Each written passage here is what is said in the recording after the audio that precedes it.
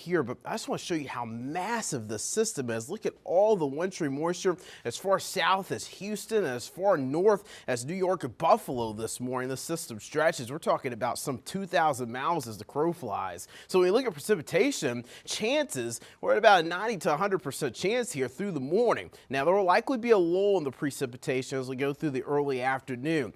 And then as we go into the evening and the cold front crosses around dinner, that's going to pick back up our precipitation chances later this evening into really the early overnight hours. It is bitter cold out there. Temperatures are in the teens. Now, when you're here in the Carolinas and you're doing freezing rain, typically with our ice events, we see temperatures right around the upper 20s and low 30s. We're tracking temperatures well below that. We're in the teens right now. 19 in Charlotte, 18 Shelby, 17 Boone. And we've got wind chills that are in the single digits. It feels like 8 right now in the Queen City. It feels like 6 in Statesville. So that strong northerly flow is going to continue to bring in those cold wind chills here through the day today. And those gusts are about 15 to 20 miles per hour. And this is something we'll be paying attention to through the day today. As the front comes through later this evening, winds are going to be picking up, and that is likely going to be driving up our power outage concerns because the winds pick up, and as the ice weighs on the trees and power lines, that could knock down some power lines and maybe some trees later this evening. So that's something we'll be watching when it comes down to your power outage threat. Temperatures likely staying in the low to mid 20s through the day today. Your commute forecast here as we go through the morning and through the afternoon, I would stay off the roads. Even tomorrow morning, I believe roads are still going to be pretty rough. It's not really until tomorrow afternoon where we'll start to see most of the main roads clear up, but secondary roads and side streets could take quite some time to clear up here as we go over the next several days. Ice storm warning, winter storm warning still in effect for all the Queen City News viewing area through Monday morning. Mixed bag of precipitation this morning. That headlines are pinpoint weather alert headlines. Snow, sleet, freezing rain all being reported. The combination leading to very slick roads, and the power outages could be a greater concern later today when we add the wind along with more ice on those power lines and tree limbs. We'll be talking more about it here as we go through the day today, Will. All right, thanks so much, Brandon. And you can stay up to date with the latest conditions ahead of and during this weekend storm by using the Pinpoint Weather app. It's free to download in the Apple App Store and on Google Play. As we had mentioned here at the top of the show, we've got crews all around the Queen City to every direction. We're going to start here this morning up in Statesville with our Queen City News reporter, Jen Cardone. Jen, what are you seeing as of right now? Well, Savannah, I want to mention that Brandon had said it feels like 6 degrees outside. It's been a long time since I've been in 6-degree temperatures after living in Alabama for the last 4 years. So it's been an interesting start to the day. I was very happy to let you guys know that we had power at the hotel whenever we woke up. So thank goodness that hasn't happened. When we first got here last night, it was sleeting at the beginning. So 45 minutes now since we started our news car up, there's still a layer of ice underneath the snow that you might see on some of the vehicles here in the parking lot behind me. People are not out and about right now, which is a very good thing. We'll give you a little closer look. You can see some folks have actually put their wipers up, which is going to be super helpful for starting up those vehicles whenever folks plan on taking their travel. If they have to travel, hopefully it would be after this storm passes. But there's only been one person that has walked out of the parking lot since we woke up this morning and came up to start our vehicle. We'll go check in with him at some point. I know he's in his car. I can hear the music from here. But as for the conditions right now, it's a very, very thin type of snow. So we'll just be watching that to see what happens. Fortunately, it's not the sleet that we had last evening, but of course, we're waiting around for that to kind of change up. So we'll be out here monitoring things as the day goes on, and we'll be keeping you informed out here in Statesville. Back to you.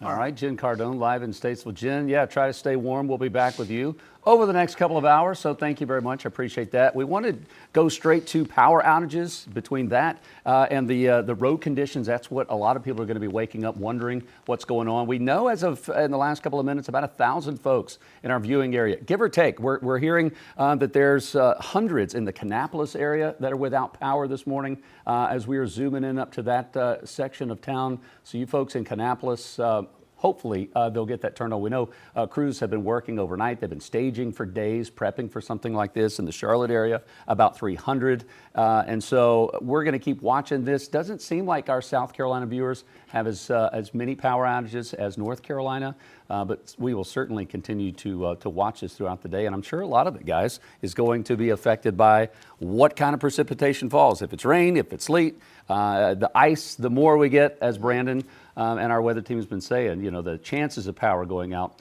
certainly increases. That precipitation sitting there on those power lines. And Duke Energy says to call 800-769-3766 to report a power outage. You also have the option to text. You text the word out to 57801. Again, those numbers are right there on your screen. This is how you can report a power outage either in your home or in your area. Well, let's go ahead and go switch lanes and go to the airport. Let's take a look at the live Misery map right there. And as you can see these are the flight boards from Charlotte Douglas, and you can already see canceled flights coming in and out of a Charlotte Douglas airport right now. A lot of them coming from the East Coast, Detroit, Fort Lauderdale, New York, Minneapolis, anywhere coming from the north or any part that is connected with this storm right now, canceled or delayed right now. And as we go to the national misery map, there's a lot of other delays going on right now coming out of New York City. Of course, there's a lot of delays. And here in Charlotte, you guys, you can see right now, Charlotte, 2 delays, but 10 cancellations already as we were looking on that flight board. I'm sure it's a domino effect. You hear DFW and Dallas is a disaster. St. Louis, some of these others, as those that are more west of us in the central part of that map right there, as those either have ground stops or as they continue to worsen, that just domino effects, over here to the east in the Charlotte area. So hopefully that won't continue to get worse. We want to bring back in, actually, can we go to King Street up in Boone, our mountain communities? You would think that if we were to get snow, that, our ski communities, ski app, Sugar Beach, that they would be loving the stuff that's been coming down up there. But I have a feeling, Brandon, we want to bring you in since you're the expert on this. Are they even getting what the mountain crews and the ski crews, what they would be wanting? Or are they getting similar to what we're getting down here in Charlotte? Yes, so the mountains have been mainly getting snow through this event. They started as snow last night, had a little bit of sleet too, so probably have more of snow and sleet there on the roads there in King Street. You can see the road crews clearing things there as we go. So this is King Street up at Boone. You can see the road crews clearing things out there, trying to keep things clean on the roads. But the thing is, it's just going to be so hard to keep up with conditions for road crews through the day today because we're talking about constant precipitation. So that was a look at King Street. This is a look at Gastonia. This is downtown in Gastonia. Man, look at the sleet and snow covered roads there. Possibly some ice as well layered on top of that. So it almost is worse when you have a mixed bag of everything. When you've got sleet and freezing rain combining on the roads together. I mean, it can pretty much lead to a skating rink out there on the roads. It's definitely something you want to use some caution for this morning if you're going to be out on the roads at all. Here's a look at road conditions currently. So wherever you go across the Queen City News viewing area, you either have snow or sleet covered roads or you have ice covered roads. So regardless of where you're traveling this morning, you're going to have to deal with icy conditions. So I recommend staying home if you don't have to be out on the roads, but if you do have to be out on the roads, just know that these icy conditions aren't going anywhere anytime soon. Road temperatures are well below freezing. So when we started with a little bit of sleet yesterday evening, road temperatures were still above freezing, so things weren't sticking too well right around sundown. But now temperatures, when you look at your roads, are down to the mid-20s. So you are dealing with icy conditions everywhere, and unfortunately these road temperatures are going to stay well below freezing through the day today. If you do have to get out in this, first off, you want to drive very, very slow. Avoid any sudden stops. When it comes down to sleet and ice covered roads, your car's going to kind of have a mind of its own out there. So you want to avoid any sudden stops. You don't want to make any jerk movements with the wheel or hard turns or things like that. And if you are sliding, you want to turn the wheel in the same direction. So you turn the wheel into the same direction of the slide. And you want to avoid hills and steep inclines. Those are going to be more of the slicker spots, especially some of those elevated roadways. Bridges also going to be very icy too. Now, in this case, bridge ices before road, you see the sign, but really everything's icy, not just the bridge, the road itself. But the reason the bridge would ice before the road does is because you've got air circulating around the bridge. So above the bridge, below the bridge, you've got cold air circulating around it, whereas the regular road is insulated by soil, and that kind of traps heat. So that's why the road temperatures take a little bit to drop. But as you're getting towards the bridge, where you're more of an elevated surface, that allows those temperatures to get right there towards freezing. We're in the teens this morning. It is a bitter, cold winter weather event that we're dealing with here.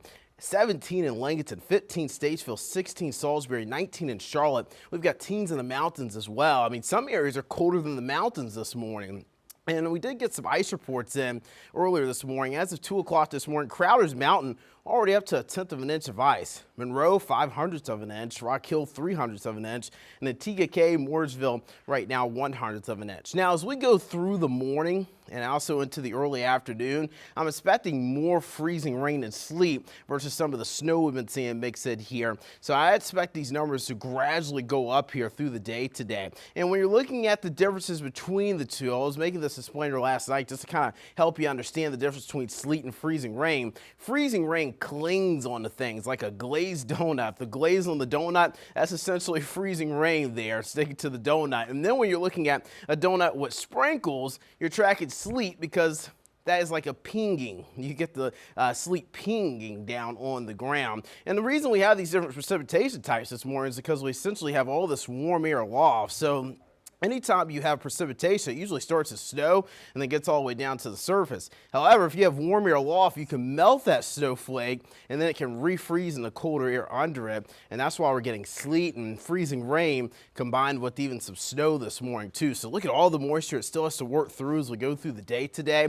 Live look at radars, you're getting a little bit zoomed into our area. Again, notice there's a lot of blue. You would normally think this is snow, but it's not just snow. It's freezing rain for the most part with sleet and some snow, especially as you're getting north up towards I-40. You heard from Jen Cardone in Statesville. That is where she's dealing with a little bit more snow there. You can see the moisture continuing to build through the state of South Carolina. So if you're going to be measuring any freezing rain this morning, you want to get that out to us.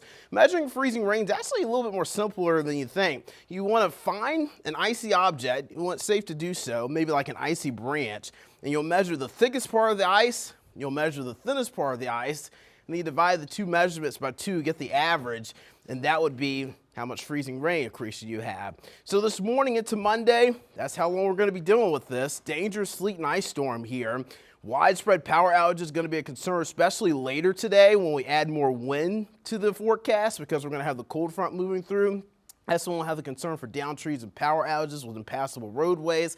What's undetermined is if the temperature later this evening gets above 32 degrees, maybe we can get a little bit more plain rain mixed in. Right now, I'm leaning towards that's not going to happen, but something we'll keep an eye on definitely as we go through the day today. But we're going to have more coming up here on Queen City News now. We're just getting started with our winter storm coverage here on Queen City News. We'll be right back after this short break, my friends.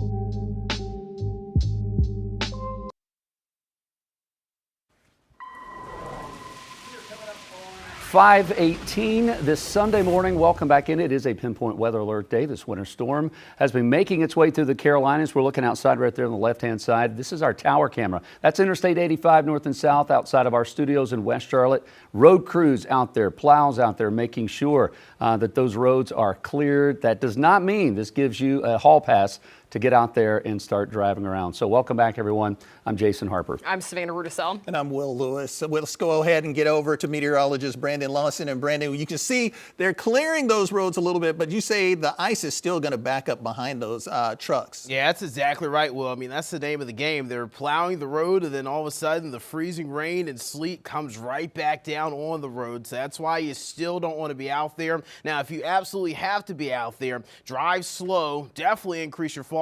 distance. And again, no big time movements with the wheel and also hard braking. You don't want to do that either. So this morning we're dealing with a mixed bag of precipitation. Snow, sleet, freezing rain, all being reported across the Queen City News viewing area this morning. The combination, though, leads to very slick roads. And if you're worried about power outages, I believe those will come more so later in the day. You've got the ice weighing down the power lines, weighing down the tree limbs and branches, and then we add the wind to it later today, and that's going to increase the power outage threat. Look at all the moisture we still have to get through here. This is a very, very massive system, about 2,000 miles stretching from Houston up to Buffalo right now. Obviously a different batch of precipitation depending on where you are. The further north, you're getting snow up towards Chicago, St. Louis, more of a mixed bag of precipitation down towards the Kentucky and Tennessee Valley, up through the Carolinas as well, and then even some rain as you're getting down towards the deep south. Now for our area, it's a mixed bag of more sleet, freezing rain, and also even snow, because we have warm air aloft for melting that snow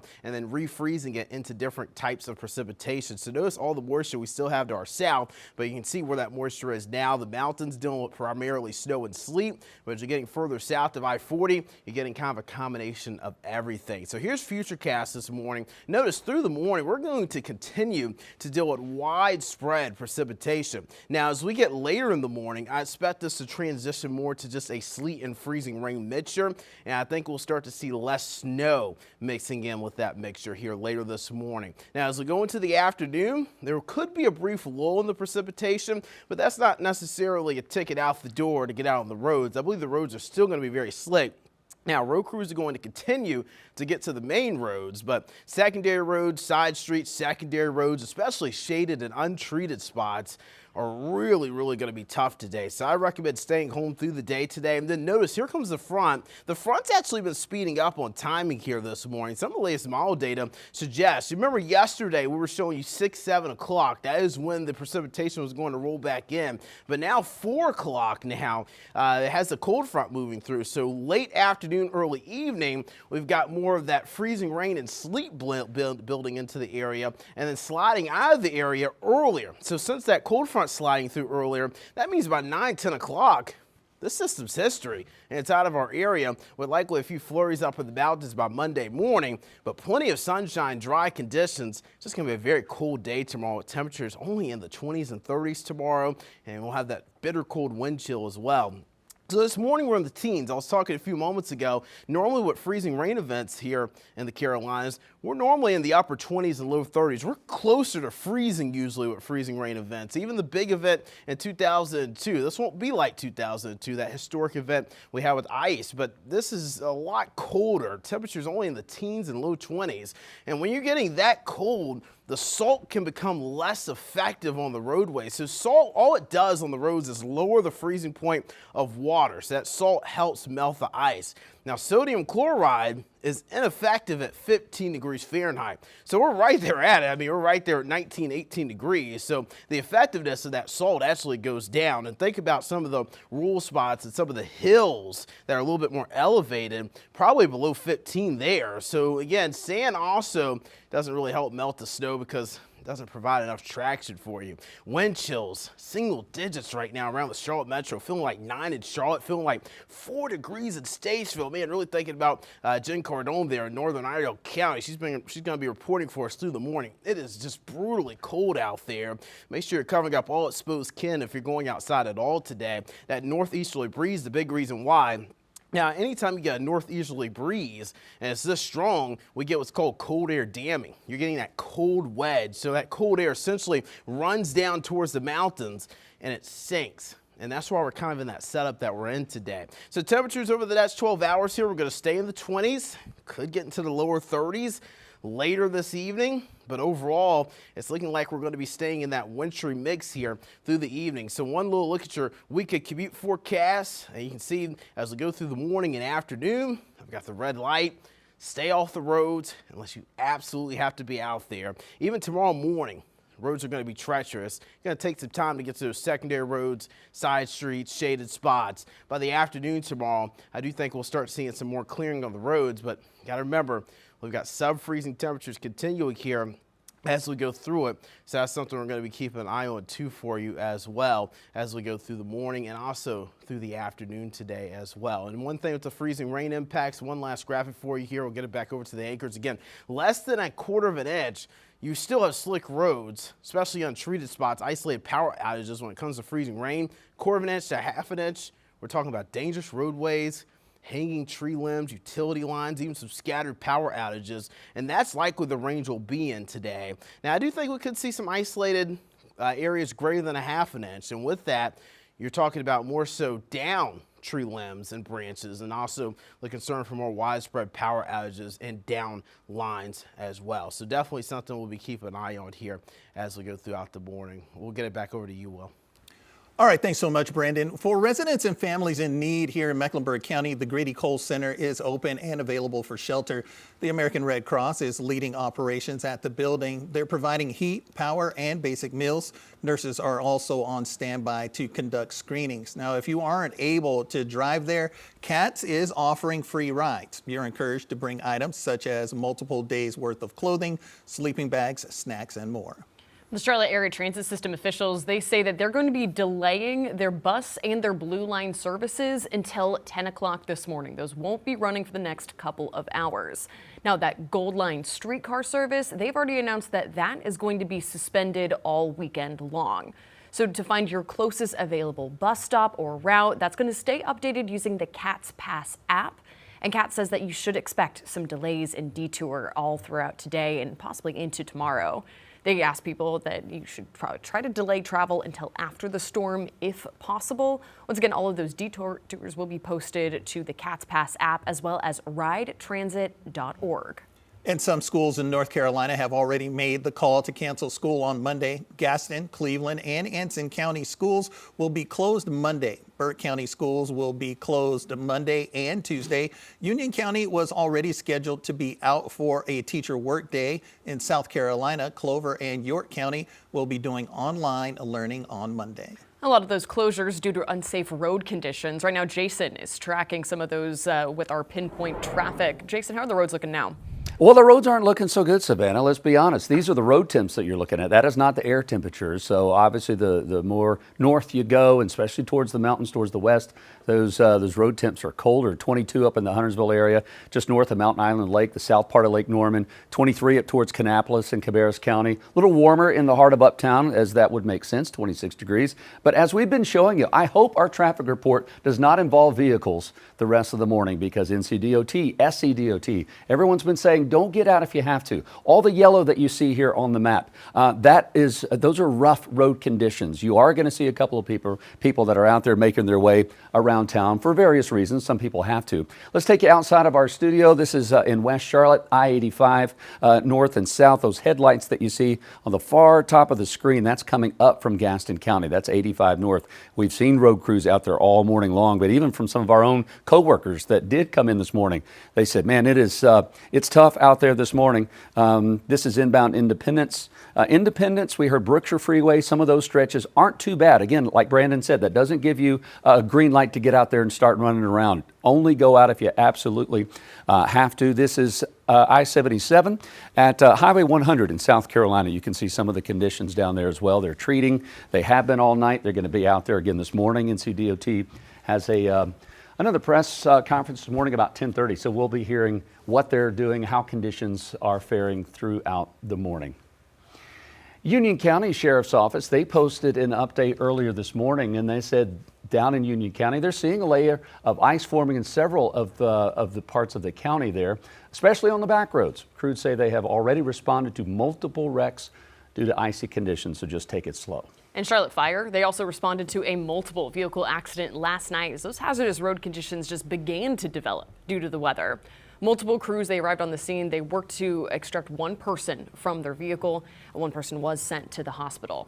Now, as conditions continue to change, drivers are urged to slow down, increase their following distance, and avoid travel at all if possible.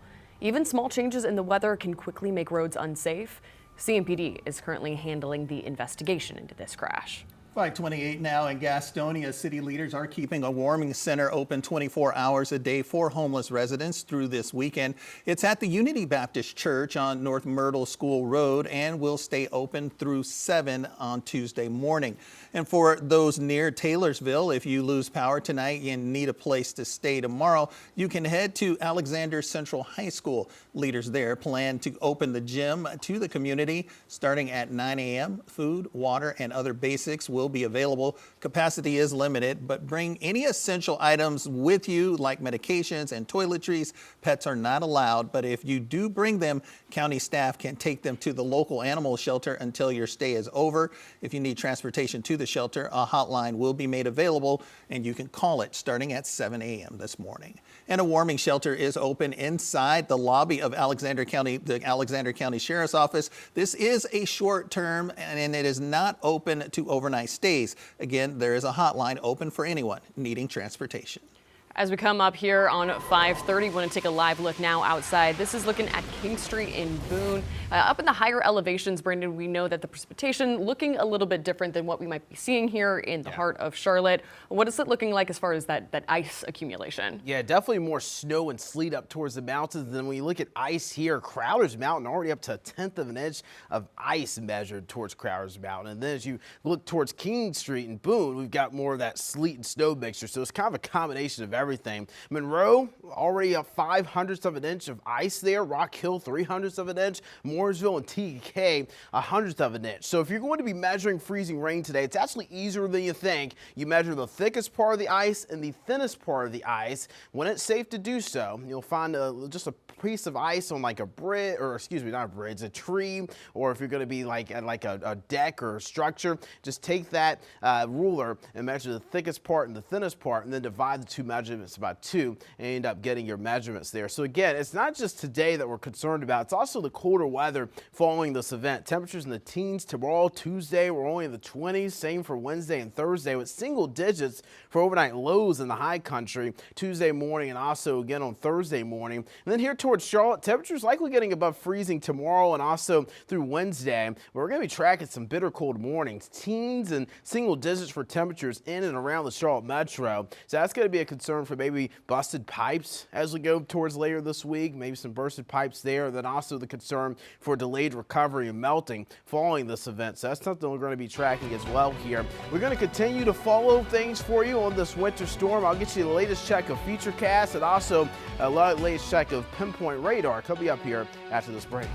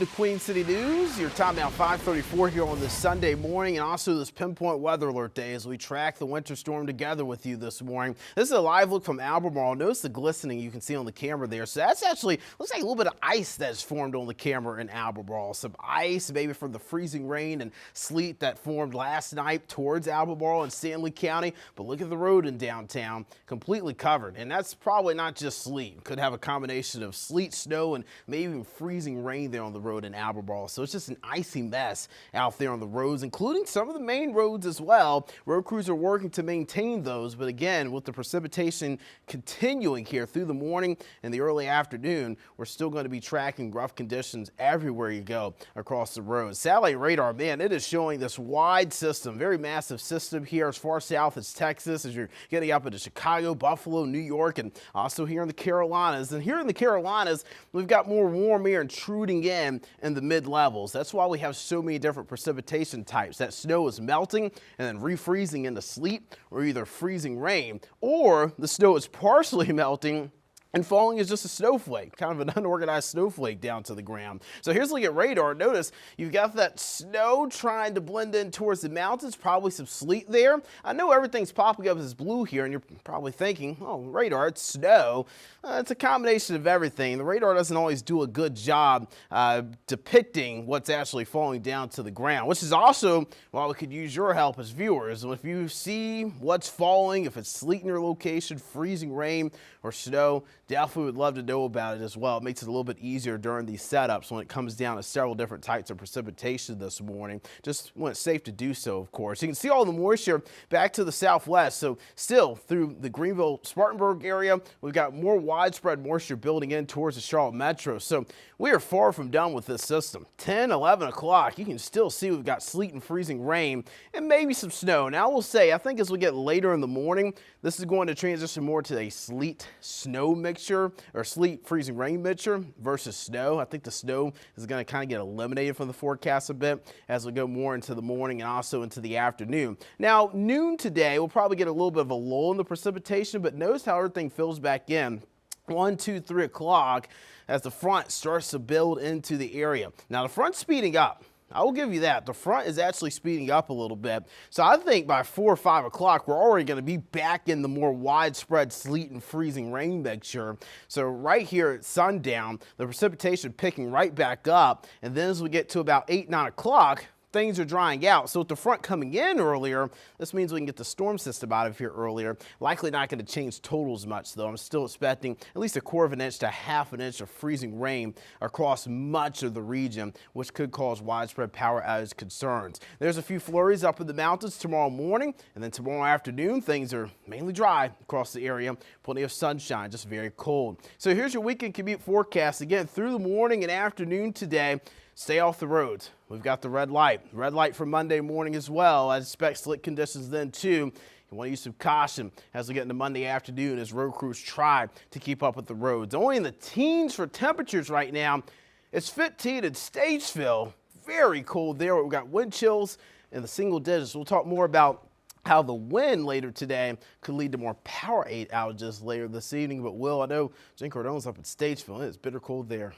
That's right, Brandon. We want to remind people that you can stay up to date with the latest conditions ahead and during this weekend's winter storm by using our Pinpoint Weather app. It's free to download in the Apple App Store and on Google Play.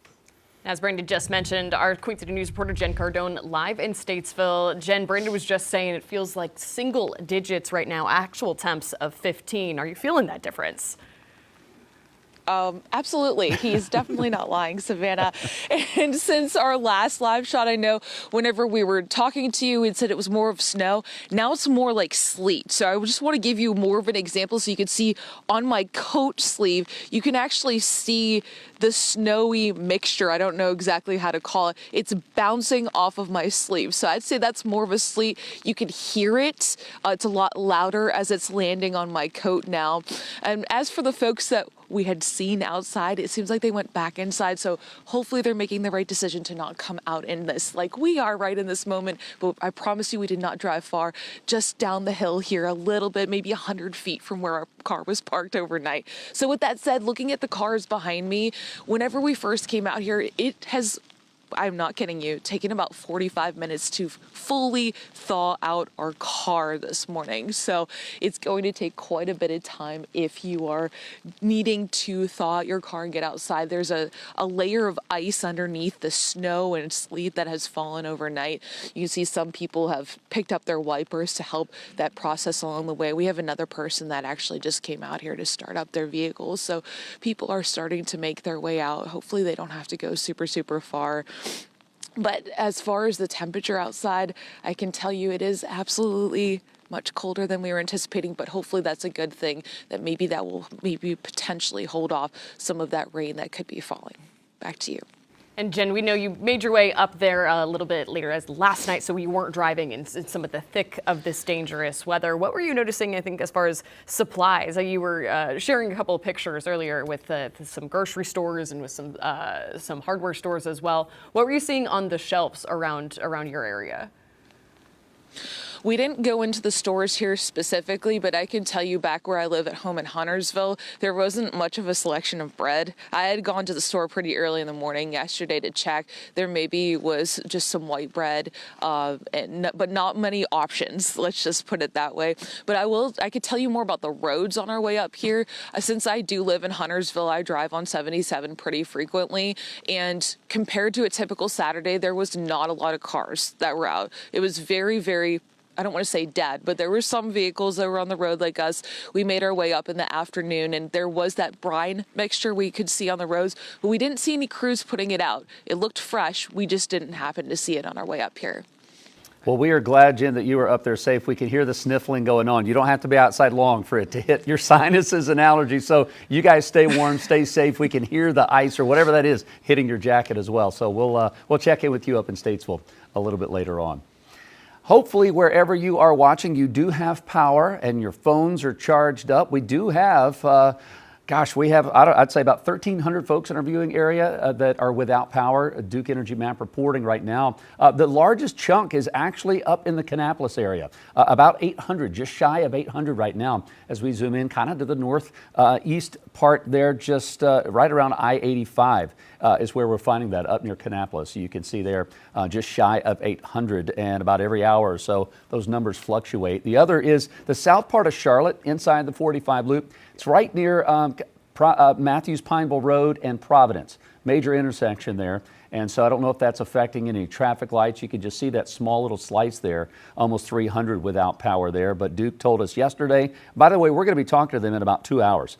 Ben Williamson with Duke Energy around 7:45. But what are they doing with their self-healing technology that they have? Extra crews have been coming in from other states ready for this very situation. And so as Brandon said, you know, as that front is moving in quicker, just make sure that you are prepared if your power goes out. Make smart decisions, and you can always report it as well. Of course, Duke Energy keeping a close eye on those outages, but would love to hear from you as well. In order to report some of those outages, you're welcome to contact them. You can call them at 800-769-3766. You could also text them. If you text the word "out" to 57801.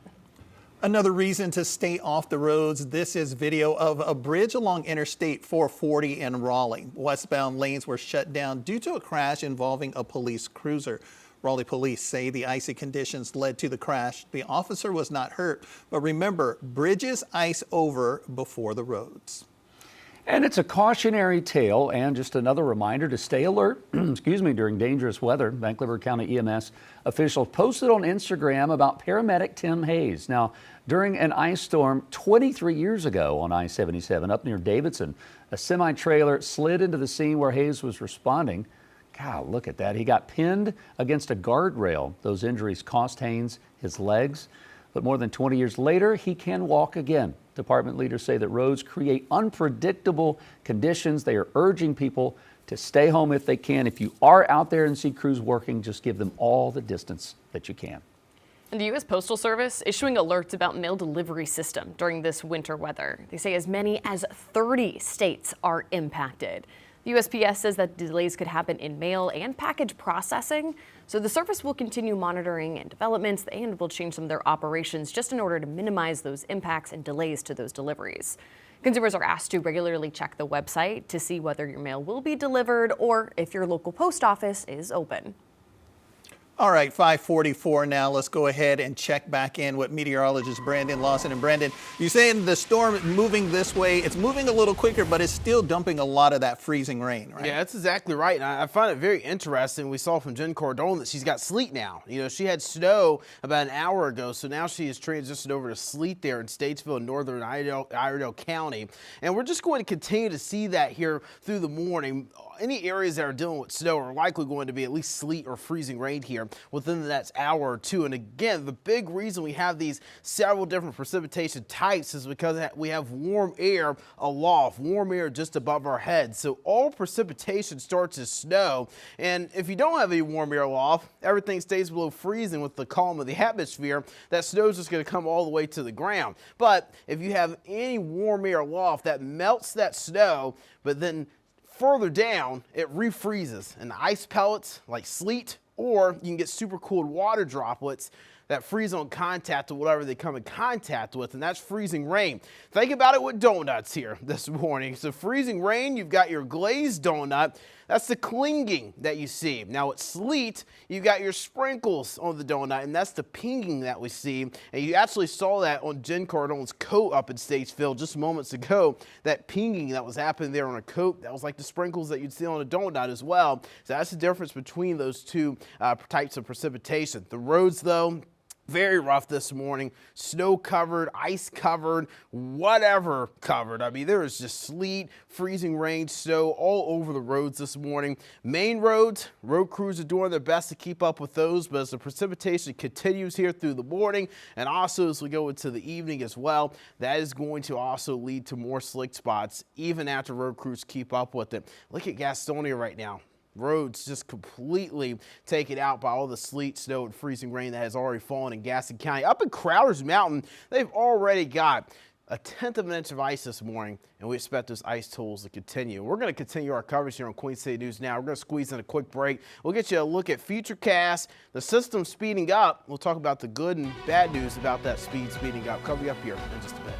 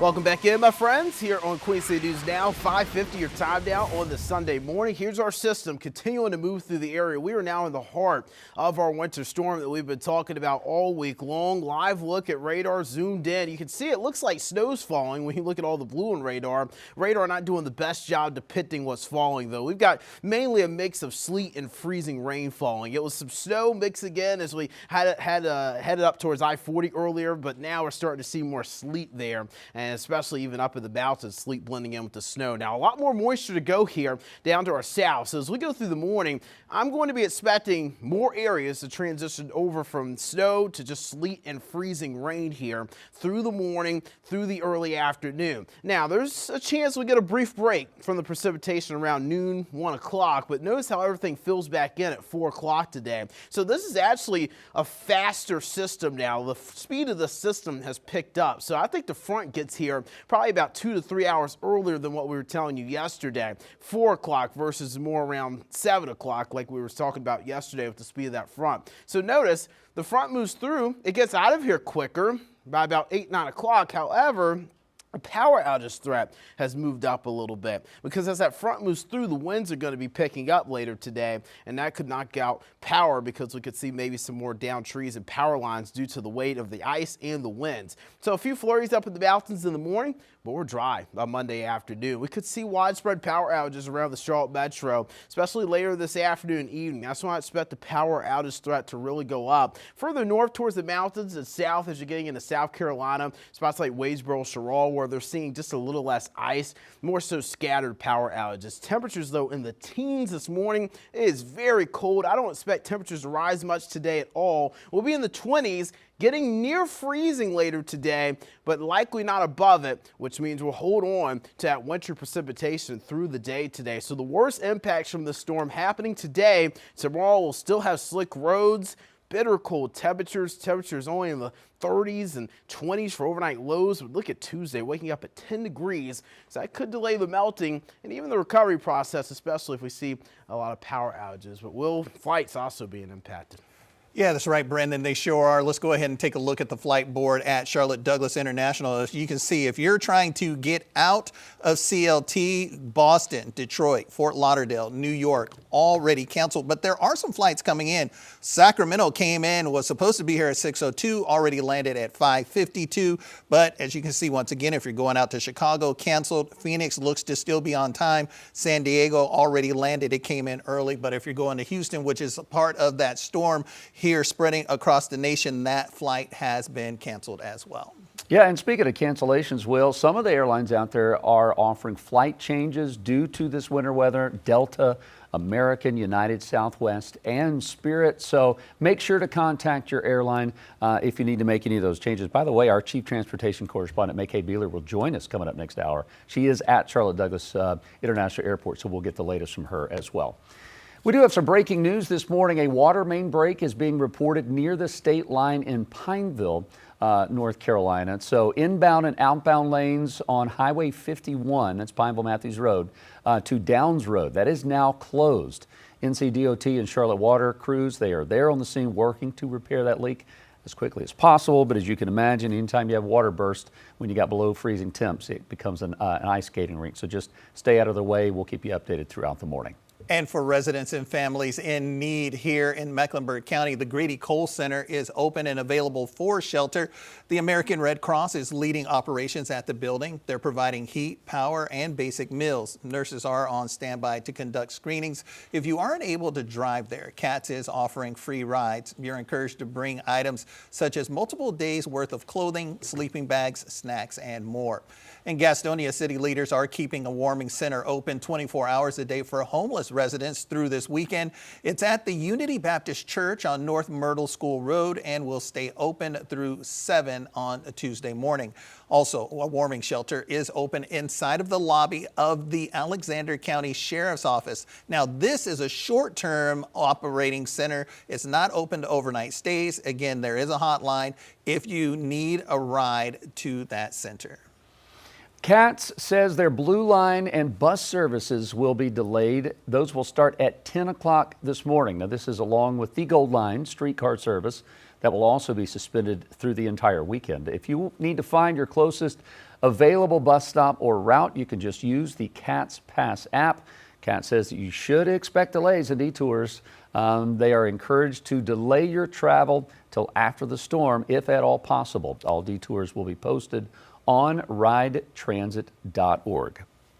All right, 5:55 now, and we talk about CATS having some delays, but let's get over there to Savannah Rudisell talking about traffic and what we're seeing right now. Yeah, well, if we overlay our traffic map here with what we're seeing on radar right now, this is where you can see that just about everywhere in our viewing area is getting some kind of an impact here. In the blue areas, that's going to be some of your sleet, maybe a little bit of freezing rain, but again, most of that still coming down relatively lightly here in these early morning hours. As to how all of this impacts the roadways, taking a look now here at our traffic map, you can see that the next some of those areas here that we're seeing have been impacted a little bit different here. In our purple region, what you're seeing, that's going to be some of your patchy ice, a little bit lighter. Then in the red, barely able to see that just below, that's over near the Wingate area, that's going to be a little bit heavier ice. Everywhere that you're seeing in the blue, they say that some sort of still precipitation, some of that sleet and freezing rain still falling down as of right now, making those roadways a little bit wet and a little bit treacherous. Getting some live looks out there as of right now. This is I-77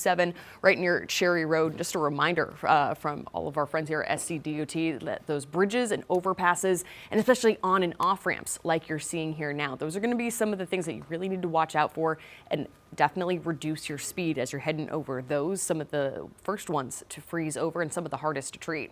This is a live look here just outside of our studios in West Charlotte here at 85.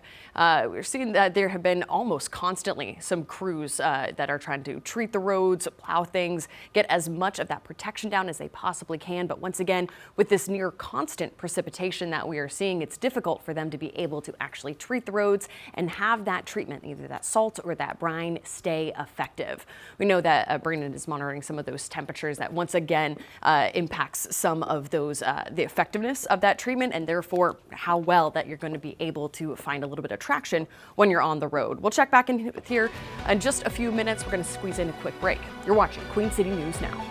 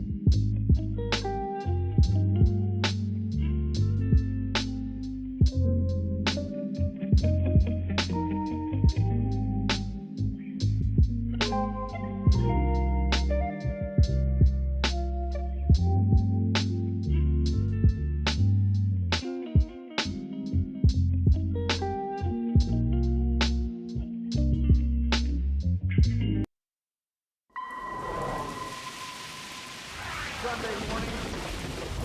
Good Sunday morning, everyone. Welcome into Queen City News. It is now 6 o'clock. It is a pinpoint weather alert day with this winter storm now in the Carolinas. Welcome into 6 o'clock hour. I'm Jason Harper. Hey, we're glad you're joining us. I'm Savannah Rudisell. And I'm Will Lewis. We have crews all around the Crown in West Charlotte, in Statesville, and at the airport this morning. You see our crews all standing there. But first, we want to go ahead and get it over to meteorologist Brandon Lawson, who is joining us for a look at the current conditions right now. Yeah, it's kind of a mixed bag of precipitation at the moment, guys. So we've got a mixture of snow, sleet, and freezing rain happening this morning. Most of the area just dealing with freezing rain and sleet, but there have been some snow reports as well. Again, we've got warm air aloft above our heads, so the snow is melting partially in some areas, but still making it to the ground as snow, where in other areas that snow is melting and refreezing into ice pellets of sleet, or we're getting those super cooled water droplets that are freezing on contact with anything they come in contact with, and that's freezing rain. What a massive system this is.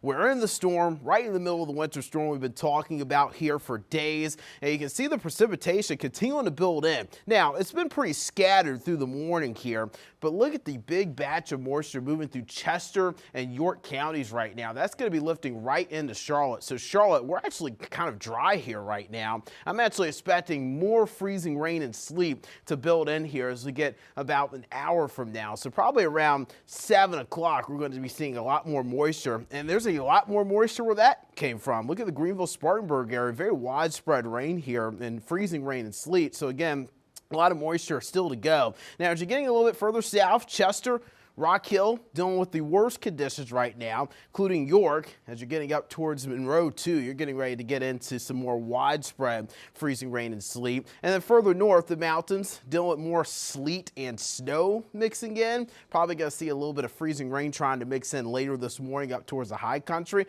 Morganton, Hickory, Newton, also Lenoir, dealing with some light wintry mix of freezing rain, possibly some sleet, too. So here's a look at Futurecast. Again, as we get later in the morning, I'm expecting more freezing rain and more sleet versus just snow. But notice how widespread the precipitation is later this morning. There's not going to be a lot of breaks in the precipitation over the next hour or two. So again, a lot of moisture going to be building in here as we go through the morning. Now, I do think we might probably get a little bit of a break around noon before more moisture builds in. The new thing this morning with weather model data is that this front is speeding up. So yesterday, I was telling you around 7 o'clock the front would be here, but now models are suggesting the front's going to get here at 4. So that means our break is going to end around 4 of the afternoon today. 5, 6, we're still dealing with widespread sleet and freezing rain.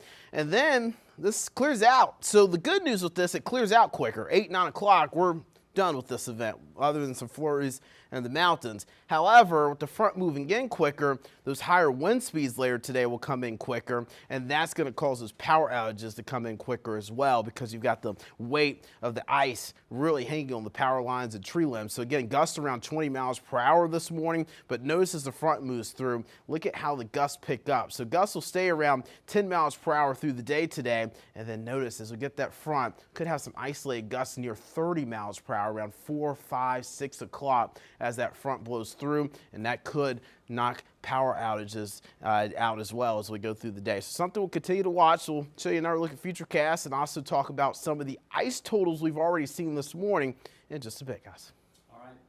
We will be ready, Brandon. Thank you very much. We've got a lot of our team. The more we go through the hours, the more of our team waking up and joining us. May K. Beeler's out at the airport. Jen Cardone still up in Statesville. But now we've got our chief business correspondent, Taylor Young, who's live in West Charlotte, just outside of our studios. We've been able to look through the camera at the road conditions, what it looks like. But Taylor, what are you experiencing? What's it feel like?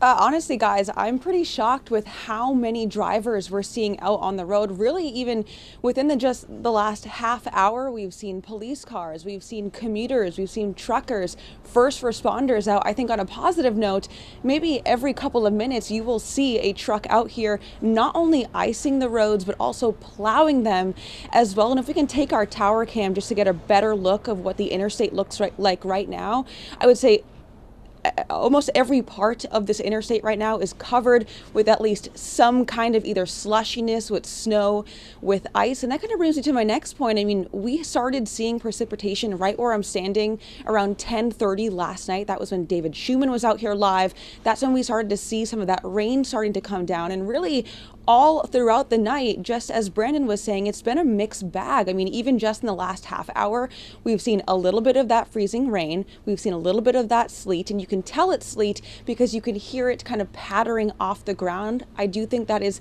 at least a good sign a little bit, because we know when that sleet comes down, it's already frozen, so it allows that to accumulate over time. Of course, right now we're seeing a little bit of snow. So if you are out, if you are having to drive, of course, that's not recommended. I would say what the road is like 5 miles down the road might not look like what it is 5 miles closer to the city, because we're just seeing such a mixed bag.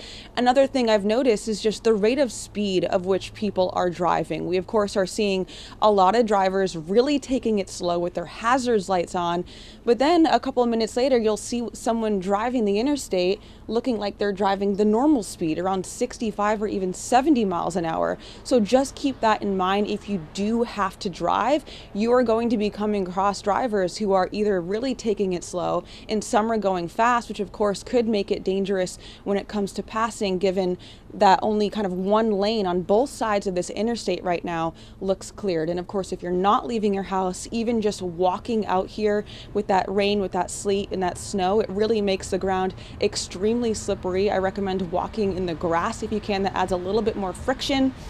And you can see we have two massive truckers going behind us. It does with their hazard lights on, so they are going a lot slower than the speed limit, which is really good to see. But we're going to be out here all morning, guys, kind of watching these conditions. Of course, they're changing constantly, but just be safe out there. All right, Taylor, thank you very much. Appreciate you reporting out there. Hope you stay warm. All right, we want to go now to the airport here, where our chief transportation correspondent and pilot Mackay Beeler live at Charlotte Douglas International, where we know there are lots of flights canceled due to the storm. Mackay? Yeah, the vast majority are canceled, but we do want you to know Charlotte Douglas International Airport remains fully operational and open. That doesn't mean your airline is going to fly. The vast majority of the flights have been canceled due to weather. Now, Charlotte Douglas International Airport is a storm-ready airport, one of about 30 commercial airports that has a special designation with the National Weather Service. They've undergone special programs, emergency management, and communications, so they are ready and up to snuff whenever there is a weather event. It's a safe place to be if you have loved ones here who are stuck, waiting for their flights to take off either tomorrow or later today. They don't want to go to a hotel. Many of the local hotels are booked. They are safe here. Now, what you need to know, there are a few people who have come out to the airport this morning. A few of the flights going to places like St. Lucia, Colorado are still going, but that can change. Now, according to information with the FAA, I just checked, there is a chance, a possibility after 7 o'clock today, this morning, that there could be a ground stop or a ground delay here at Charlotte Douglas International Airport. We'll let you know. We don't want you coming out to the airport anyway. The roads are dicey. When Eric and my photojournalist and I came in this morning, it was actually raining at about 5 o'clock, but the roads are slick. I did speak to one of the essential workers here at the airport. He can't talk to us on camera. He said normally it takes him 10 minutes to drive from his home to Charlotte Douglas. On 485, it took him an hour, and it was scary today. So, of course, we're telling you, don't get on the roads, but if you are here at the airport does remain open 24/7. The terminal doesn't close. If you are coming today, do know that some of the hotels nearby that have shuttles are not running. One of the passengers told me that he had to take an Uber, and he said it was scary.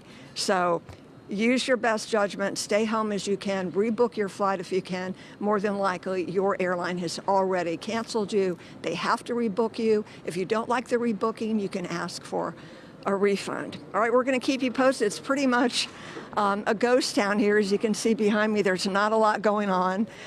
Please just stay home and stay warm. And we're going to be here all morning, so we will keep you updated. At Charlotte Douglas International Airport, Mackay Beeler, Queen City News. Oh, Mackay, thank you so much for the information. Always appreciate that. I want to get you a look now, not just at Charlotte Douglas International, but at some of the major airports here around the country. Atlanta there, got quite a few here, cancellations all in the red. Those are delays or cancellations. Charlotte, one of the worst right now when it comes to percentage of what we're seeing cancellations. Up of course, the Eastern Seaboard, DC and New York City, both of those having some major impacts here as the storm is just continuing to just bring ice and sleet and freezing rain all across here the region. Boston, Logan, that's also another one that is seeing quite a few delays and cancellations. Once again, you'll want to make sure that you're checking with your carrier as they are going to be the ones to talk about when you may be able to rebook, when you may be able to get out of the area. Now, some airlines will be offering some flight changes due to the weather. That includes Delta, American, United, Southwest, and Spirit. Again, make sure you're contacting your airline to make that kind of change. All right, we do want to go back to this breaking news. About 30 minutes ago, it was reported that a water main break in the Pineville area, right near the state line, causing some major issues inbound and outbound lanes on Highway 51, all the way to Downs Road. It's, again, right near the state line. That's now closed. NCDOT working along with Charlotte Water to repair this leak as quickly as possible. But you can imagine with below freezing temps, that is making it very difficult for crews out there. We are sending our own crew out there. We're going to try to get there as carefully and quickly as possible to try to bring you the latest on air and online. And for residents and families in need here in Mecklenburg County, the Grady Cole Center is open and available for shelter. The American Red Cross is leading operations at the building. They're providing heat, power, and basic meals. Nurses are also on standby to conduct screenings. If you aren't able to drive there, CATS is offering free rides. You're encouraged to bring items such as multiple days worth of clothing, sleeping bags, snacks, and more. And Gastonia city leaders are keeping a warming center open 24 hours for a day for homeless residents through this weekend. It's at the Unity Baptist Church on North Myrtle School Road and will stay open through 7 on Tuesday morning. Now, Alexander County residents, here's some more information there. For those near Taylorsville, if you lose power tonight and you need a place to stay tomorrow, you can head to Alexander Central High School. Leaders there, they plan to open up the gym to the community. That'll start at 9 o'clock. They'll have food there, water, and other basics available. They say capacity is still limited, though, so bring items with you like medications and toiletries. Now, there aren't any pets allowed. However, they do have a plan for that. If you bring your animals, the county staff is able to take them to a local shelter until your stay is over. They say if you need transportation to get to Alexander Central High School, they can help you with that, and hotline is available. You can call that starting at 7 o'clock. The number there right on your screen, 828-352-7844. Once again, that emergency hotline for transportation opens at 7. Now, a warming shelter that's open inside the lobby of the Alexander County Sheriff's Office. This is for short-term stays. This is not overnight, but it is available for those who need to find warmth temporarily. Right. Again, another hotline is open for anyone needing transportation. This one to the Alexander County Warming Shelter inside of the Sheriff's Office. 613 and CATS says their Blue Line and bus service will be delayed starting at 10 a.m. this morning. This is along with the Gold Line streetcar service that will be suspended all weekend. Now, to find your closest available bus stop or route, use the CATS Pass app. CATS says you should expect delays and detours, and you're encouraged to delay travel until after the storm if possible. All detours will be posted on ridetransit.org. And speaking of traffic, we know that CATS will have some delays. And Jason, we heard from Taylor how some people are watching their speeds. Some people are going a little faster than conditions.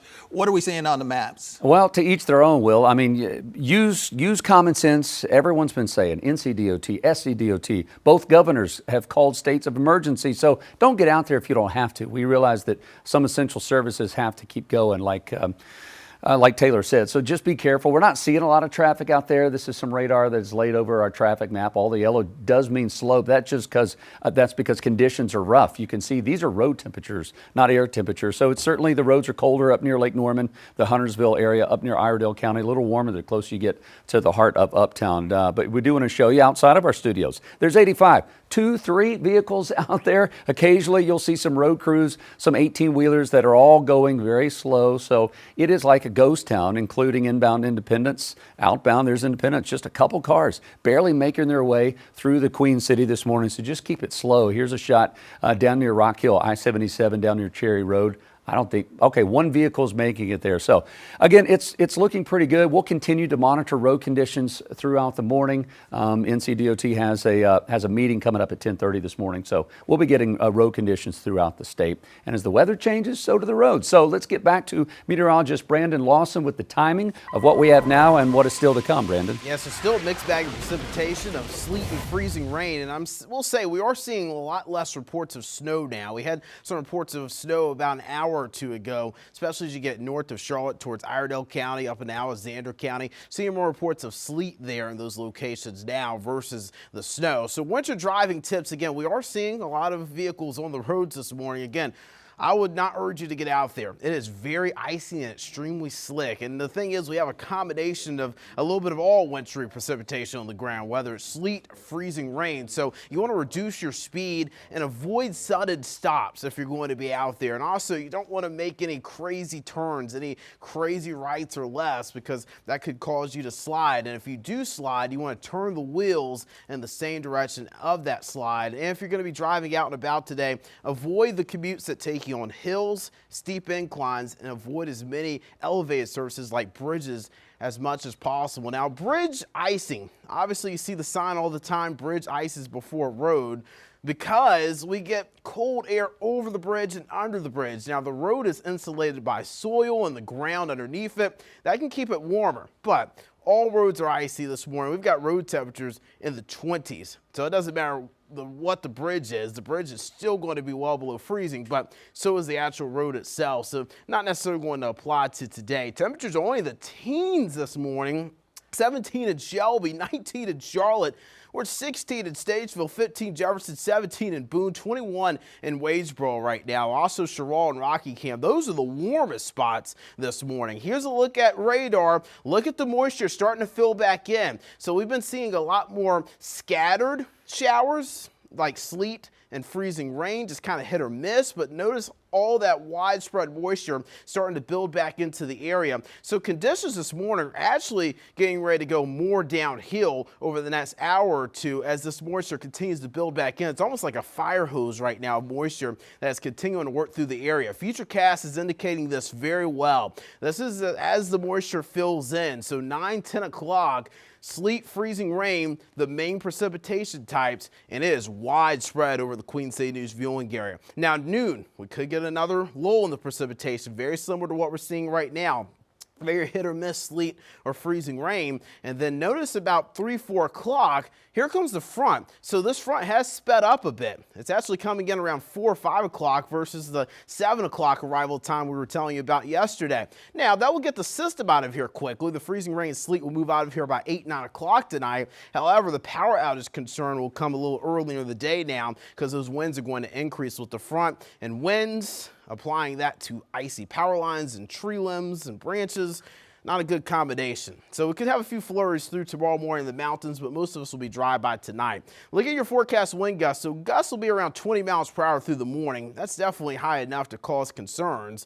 But as we add more ice to the power lines and add more weight to the tree limbs and also some of the branches as well, you still have 30 to 35 mile per hour gusts in the mountains through the day. But notice here comes the front. You're getting isolated gusts around 4 or 5 o'clock of 20 to 25 miles per hour as that front moves through. So again, we have already seen some ice reports come in this morning.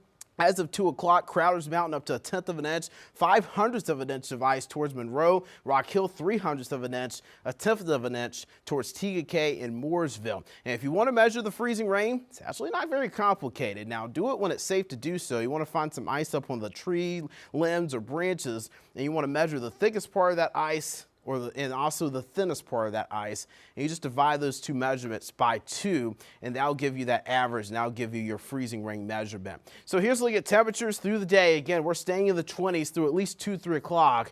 I do think later today we could get close to, if not above freezing.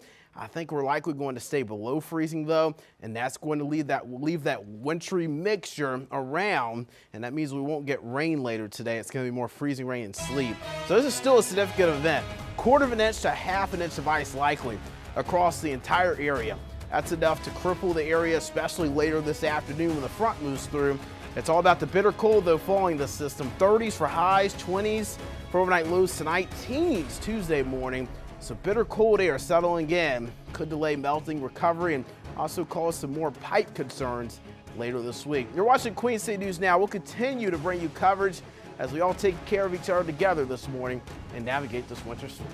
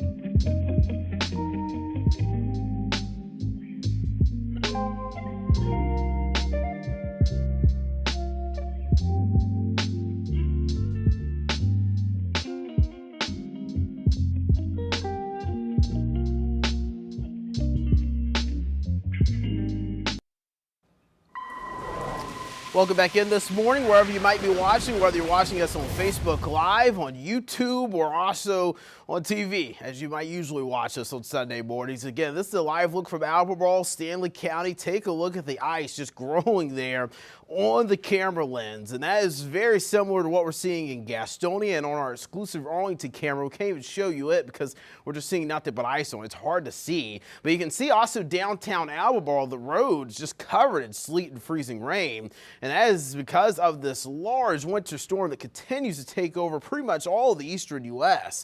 Now look at the moisture really building again. Now I know radar is looking like snow here, but this is mainly sleet and freezing rain. The radar just not doing a very good job of depicting what's falling. But look at this fire hose of moisture that's going to continue to spread towards our area. So it's hit or miss wintry mix right now, but I expect more widespread wintry mix of sleet and freezing rain over the next hour or two. You can see that lifting through Chester and York counties right now in South Carolina. And then also got some moisture building through the foothills too. Morganton, Hickory, Newton, Lincolnton, also up towards Statesville. Statesville precipitation picking up. We're getting ready to check in with Jen Cardone here shortly. We'll see what it looks like out there. Futurecast continuing to show that widespread moisture later through the morning. And notice by noon we get a little bit of a break. And then here comes the front, 3-4 o'clock, widespread sleet and freezing rain.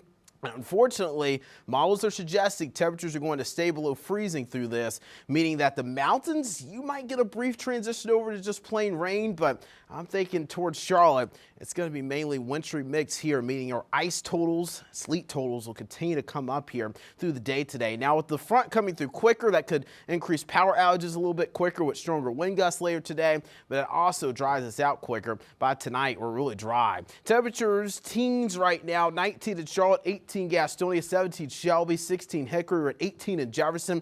It's the wind chills, though. It feels like 5 in Gastonia. It feels like 5 in Charlotte. It feels like 6 in Shelby. And in Statesville, guys, it feels like 6 degrees. I know Jen is very cold there, but she's giving us some good reports, and we're about to check back in with her, I believe, now, right? Yeah, that's right, Brandon. We sure are. And Queen City News reporter Jen Cardone is live in Statesville, where ice and snow accumulation has already begun. And Jen, you were saying that you were seeing the sleet come down. Has that switched over to a little bit of freezing rain? I know, like Brandon said, it's already cold. We already know that. It's a very good question. So I'd say since our last live shot, it's a little bit less sleety, if that's a word to say. It feels a little bit more like snow, but now that I'm saying that, you might actually hear, if I pause for a second, you can actually hear the sprinkles, as Brandon has mentioned, coming down. But I actually wanted to give you a look at the ground here.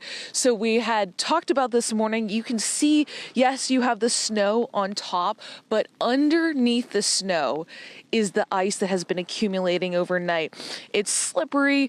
You'd have to be careful if you're coming out. There was a layer on our car whenever we came out this morning that we had to thaw off, which took quite some time, at least 45 minutes, and there are still some parts of our vehicle that have ice on it. We'll show you a little bit later on in one of our later live shots. But it is certainly cold. They are not kidding when they say it is 6 degrees outside, or feels like that outside, and it's been a moment since this Southern reporter for the last 4+ years has been out in these types of conditions. But the good news is I did grow up in it, so I'm a little bit more used to it, but you get out of it for a few years and it makes quite a difference. Yeah, I totally understand. I totally understand that, Jen, moving down from the north as well and getting back into this. Keeping you out there just a little bit longer. You said you had started seeing some people get in their cars, kind of heating them up. Have you seen anyone leave from where you're at right now?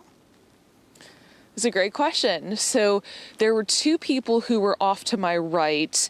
I'd say about maybe 30 minutes ago. They had warmed up their vehicles, and then someone, who I don't think they were staying here, they came to meet them. So I'm wondering if they had to pull off for the day, but they did make their way out of the parking lot. The two of the people had no issues getting out of the parking lot, but there was one person, he may have only had front wheel drive or rear wheel drive, which of course makes it a little bit more difficult to get out in these situations. He took it much more easy. So definitely don't want to suggest driving in this by any stretch of the imagination, but we understand that there are some people that do have to get out and go to work, our essential workers. But I'll say for us, we only meant maybe 200 feet, 300 feet from where we were parked overnight. So we haven't traveled very far from the parking lot of the hotel. Jen, Savannah and I were just talking, when you let us listen to the sleet hitting your jacket, if you've ever put those pop rocks in your mouth and you can just hear them sort of popping, that's what it sounds like on your jacket. And so that, yes. let's hear it one more time. Here we go. There you go. It's like frying an egg or frying bacon in a skillet. You can kind of hear it going this morning. Although that sounds good. So we're going to let you get inside and get warm. We'll join you a little bit later on coming from Statesville. Jen, thank you for that update. We appreciate that this morning. We do have some good news as far as power outages, right? So we knew road conditions, power outages. Those were the 2 biggies as we have been prepping and planning for today. Now, Duke Energy power outage map. Here's what they're showing us. At about an hour ago, we had about 800 people in the Kannapolis area without power. That is not even showing up on the map anymore. So that's good news. So based off of what we're looking at from this map, which you can go to yourself if you want, it is the Duke Energy outage map. Just type that in and this map will pull up for you. So that is gone. So that's great news. We're hoping that stays the same right now. But where we are still seeing is just a little bit south of Charlotte, down towards the Pineville area. You can see that little bitty sliver right there near Providence Road, Pineville Matthews Road. We still have about 300 folks that are without power. So we're going to continue to monitor that this morning to hopefully those numbers will not add up. We do expect more power outages, especially towards western North Carolina. But as far as our viewing area, we're not seeing anything other than that little swath in South Charlotte. So we will update you throughout the morning. And if your power is out, Duke Energy says you can call 800-769-3766 to report a power outage, or you can text OUT to 57801. Some schools in North Carolina have already made the call to cancel school on Monday. We've got Gaston, Cleveland, and Anson County schools all will be closed tomorrow. Burke County schools, they decided to already close both Monday and Tuesday. Union County students will not be in the classroom, but they were already scheduled to be out for a teacher workday. Now in South Carolina, Clover and York County schools, they'll be doing online learning this Monday. You mentioned Union County, Savannah. Union County Sheriff's Office posted this update earlier this morning, just a few hours ago. And kind of hard to tell from this picture, but if you look at where the headlights are, they said they're already seeing a layer of ice forming in several of their areas, especially some of the secondary, the back roads in Union County. They've already responded to multiple wrecks due to those icy conditions.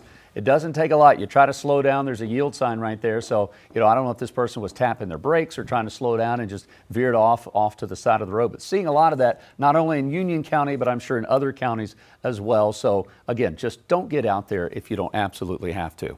And Charlotte Fire responded to a multiple vehicle accident last night as hazardous road conditions began to develop due to the weather.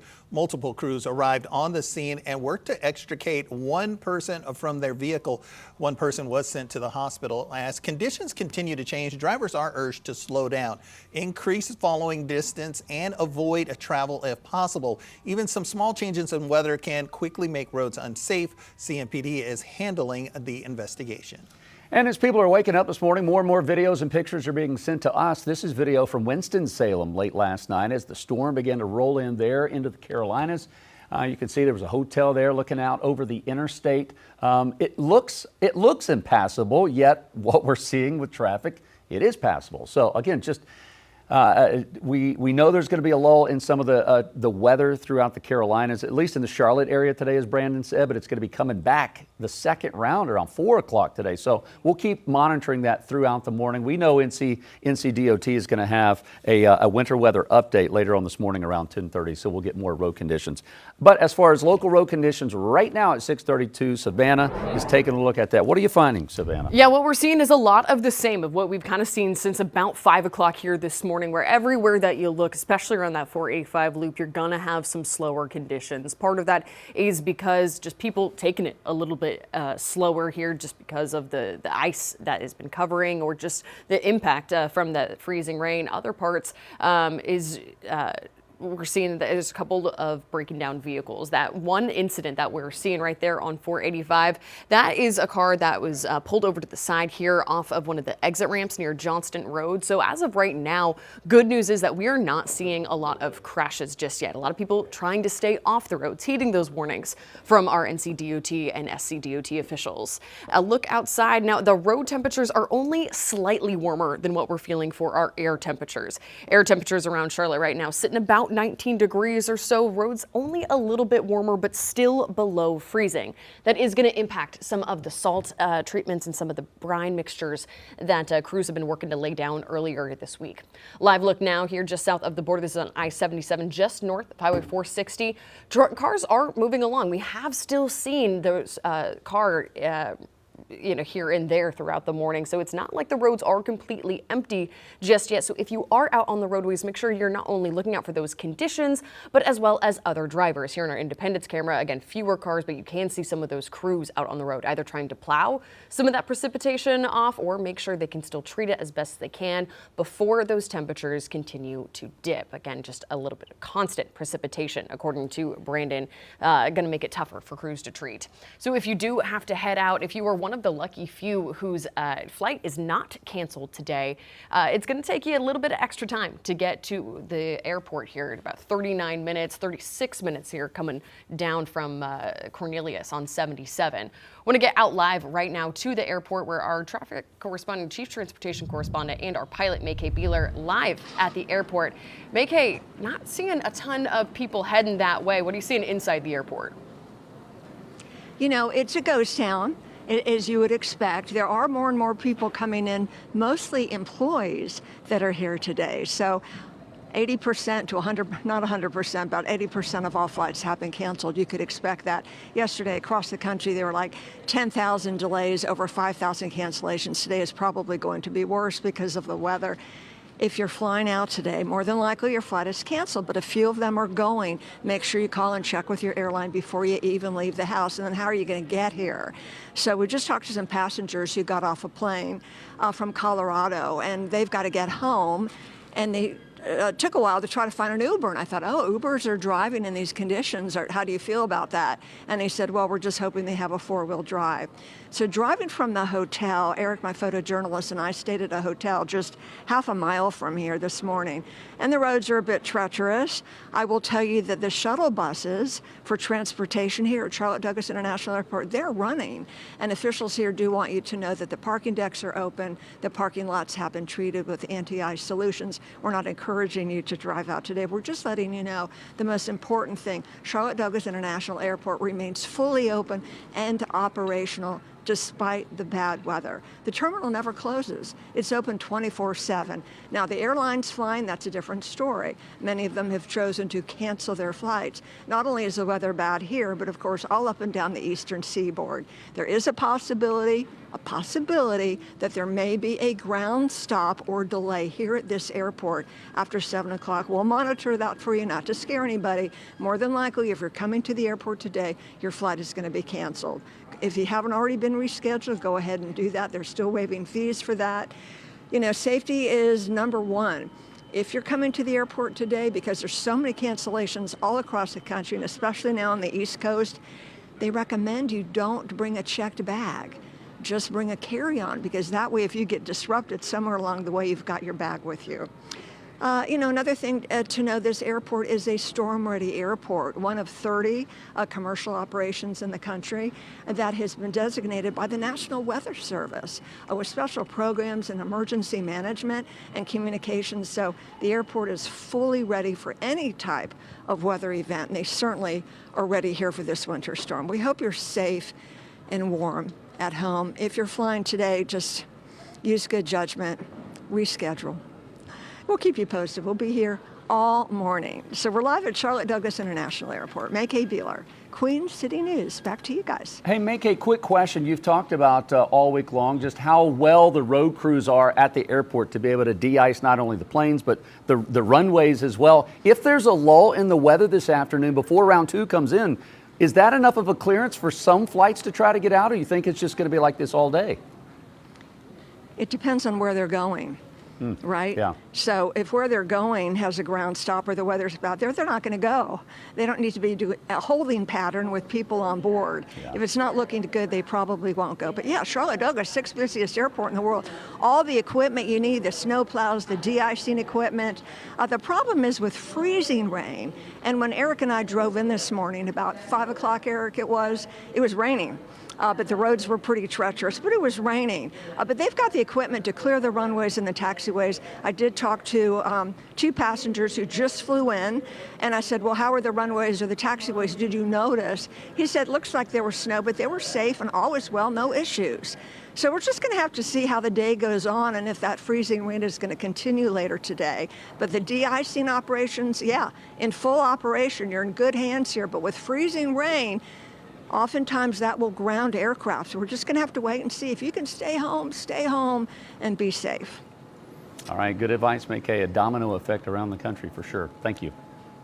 All right, let's go ahead and check in with meteorologist Brandon Lawson. Brandon, you have some you're updating us on what's going on. Yeah, so we're seeing a little bit more sleet now versus freezing rain, which is good news. That is very good news when it comes down to power and the impacts we could see from this event, because sleet cuts into those freezing rain totals. So that would be good news. Now, we're still going to see at least a significant amount of freezing rain, at least a quarter of an inch across the entire Queen City's viewing area, which is enough to cause scattered power outages. But if we see up to half an inch, that's when you start talking about crippling impacts. So let me show you what's happening right now. Again, we've got this massive winter storm. It's covering a lot of ground across pretty much the entire eastern U.S. with the exception of the southeast. Now, as you're getting towards our area, we're seeing moisture really fill back in. So we had scattered sleet and freezing rain, including some snow as we went into earlier this morning. But notice now we're starting to see the moisture build back in. So our friends in Shelby and Cleveland County, our friends in Gaston County, Lincoln County, York, Chester, notice more widespread precipitation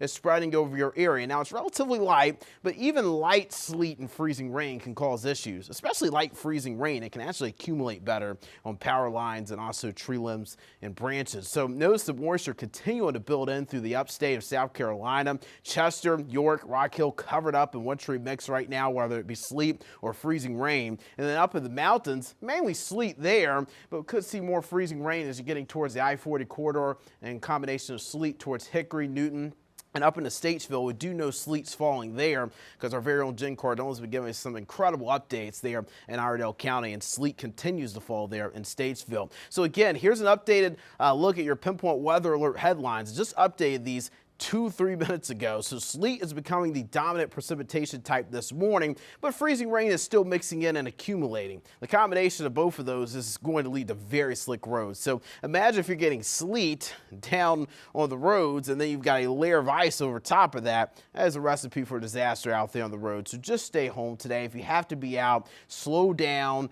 Don't slam on the brakes or take hard turns or take any routes with hills and elevated overpasses, because it's going to be very significantly slick. So here's a look at the power outage update. So power outages could increase later today. I'm thinking between about 2 to 6 o'clock today when the cold front moves through. That's when we'll see our winds increase, and that's when we'll see our power outages increase, because the ice will be weighing on those power lines and also tree limbs, and that's going to be possibly knocking down some of those power lines and tree limbs later today because of the weight of that ice and also the winds being added to it. So here's the freezing rain versus sleet here. I was just mentioning Jen Cardone did a great job of this, and Jason was doing a good job kind of showing the sleet. I always like to think of sleet as like the sprinkles on donuts, because it's that pinging there and as you're putting the sprinkles on the donuts. But then as you're looking at a glazed donut, it clings. So it's like the glaze on the donut is clinging. That's freezing rain. So I can kind of help you tell the difference between the two. The only reason we're getting several different types of precipitation this morning is because we've got a warm layer aloft, warm air above our heads. So all precipitation starts as snow, but if the snow doesn't make it to the ground as snow, it's because it either melted at some point when it was in the upper levels.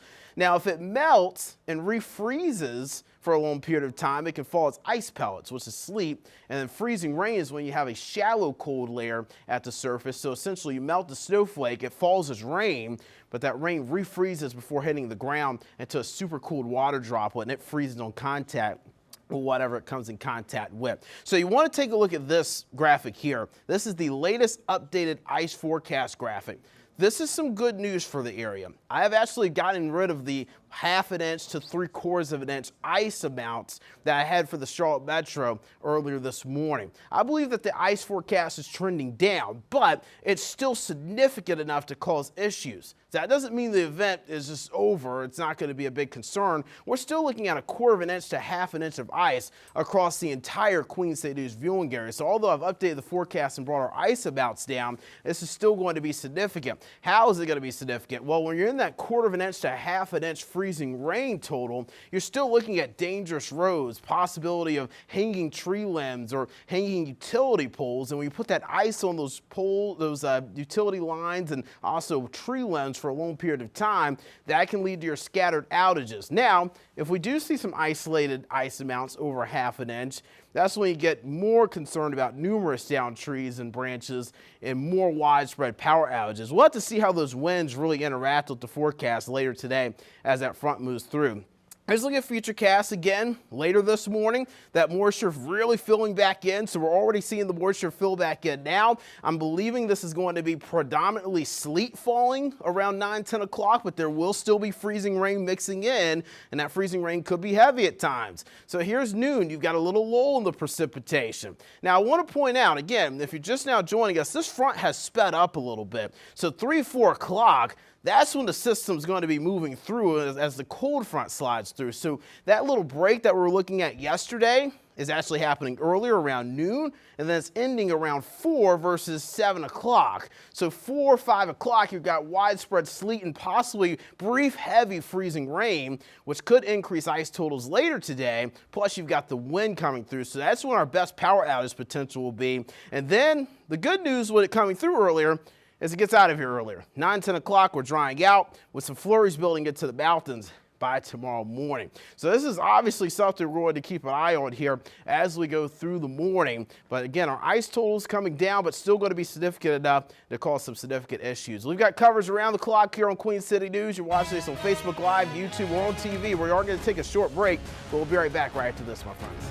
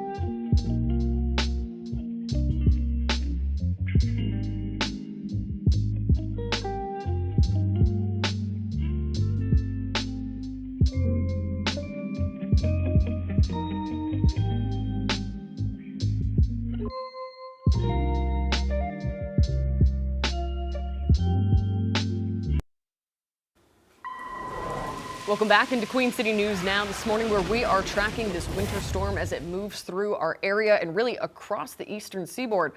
On your left, you'll see here that this is a live look just outside of our studios in West Charlotte, over 85. You can see some of those roadways really impacted as crews are doing their best to try to keep those treated and keep them clear. But this is weather that is moving all the way, not just from us, but up to Washington, D.C. On the right side, you see a live shot here of the Capitol where that snow and sleet is just coming down. You can see the wind also moving that flag. Our meteorologist Brendan Lawson tracking those temperatures and that wind as it impacts our area. Brendan, what are we seeing now? Yeah, I mean, you kind of explained it well there, Savannah. Just from D.C. to Charlotte all the way down to Dallas, this is a big system. This is a massive winter storm covering about 2,000 to 2,500 miles as the crow would fly across the area. So again, we're talking about temperatures in the teens this morning. 18 degrees in Charlotte, 19 in Concord, 15 Statesville, 19 in Boone. So I was talking earlier about freezing rain events that we see in the Carolinas just like the 2002 one. Now, this one won't quite be that historic, but in 2002, temperatures were right at freezing. I mean, temperatures usually are in the upper 20s, low 30s when it comes down to freezing rain events here, and we're not even close to freezing. I mean, we're in some cases 15 degrees below freezing here this morning, and that has really dropped road temperatures. So road temperatures are also well below freezing. In the teens in the mountains, you've got road temperatures in the 20s as you're getting towards Charlotte and south and east of I-85. So roads are going to be extremely icy this morning. Now, I understand some folks do absolutely have to be out there on the road. And if you're going to be, obviously you want to reduce your speed, but you want to avoid sudden stops. You don't want to be making any hard turns. But if you do end up sliding, you want to slide in the direction of that slide. You want to avoid hills and steep inclines and elevated roadways on your commute. Try to avoid those on your commute this morning. Now, we talked about the bridge icing before road. Now, that doesn't necessarily matter in this case because the road temperature is below freezing regardless if you're on a bridge or not. But yesterday evening, the bridges were becoming a bit more slick before the road was because the bridge has air circulating around it, under the bridge and over the bridge, and that leads to the temperature dropping quicker there. And then the road temperature, it stays up because you've got soil and ground kind of warming it up, it's more insulated versus the bridge itself. So here's radar. Notice the moisture is really building back in here. As of 6:50, most of us are dealing with some sort of winter precipitation, especially as you're getting along and west of I-77. But places like Concord, Salisbury, and Albemarle, those locations are also going to be getting back into the wintry mix here. Now, most of this is sleet, but we do have some freezing rain mixing in and accumulating as well. Now, there's a lot more moisture where that came from. I keep using the fire hose example, but it literally is a fire hose of moisture continuing to build up from the south there. So futurecast, notice 9, 10 o'clock, widespread precipitation over the area. That is a wintry mix of sleet and also freezing rain.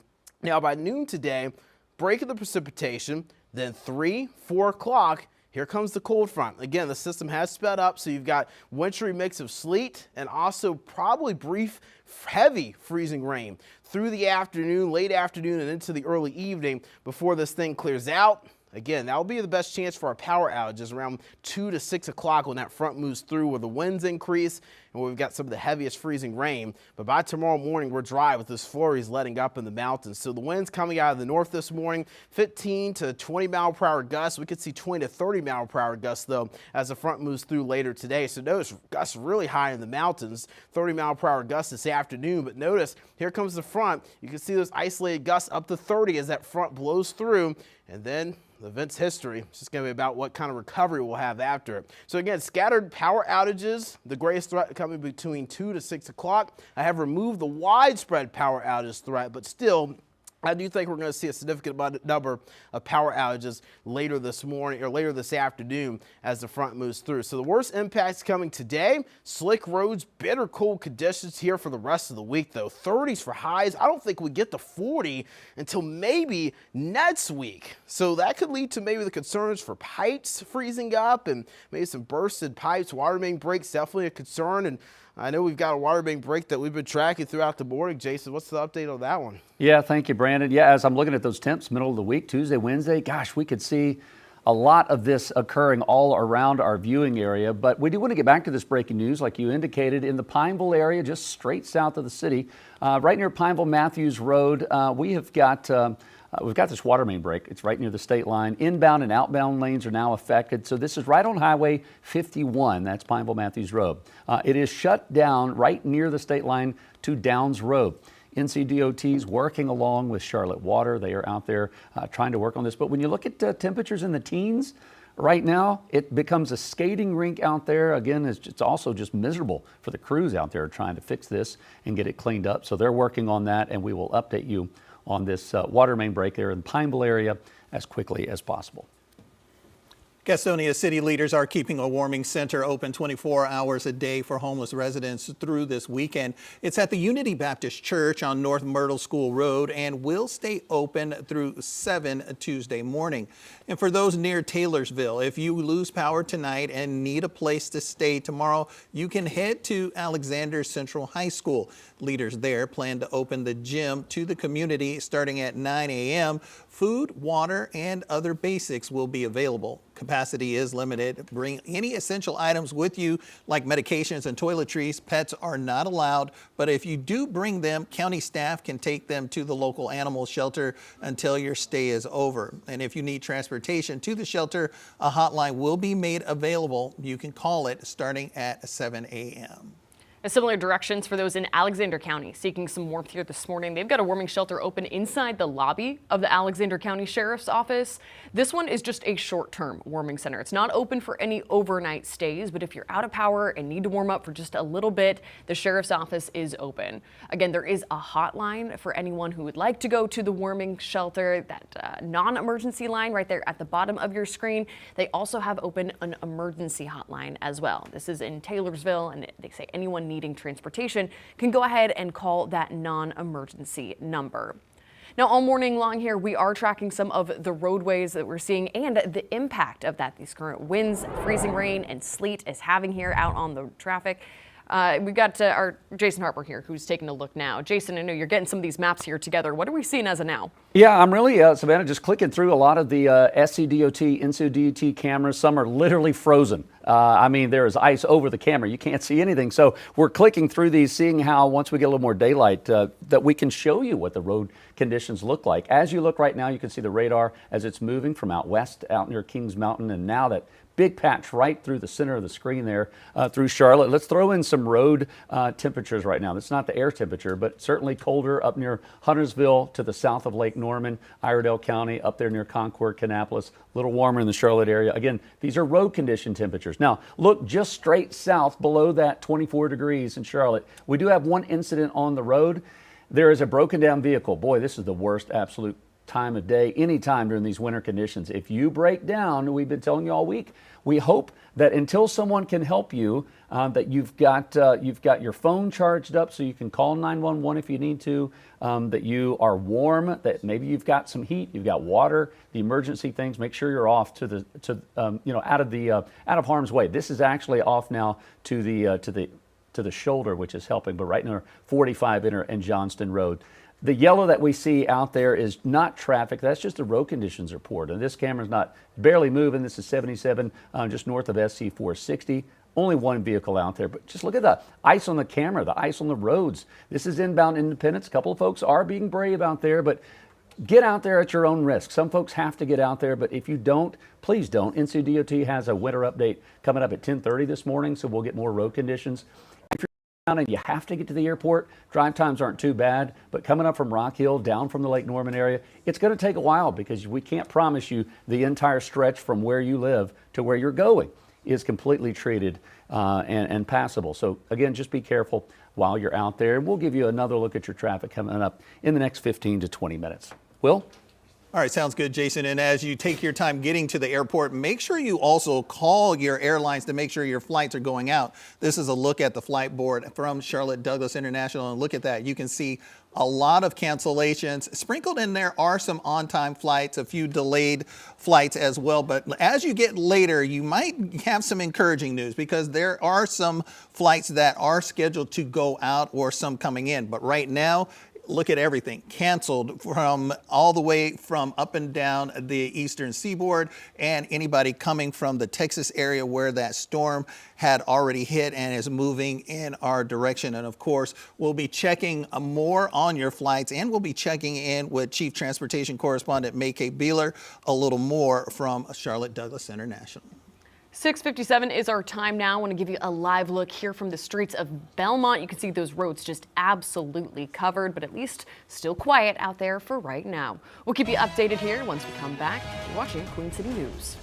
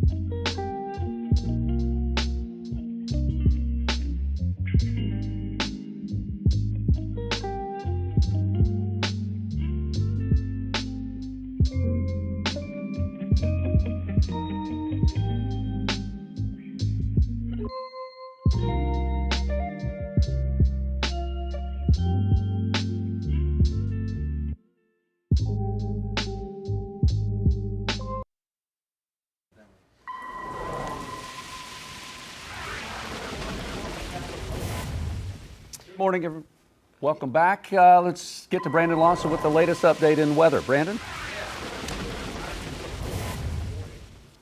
Hey, good morning, guys. There we go. To our Hey, 7 here we o'clock are. hour here of Queen City News Now. We appreciate you rolling with us here Yes. as we are going all morning long Yeah. here covering this winter storm, all of its impacts, not only as what we're seeing here this morning, when we'll see that lull, and when it's going to pick back up again. Listen, we've all been sleeping here last night, right? We had a station sleepover, trying to make sure that we're all here so that we can give you the information that you need. So bear with us as everyone is joining us this morning. We do have Taylor Young is live outside of our studios in West Charlotte. We'll join her in a minute. We've got McKay Beeler, our transportation correspondent, out at the airport. A lot of cancellations and delays out there. Jen Cardone's up in Statesville, experiencing sleet and snow and back and forth and back and forth. So we've got everyone covered so that we can bring you the very latest. And also covering everything that's going on with this storm as it moves across our nation is meteorologist Brandon Lawson. Brandon, what's happening here right now? Yeah, so the big thing is that we're seeing sleet as the dominant precipitation type here as we get later in the morning. So temperatures are well below freezing. So whatever falls is going to be wintry precipitation. It's just a matter of what. And right now, sleet has become the dominant precipitation type. Now, we still have freezing rain mixing in here and there, and it's accumulating. So the combination of both of those is leading to very slick travel this morning. Think about it. You've got sleet falling, so the white on the roadways, that's likely sleet, if not snow, but then you likely have that layer of ice over top of that. So that is going to create that skating rink effect as you're outdoors. So you got to make sure you're being careful if you're on the roads, not only driving slow, but making sure you may be altering your route, avoiding hills, overpasses, and elevated roadways as much as possible this morning. I would recommend staying home though. And again, the power outage concern, obviously that's the biggest concern with this system. I believe the power outage threat is going to be highest between 2 and 6 o'clock this afternoon, because that is when the cold front moves in, and that is when we're going to have our greatest wind with this system. So you have the ice laying on the power lines, the tree limbs and branches, but then you introduce the 20 to 30 mile per hour gusts to that later today. And that could cause power outages, but we could still see power flickers as we go through the morning and even into the early afternoon before the front even arrives. So this is a big system Will's talking about. We're tracking really across much of the nation here. You see from Texas to Houston all the way up to New York and Buffalo. It's about a 2,000 mile stretch here with 2 areas of low pressure working through our area. So notice the moisture really starting to build in here. When you look at radar, you can see more widespread wintry mix. Now, I know a lot of you are seeing the blue here and you're thinking, oh, snow's falling. Well, the radar is not doing a very good job depicting what's falling this morning. So this blue is actually more of a wintry mix of sleet and freezing rain. Now, we did have more snow reports earlier. Jen Cardone had snow up in Statesville earlier in Iredell County. We had some snow reports in the mountains, but those snow reports are starting to dwindle down to more sleet reports here as we go through the morning. Now, there's a lot of moisture building up from the upstate of South Carolina, so we're going to continue to see more of this wintry mix as we go through the morning and also into the early afternoon. So radar is showing widespread sleet and freezing rain towards York County, Chester, up through Rock Hill, Gastonia, our friends in Cleveland County, Shelby, right along the I-85 corridor, Charlotte, Concord, also dealing with some widespread sleet and wintry mix there with the freezing rain blending in. And then up towards the mountains, probably more sleet, but you could see more freezing rain later. Now, if you're outdoors, you're trying to tell the difference between the two, freezing rain and sleet. I used the donut example this morning. That's perfect for breakfast this morning. Hopefully you packed some of those for staying indoors. Sleet, sprinkles. Think of a sprinkled donut. The sleet, you've got the ping effect with that. And then with freezing rain, you've got a glazed donut. So you're clinging. You've got the freezing rain clinging to, again, the power lines and also the concern for those tree limbs and also branches too. So notice the warm nose we have here setting up. Warm nose is just warm air in the mid levels of the atmosphere. So everything, when it comes down to precipitation, falls as snow or starts as snow. So you start with snow in the upper levels. If it's below freezing all the way down to the surface, it'll come down to snow, which unfortunately we're not getting with this system. But whenever you have warm air aloft, you essentially get snow melting at some point into a rain droplet. But if it runs into another cold layer, temperatures below freezing before getting down to the surface, it can refreeze. It's an ice pellet or sleet, or it can refreeze into a super cooled water droplet, and that super cooled water droplet can freeze on contact with anything it comes in contact with. That's freezing rain. So here's an updated ice forecast for you. 1/4 inch to 1/2 inch of ice expected now over the entire Queen City News viewing area. Now that is lower than yesterday. Yesterday we had a 1/2 inch to 3/4 inch towards the Charlotte Metro, but that's still significant enough. Again, again, a quarter of an inch of ice is already too much ice here. We're talking about dangerous roads already, not to mention hanging tree limbs and also the concern for hanging power lines and scattered power outages. So a quarter of an inch to half an inch of ice is still too much. Here's Futurecast here that we'll start getting to some of our live reports. You can see Futurecast showing that sleet and freezing rain here through the late morning hours. And then by noon, we start to get a lull in the precipitation. Then here comes the front. Faster than yesterday. Front was moving through around 7 o'clock yesterday for our models, but now it's coming through around 4 o'clock. So you've got widespread sleet, likely some brief heavy freezing rain this afternoon and evening, and then it clears out by about 8, 9 o'clock. But again, we do have that concern for power outages, especially between 2 and 6 as that front moves through. And we'll talk about that power outage threat more in detail coming up here in just a few minutes, guys. All right, Brandon, thank you for the update. Appreciate that. Our Chief Business Correspondent Taylor Young live in West Charlotte, just outside of our studios. Taylor, are the conditions, are they getting better, worse? What are you seeing?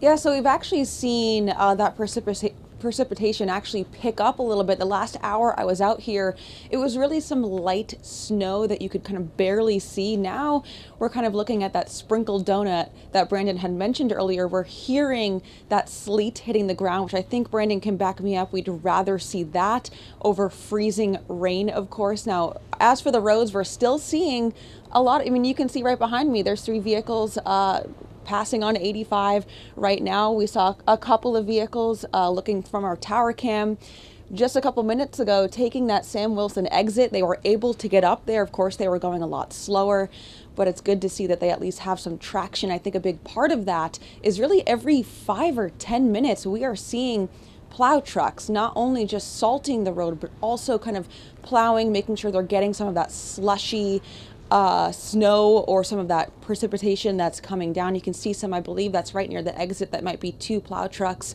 kind of just waiting to be dispatched. But we have seen multiple kind of passing and putting down that brine and that salt over the last really 2 hours now. Now, I will say Jason did bring up the fact that a lot of us are sleeping here at the station, and that's because a lot of us live across the Carolinas, and we also happen to have Ring camera video from all of our homes. So we're going to pop up some of that video. We will have a look from just 20 minutes ago. This is from my house in Polk County. That's Saluda. You can see there's snow covering the deck there. And if you look a little bit all the way to the right of your screen, you can see a little bit of those light flurries. I will honestly take this over kind of looking at this picture and seeing kind of that glazed donut that Brandon was talking about earlier. We also have Ring camera video from Caldwell County and Lenoir. You can see on the right hand of your screen, or your left hand rather, that strip of white, that is a driveway. So if you're home right now, you haven't looked outside, there is a good chance that if you want to leave your home today for any reason, that's what you're going to be dealing with. That could be slick. You can see it's also on cars. Hopefully your windshield wipers are up, because that will stick, especially if we start seeing more snow and sleet and freezing rain over the next couple of hours. And the next one is Ring camera video from Mecklenburg County. That's Mountain Isle, and that's looking a little bit more similar to what we're seeing here in West Charlotte. You know, it's a little patchy. You can see some of that snow coming down. So that's kind of what we're seeing all over the Carolinas right now, really covering from western North Carolina to here in West Charlotte. We know that there is expected to be, more precipitation on the way. But for right now, guys, I think what we're kind of seeing, I think, is a good sign. It's sleet. It's able to accumulate on the roads. Again, we are seeing a lot of people out on the roads. If you, for some reason, have to go out there today, of course, that's not recommended. What we have seen is drivers kind of driving at different paces. So we've seen some people driving out here. This car, I would assume, is going probably around 45, 40 miles an hour. Many people have their hazard lights on. We're also seeing some cars not going that slow. We've seen a couple that look like they're going 65, maybe even 70 miles an hour. That, of course, can be dangerous if those cars are trying to pass people. Because if you look at the road, we can see most of it is completely covered, at least a little bit. That center lane looks like it has a little bit of less of that slushy on it. So if people are trying to pass one another, of course, they're going to have to drive on the more covered part. So just something to think about, especially with plows out there. We've seen police cars, we've seen emergency responders. So people are out on the road. Again, if you have to, for whatever reason, just keep in mind what it looks like here in West Charlotte might not be what it looks like closer to the city or closer to North Charlotte. So just be safe out there, guys. We know this is constantly changing, and we expect it to over the next coming hours, guys. All right, Taylor, thank you very much for keeping us updated out there and look at those conditions as drivers trying to make their way around the Queen City. We know several people definitely had plans to head out towards West Charlotte, towards the airport, but we know that the cancellations are just continuing to roll in. This is a live look right now at the Charlotte Douglas International Airport's flight board, and you can see we've got one out to Charleston, one maybe still on time to Jacksonville and Norfolk, but other than that, it is just cancellation after cancellation. We are just not seeing these flights come out. Several of these had been canceled yesterday, and some of those carriers trying to alert people. Others that we are seeing a little bit later in the afternoon taken off, also not going to be able to make its way out. Of course, some are offering some changes due to the weather, trying to help people rebook some of those flights. Now, those flight changes due to the weather, that's all coming from Delta, American, United, Southwest, and Spirit. Now, they are supposed to rebook you, and if you're not happy with the rebooking, according to our Chief Transportation Correspondent, May K. Beeler, says that you are allowed to ask for a refund. Then we'll be checking in with her here in just a few minutes, a little bit later on this hour. She says make sure you contact your airline to make any of these changes. But what are the issues with these temps that continue to fall, especially days in a row, as you get water main breaks, especially with some older pipes scattered around the city? Right now we're dealing with one from a couple of hours ago. This is in Pineville, right near the state line. It's right at Highway 51 and Downs Road. So this is totally affecting inbound and outbound lanes on 51, completely closed down. You got NCDOT working along Charlotte Water, trying to repair this as quickly as possible. But again, when you got temps 18, 19, 20 degrees, I mean, that makes whatever water is leaking turn into an ice skating rink. So if you're out and about in this area in Pineville, man, just please give them plenty of room to work on. That really goes for any situation on the roads. If you see any crews working or highway patrol, just give them plenty of room. But we'll give you an update on this specific water main break on 51 in Pineville throughout the morning. And if you're dealing with a water main break or power outage, residents and families in need in Mecklenburg County, the Grady Cole Center is open and available for shelter. The American Red Cross is leading operations at the building. They're providing heat, power, and basic meals. Nurses are also on standby to conduct screenings. And if you aren't able to drive there, CATS is offering free rides. You're encouraged to bring items such as multiple days worth of clothing, sleeping bags, snacks, and more. And Gastonia city leaders are also keeping a warming center open 24 hours a day for homeless residents through the weekend. It's at the Unity Baptist Church on North Myrtle School Road, and it will stay open through 7 on Tuesday morning. There's also a warming shelter open inside of the lobby at the Alexander County Sheriff's Office. Now, this is a short-term warming center. It's not open to overnight stays. Again, there is a hotline for this if you need transportation to that center. All right, you mentioned CATS there, Will. CATS is saying their Blue Line and their bus service is already delayed. That's not going to start till 10 o'clock this morning. This is also along with the Gold Line Street car service. That is suspended all weekend. If you need to find your closest available bus stop or route, you can always use the CATS Pass app. CATS says that you should expect delays and detours. They are encouraging you to delay your travel if you can until the storm is over, which would be tomorrow at some point. All detours will be posted on ridetransit.org. And let's go over to Savannah for our traffic. Savannah, just saw a tweet from NCDOT. They're saying, yeah, roads are getting worse. Please stay home. Right. We're not seeing a lot of drivers necessarily heed that warning. We have seen, again, a lot less traffic than we would normally see maybe on a Sunday morning. A lot of those church services have been canceled. A lot of just other things that are typically open on your average weekend not happening this time around. You can see here, just based on those speeds around our map, all around 485, both inner and outer. Very, very slow going. We've got hazardous conditions on all of our major thoroughfares.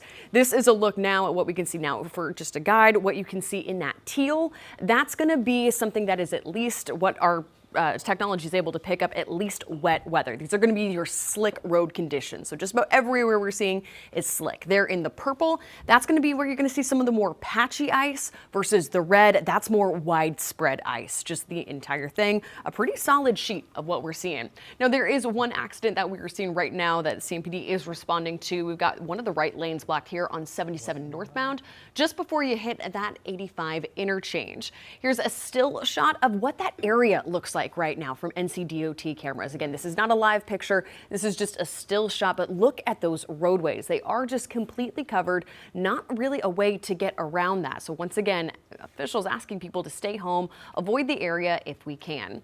This is a shot right now from South Carolina SCDOT. It looks like, there it is, updating for us just now.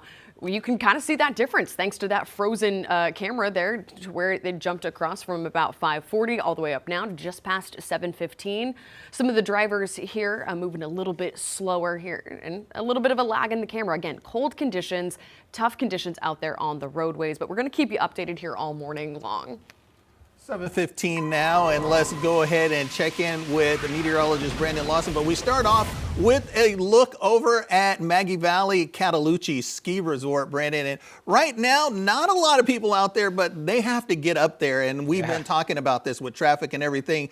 Driving and getting to those ski resorts is going to be tough. Well, that's going to be very treacherous. I'll tell you that for sure. But I will say, if you were on the ski resorts with some of the freezing rain, I mean, you'd probably just glide down the slope today. So definitely be careful if you're going to be heading up there. Really anywhere you're going to be going. As Savannah was just telling you, the roadways are treacherous. We are seeing people navigate it, but why take the risk if you don't have to? Now, if you absolutely do have to be on the roadways, you just want to avoid sudden stops. If you do end up sliding, slide in the same direction as the slide. And commute, you might want to change it up a little bit. Maybe avoid the hills, avoid some of those steeper inclines, elevated roadways, overpasses. Try to avoid those roads because those are going to be the most treacherous this morning. But even your side streets and neighborhood streets that, one, might not be treated, and two, the road crews probably aren't getting to them as efficiently as they are the main roads. Those side roads and neighborhood streets are also going to be very treacherous. Now, we always talk about the bridge icing before roads, but here's the thing. It's not going to make much of a difference this morning because, yeah, the bridge is below freezing, but the road is too. So the bridge would originally freeze before the road because you've got cold air over the bridge and under the bridge, and that cold air circulating around the bridge essentially gives you that icy condition there. However, the road is insulated. You've got soil on the ground that is trapping heat and allowing the road to stay warmer. However, this morning, our road temperatures are well below freezing. We've got a 24-degree road temperature in Charlotte, 22-degree road temperature in Gastonia. Road temperatures are in the teens in the mountains. So again, the ground is extremely cold this morning. So everything that's falling is sticking regardless if it's on a bridge or not. So wind chills this morning, that is another brutal part of this system. We've got a wind chill of 5 degrees at Statesville, a wind chill of 4 degrees at Salisbury, wind chill of 5 degrees at Charlotte. Our Taylor Young is just providing us a report here from West Charlotte, and yeah, out there in 5-degree wind chills. So thankful to Taylor Young and Jen Cardone, who's up at Statesville this morning with 5-degree wind chills, 9-degree wind chill in Shelby. So yeah, we've got just brutal cold air, temperatures only in the teens and low 20s. Usually at winter weather events here, we're still at least close to freezing.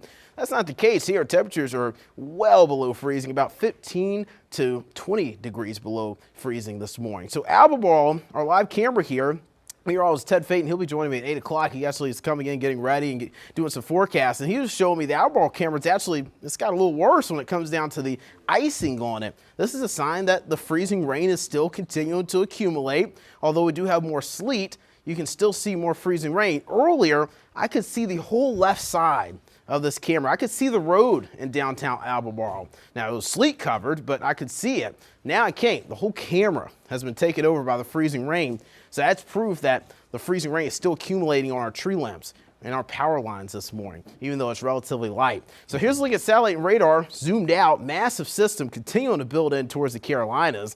You can see the sleet and also the freezing rain that continues here. So radar is kind of interesting. I know it's showing blue, and when you see blue and you look at the key, you're probably thinking snow. Unfortunately, radar is not doing a good job depicting what's falling to the ground right now. So it's picking up on snow, but it's not picking up on the snow melting and refreezing as it gets down to the surface. So we have a combination of sleet and freezing rain this morning. Snow is pretty much almost out of the picture now. We had some snow reports a couple of hours ago.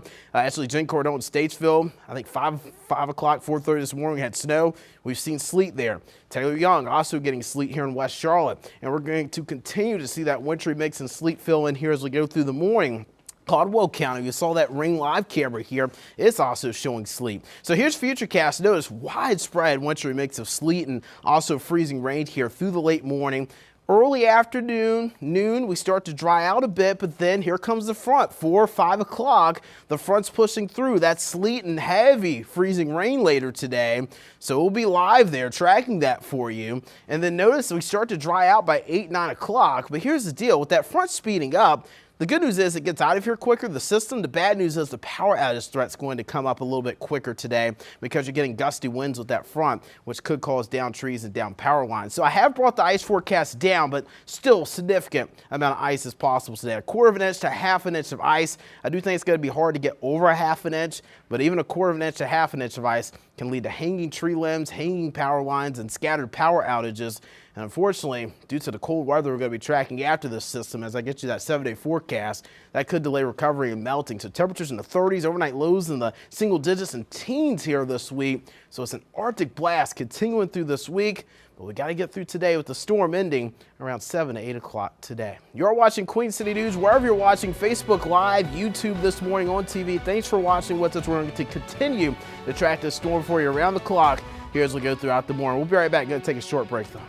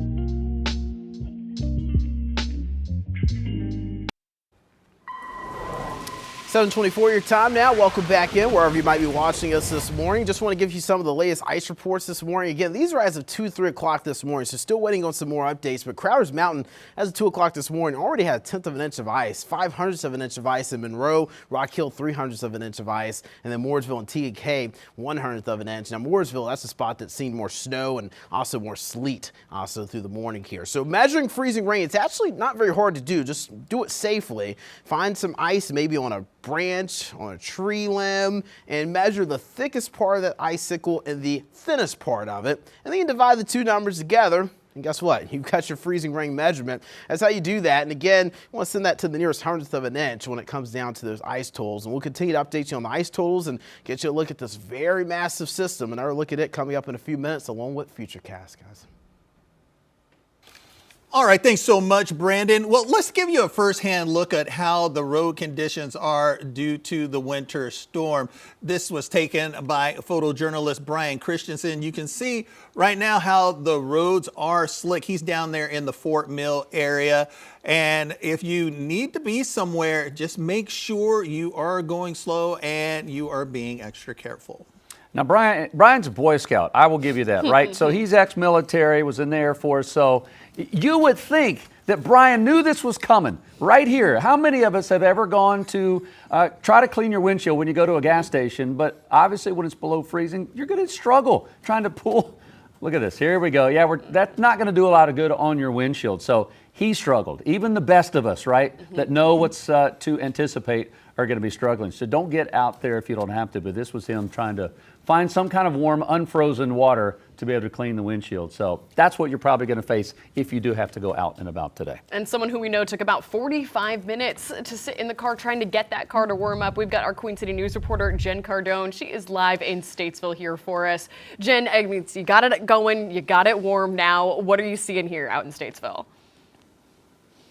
Well, Savannah, first of all, I had a chance to go inside, get some coffee and get some food, but I made the mistake of using the Queen City News Pinpoint Weather app to find out that it currently feels like 3 degrees where we're standing. So it is very cold outside. It's still sleeting outside. It's not coming down quite as much as it was when we spoke to you in the last hour, but that's just how this thing is going. It's changing as we go on throughout the day, and we'll be keeping you up to date on that. I did also have a chance when I went inside to talk to some folks who were actually coming into the hotel, which I thought was interesting. They told me that they were just working down the street about 4 miles from here at Security Central. So these are folks that are monitoring security for people in the area, and they're doing what we did, staying at a hotel that's close by so we're not having to drive super far. I asked them about what the roads are looking like here in Statesville. And they said for the most part, it's mostly snow that they had been driving on to get to the hotel, but they're worried if too many people start going on the snow-covered roads that it's going to make it turn more icy and even more slick. So once again, just that reminder to only be out on the roads if you have to, or take it easy like we are and just staying really camped out at your home or at your hotel or wherever you might be. All right, Jim, we're glad you're staying warm. Sometimes ignorance is bliss, right? Not knowing what it should feel like or real feel just makes you feel warmer. And that's really what it's about. It's not about what it feels like. It's about acting as if it's warmer than feeling like 3 degrees. So go back inside if you need to. You're the only one that I'm going to suggest don't look at the Queen City News weather app, just so that you can stay warmer. Yes. Thanks, Jen. Appreciate it. Everyone else, stay glued to that. Going to give you those real-time updates. Now, I want to look again here at how dangerous some of the driving conditions can be if you're heading out here this morning at any point. Charlotte Fire, they responded to a multi-vehicle accident last night as those hazardous road conditions just started to begin. Multiple crews say they got on scene and they had to pull one person out of their car. One person was taken to the hospital. Now, they say as conditions continue to change, they want drivers to slow down, increase that space between them and the car in front of them, and best of all, avoid travel if at all possible. They say even small changes in the weather, they can very quickly make some of those roads unsafe. As for that multiple vehicle accident, CMPD is handling the investigation. And when we're talking about the roads, take a look at this video. This is video from Winston-Salem late last night as that storm began to move in. You can see a couple of cars still moving. You can see some cars on the interstate there. All of them using a varying speed, many of them taking it very slow as they go through. It looks to see as at least one lane was clear, but everyone driving in a single file line and taking their time as these conditions continue to change. Well, and those conditions that have been changing actually have been for the better when it comes to power outages around our viewing area. When we started 2.5 hours ago, we had about 1,000 folks without power. Right now, this is the entire, as you look at North and South Carolina, county by county, we're looking at where some of those problem areas are. And one of the websites that we're using is NC Ready, or readync.gov. Some of the eastern counties, Pitt County, having some issues. But specifically in our viewing area, we had about 1,000 folks in Kannapolis that were out of power. Now they have it back, according again to the Duke Energy outage map, which we're looking at here. That's good news. Where we are seeing a problem spot is still just a little bit south of Charlotte, kind of in the Pineville area. We're hearing there's still about 300, maybe a little less, but it's right as we zoom in. It's kind of right near Providence Road, Pineville Matthews Road, which is Highway 51, that little swath right there, that little stretch. Almost 300 folks are without power. We don't know if those were tree lines, trees that fell on utility lines, a vehicle, they hit power poles, not sure, but we do know that still about 300. It's been out for a few hours. So we're going to be talking with Ben Williamson with Duke Energy coming up in the next 15 minutes. So we'll see what they're doing, what they're seeing, how to plan for this round 2 weather that could be coming in later this afternoon is what we're hearing from Brandon. So all that's coming up about 7:45. Now, if you need to report any outages to Duke Energy, there's a few different ways to do so. First of all, you can call them by using this number on your screen right here. That's 800-769-3766. You can also text them if you just text the word OUT to 57801. And some students will not be going to class tomorrow. Some schools in North Carolina have already made the call to cancel school on Monday. Gaston, Cleveland, and Anson County schools will be closed Monday. Burke County schools will be closed Monday and Tuesday.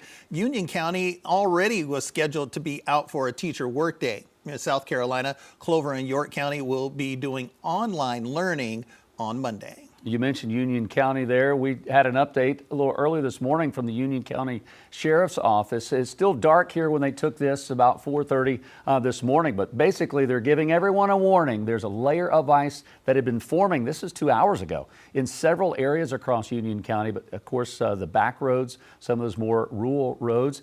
Crews say they already have been responding to multiple wrecks due to icy conditions. You can see in the middle of that picture, those taillights there, that is just beyond a yield sign off of the road. So we don't know if they were trying to hit the brakes and slid off, but they're just saying be cautious. Don't go out if you don't have to. Now, we are keeping an eye on this winter storm as it's here in the Queen City, all the way up the eastern seaboard. Here on the left side of your screen, you can see now as the sun is kind of starting to come up here, different look at 85 here over West Charlotte. All those roads just completely covered. We've been watching here all this morning as some of the crews trying to keep that clear, trying to keep a path for some of the drivers that you can see still out on the roadways, despite some warnings from all of our officials. Then to the right side of the screen, that is a live look here at Washington, D.C. Over the nation's capital, they are seeing a little bit more snow than we are. Still a lot of that wind as well. Now, D.C. has some of the most cancellations that we're seeing across the country in terms of those flights, but also seeing a lot of cancellations right here in Charlotte. That's where we want to head out to our chief transportation correspondent and pilot, May-Kay Beeler. May-Kay is live at the airport and one of the only people there, it seems. Charlotte Douglas International Airport does remain open and fully operational, yes, even during this winter storm. It's a ghost town here. I'm going to be honest with you. There are very few people here, a lot of employees. God bless the employees for showing up in this weather. The passengers we have spoken to are going to destinations like Aruba, Barbados, Curacao, Puerto Rico, Montego Bay. We've spoken to quite a few of them. They're shy. They don't want to be on camera. But the flights heading south to the islands are going out. It seems like just about everything else has been canceled. I spoke with a woman who is headed to Dallas-Fort Worth. They have a ground stop there right now. And she didn't check before she left the house. I said, well, how did you even get here? She said she took an Uber. I said, oh, well, how was that? She said, Yeah, so we do have some white-knuckled folks here who are trying to get home or getting to the airport, and they're taking Ubers. I didn't even know there were that many on the road. Be a good idea to do a 4x4 if possible. Anyway, so it's really quite quiet here. The board is full of cancellations. If you do have a flight today, be sure you check with your airline before you come in and be aware of the roads. As far as the airport is concerned, yeah, the terminal is open 24/7. It's nice and warm and safe here. There are folks on the other side that have already gone through security that are just waiting. Their planes have been canceled or delayed, and if you have to spend the night here, you spend the night here, but it's not very comfortable, so check before you even leave the house. It's going to get worse as the day goes on. There is a possibility that there will be a ground delay or a ground stop here anytime after 7 o'clock, excuse me, and here it is 7:30. So as the weather continues to get bad and more delays up and down the entire East Coast, it's not a good day to leave the house. So rethink if you have a flight today, you can always reschedule it, rebook it. More than likely, your airline already canceled you. So just stay in touch with that Charlotte app. By the way, if you do drive here, and we don't want you to, but if you have to drive here, Charlotte officials do say the parking decks are open. The parking lots have been cleared and treated with anti-ice material. Things look, pretty good, but when we drove here this morning from our hotel, my photojournalist and I, Eric, it was kind of dicey. So do be careful about that. And some of the hotels close by, we drove, but they have shuttles that will bring you to the airport. They're not running at all of the hotels. We have spoken to passengers, and they said they had to get an Uber, and I think that's kind of touch and go too. So just a good day to stay home. We're going to keep you posted. We're here all day, and by the way, we do have de-icing operations going on here at the airport. They've got over 40 trucks, snow plows, everything to clear the runways and the taxiways, and of course to de-ice the aircraft. It's always safety first. All right, we're live at Charlotte Douglas International Airport. We'll keep you posted. Back to you guys. Hey, Make It, we have a few questions for you here. As we wait to hear if the FAA is going to issue a ground stop or not, what kind of criteria do officials look at before they issue that ground stop? Well, it's a couple things. It could be conditions here at the airport. For instance, let's say we have a lot of freezing rain and they can't de-ice the aircraft. You can de-ice for snow and frost, ice pellets, but not for freezing rain. Typically, that will ground aircraft. Okay, it also depends on where they're going. Maybe if there's so many delays or other airports are closed or they're cutting back on flights because they may only have one runway open, they may hold you here. So ground stop, nobody gets out. But people can come in. So it just depends. And if the weather is going to continue to deteriorate today, and if we're talking about freezing rain, that's an issue. It's just massive cancellations. The whole board is pretty much red. And again, the folks that are here are lucky. They're going to the islands, Jamaica. Wish we could go with them. Make-A, the more you talk about the islands, it just stings. Like it hurts when you say those words. But we understand, and we are jealous of those folks going south where it's warmer. Quick question, all right? You're talking about how a lot of things on the board are red, delays, cancellations. And we always say, check with your flight or your app before you go to the airport. We get that. But like in real time, what does someone do that was expecting to fly out at 10 this morning that has a cancellation? Do you just suggest, do you call? Do you go online? Do you use the app? Will they try to reschedule, what, in 24, 48 hours? Right. So the airline, if they cancel you, they have to rebook you. And they're going to rebook you. Now, American Airlines has a new feature on their app that I was going to report on a couple days ago that lets you, rather than wait for the airline to rebook you, you can go on and kind of choose what you want. The problem is a lot of these flights aren't going to go out till tomorrow or the next day or the next day. So what do? Do they risk taking an Uber to a hotel? A lot of the hotels are booked, by the way. Not all, though, but do they risk taking an Uber wherever they need to go, or do they camp out here at the airport? Thank God we've got lots of food here. It's warm. It's a safe place. We're lucky to be reporting from inside the terminal. And again, reminding everybody, the terminal never closes. It's open 24/7. What do folks do if they get here and their flight's canceled? Spoke with a woman, and I don't know what she's going to do. It's not comfortable, right, to sit in a chair and sleep. But anyway, stay tuned. It's an adventure.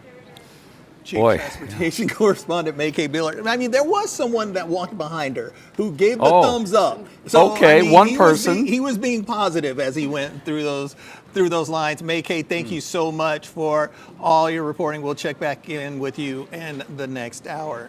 So let's go ahead and turn it over to Meteorologist Brandon Lawson. And Brandon, I know you're tracking this storm coming across the nation as well. Yeah, this is a wide system. We're talking about 2,000 to 2,500 miles across the eastern U.S. So a big winter storm here, and it is creating a lot of impacts, not just here, but down towards Dallas as well. There's actually a ground stop there until 8 o'clock Eastern, 7 o'clock Central time there at the Dallas airport. So definitely something we'll keep an eye on. Here's a look at radar. You can see looks like snow is falling, but radar not really depicting what's falling very well. This precipitation is more of a sleet and freezing rain mix. So notice how it's really filling in over much of the Charlotte metro, including downtown, uptown Charlotte, Gastonia, Lancaster, Concord, Salisbury, Rock Hill, Lancaster, Monroe. Those are the spots dealing with more widespread sleet and freezing rain at this moment. But there's more moisture continuing to build in from spots like Anderson, South Carolina, and through the Greenville, Spartanburg area, pretty much riding along the I-85 corridor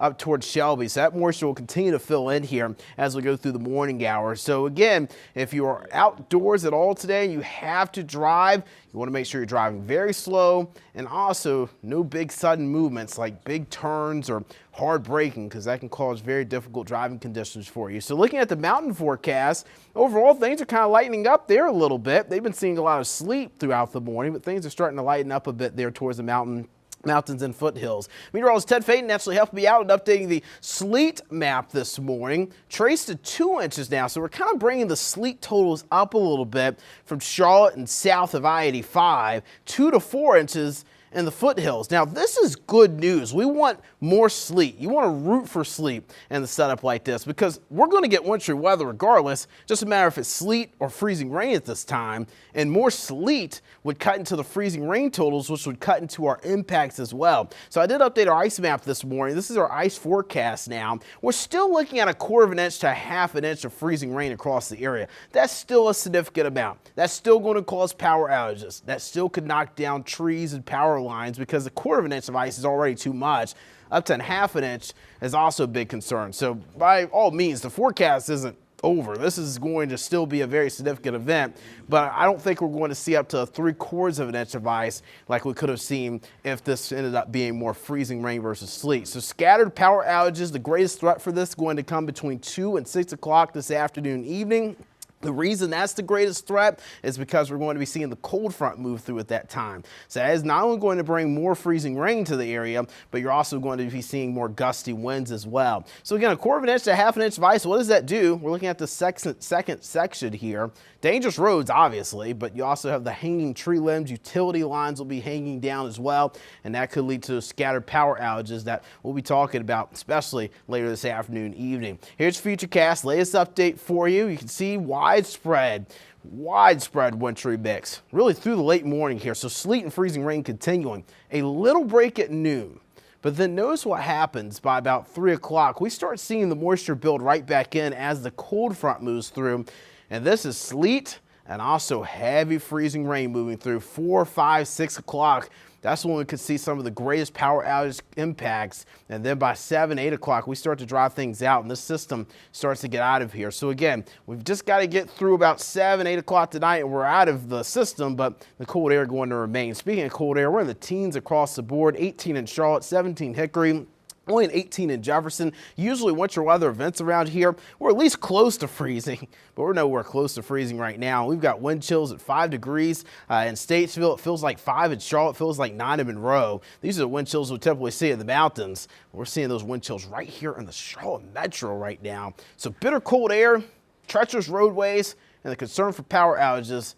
That's our top concerns right now here in the Pinpoint Weather Center. We're going to continue to update you here throughout the morning. Again, a lot of viewers watch this from Facebook Live, YouTube, and even on TV this morning. Just be careful out there. We'll continue to provide you updates here throughout the morning, but we are going to take a brief break, and we'll get you more latest details coming up in just a bit.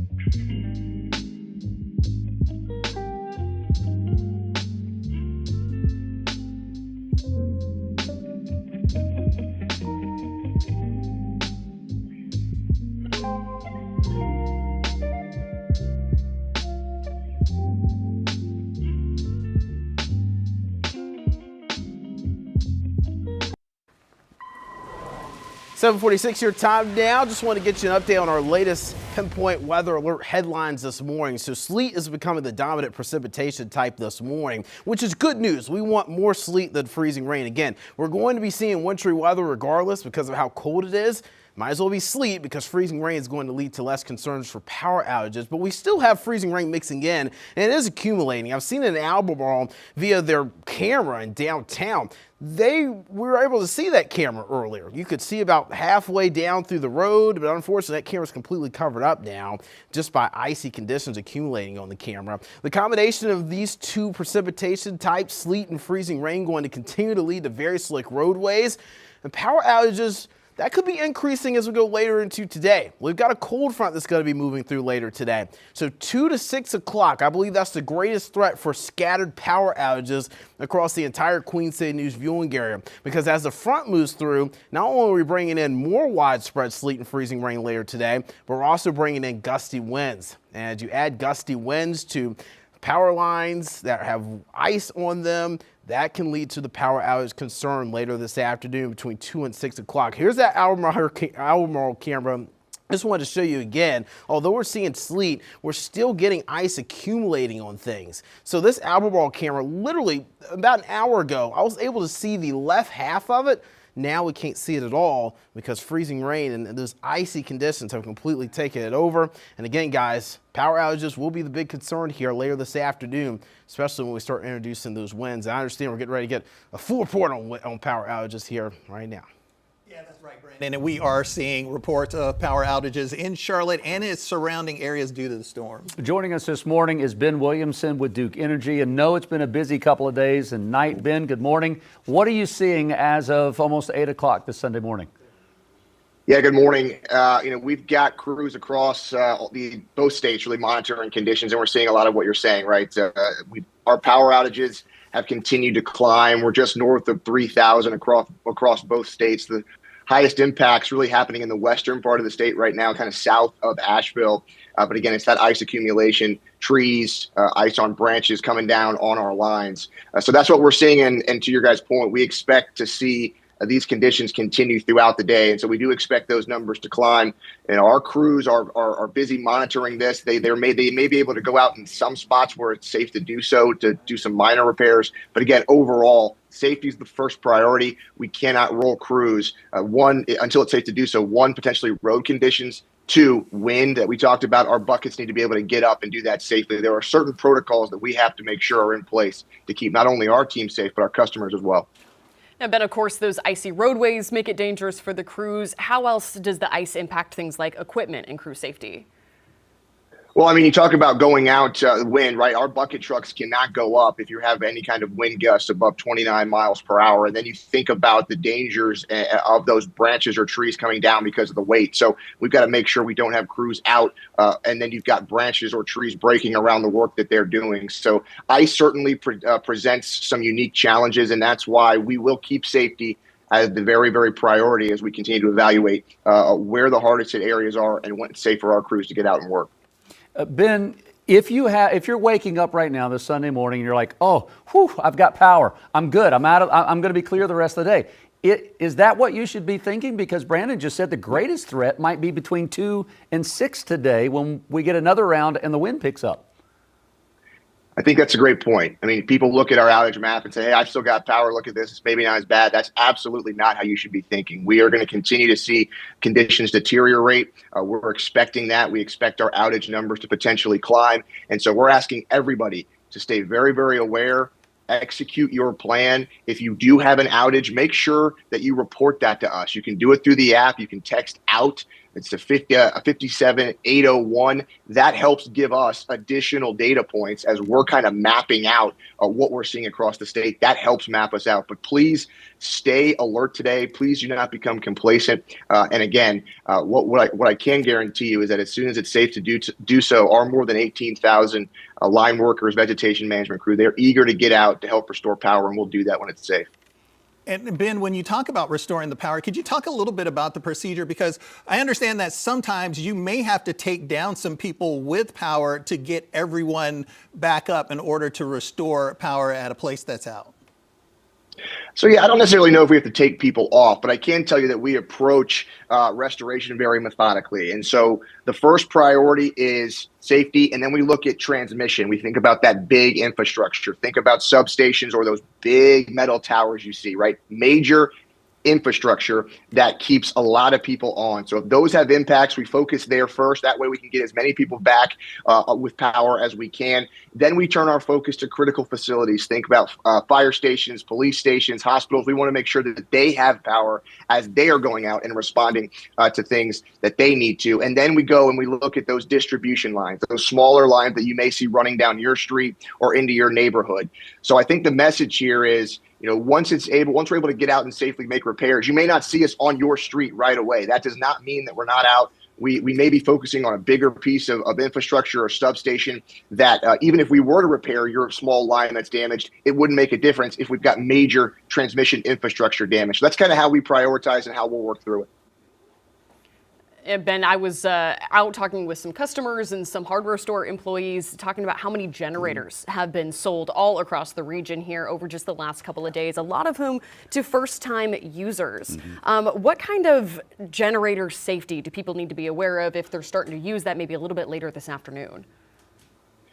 Well, yeah, a lot of people have been talking about this. Hopefully you've read the instructions, right? There's no situation in which generator should come into your house, and there's really no situation in which the generator should even come into your garage. Please follow the manufacturer guidelines. They are very, very clear on how to use those. We don't want folks adding to an already potentially dangerous situation by either bringing those into their garage or into their house. They are a great tool. They are a great resource if they are used appropriately. Hey, Ben, one last question before we let you go, and this is not to sound condescending to any of our viewers, but it may have been a while before the last time someone lost power. And sometimes when the power goes out, it makes you anxious. You get a little nervous, like, oh, what do I do? And you start doing a lot of things at once. As someone that works with Duke Power, what are some of the first 1, 2, 3 steps you do the minute your power goes out? What do you recommend we do? Stay calm, right? Okay. Report your outage. That helps map. We're able to map and see where that's at, and then again start to activate your plan. Right. This is why we've been talking about for the past almost week. Right. Have a plan, prepare, go through that. Keep your refrigerator closed. If you've got stuff outside that you can use, take that stuff outside, do that. Start your generators, but do it safely. So kind of just work through that checklist, and then you'll be in a good spot. I think another thing to add, it's important. If you still do have power as you wake up this morning, right? Maybe your phone's been you've been using your phone this morning. Maybe you've been using other devices. Keep those charged. So as you go throughout the day, keep those things plugged in so that if you do experience an outage, those things will be at full power for you today. Yeah, that is certainly great advice. Ben Williamson with Duke. Thank you, and all the crews that we do see and don't see that have been working through the night, and even the crews that have come in from other states. Thank you so much. Hoping to join you again next hour with more updates. Thanks, Ben. All right, thank you all. Coming up on 7:55, we want to get back over to meteorologist Brandon Lawson. Brandon, what's going on our radar right now? Yeah, just continuing to see more widespread sleet and freezing rain over the Charlotte metro. So this includes Gastonia, uptown Charlotte, through Concord, Salisbury, Rock Hill, and Lancaster, Monroe, Albemarle as well. Now, I want to point out, this is showing up blue. The radar not really picking up on what's falling very well. This isn't snow. This is a wintry mix of sleet and freezing rain. As a matter of fact, Albemarle, the camera there, as we've been showing you through the morning, is a great example of this being freezing rain because it is literally icing over there on the Albemarle camera. Here's a look at radar as you're getting further south towards Greenville, Spartanburg. Notice we still have more moisture to get through this morning, and that is going to be the concern. As we go later into the morning with more sleet and freezing rain blend again, we expect things to continue to deteriorate, especially on the roads, but also the concern for more ice accumulation on power lines and tree limbs as well. So here's Futurecast at noon. Notice we get kind of a little bit of a break in the precipitation, and then by 3-4 o'clock, here comes the cold front. So the cold front still has to come through later this afternoon, evening. Now, if you're just now joining us, the front has sped up today. Cold front was moving through around 7, 8 o'clock yesterday per models. Now it's moving through around 4 to 5 o'clock. So the good news with that, this blows through earlier. Sleet, possibly some heavy freezing rain, or late afternoon, early evening. And then by 8, 9 o'clock, we're drying things out. Now, the bad news with the front coming through earlier is that the power outage concern will likely come up earlier in the day versus later in the day. So you could lose power around 2 to 6 o'clock versus 6 to 10 o'clock like it was looking like yesterday because winds will be increasing. Here's a look at the ice forecast. We did adjust this, brought the ice forecast down to 1/4 of an inch to 1/2 an inch across the Queen City News viewing area. Now, this does not mean that this event is over. It's not going to be an issue. 1/4 of an inch of ice, for reference, is already too much for this region. That's going to lead to down power lines and also the concern for down tree limbs and branches. But 1/2 an inch would be crippling, and we could still see some isolated 1/2 inch amounts. But I don't expect we get to 3/4 of an inch or like 2002 historic ice levels like we saw here in the Carolinas then. So scattered power outages are a concern. Greatest threat for that 2 to 6 o'clock this afternoon and into the early evening. Winds are already steady right now out of the north. We've got 15 to 20 mile per hour gusts. So that still could cause power outages. But as we add more ice to the power lines through the day today, notice what happens when the front moves through. You're getting isolated gusts between about 20 to 30 miles per hour through the late afternoon and early evening, and that could lead to more concern for down power lines. We're actually going to have an explainer on that coming up in the next hour, why that wind really adds that effect to those power lines and also causes those power outages. So temperatures are likely going to stay below freezing through the day today. Some models are trying to hint that we get in the mid-30s. I don't think we get there. This wedge is going to remain in place. We're staying in the low 30s. Mountain forecast, cold air, teens, single digits for overnight lows through this week. So that'll be the concern for the Arctic blast continuing, because as we get towards Charlotte, we'll be in the single digits some mornings, possibly Tuesday morning, teens, a lot of mornings this week, and highs still below 40. So you definitely got to take care of your pipes as we go throughout this week. You're watching Queen City News now. Thanks for always watching. We'll continue to update you around the clock this morning on our winter storm.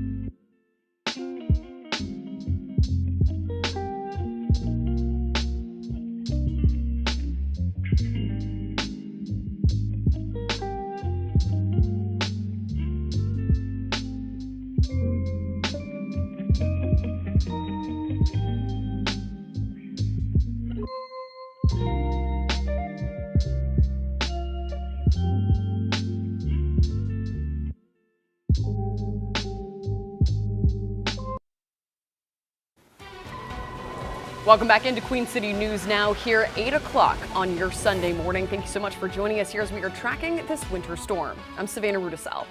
I'm Will Lewis. I'm Jason Harper. Thanks for joining us this Sunday morning. Many of you waking up wondering what are conditions for you like? What are conditions around the rest of the Carolinas since that storm moved through overnight? We have got teams all over the area, and you can see the backdrops other than McKay all look very similar this morning. We have got Taylor Young, who's live in West Charlotte this morning. We've got Alicia Barnes now joining us from down in South Carolina, Fort Mill. McKay Beeler is at the airport, and then we do still have Jen Cardone up in Statesville. Let's go ahead and get over to meteorologist Ted Phaeton and meteorologist Brandon Lawson. Look at that, 2 for 1, guys. Tag teaming.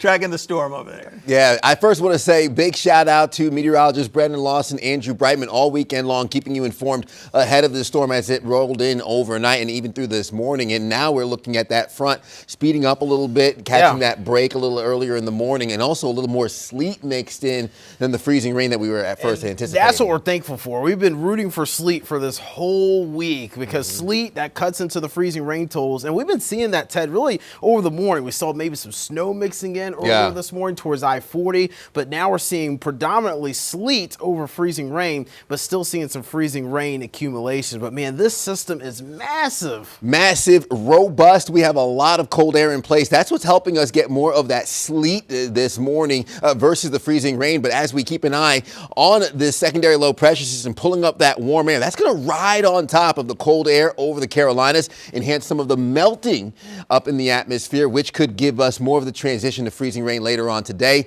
And that's where those ice totals can start to roll in. So our setup showing what is called the Miller B setup, right? This secondary low pressure system just off the southeast coast. We still have the ice storm warning in effect for our counties highlighted in purple, winter storm warning in the pink, but both still the same criteria. It's just more of the effects of the ice becoming an issue as we head into the afternoon. Let's jump over to radar, track exactly what's going on now. And as Brandon's been mentioning, you see a lot of blue here on your map and then transitioning to pink. The radar really having a hard time because this falls right at that cusp and the transition between that sleet and the freezing rain. We're getting more of that sleet than what you think would look like the snow here for areas along the I-77 corridor. And as we just saw, Jen Cardone up in Statesville to even Alicia down in Rock Hill, still seeing the impacts that looks similar this morning in the form of sleet. Now, when it comes to your snow and sleet totals, mountain counties certainly seeing the brunt of this. Over 2 inches up towards Boone, 7 inches for Jefferson, just a dusting to half an inch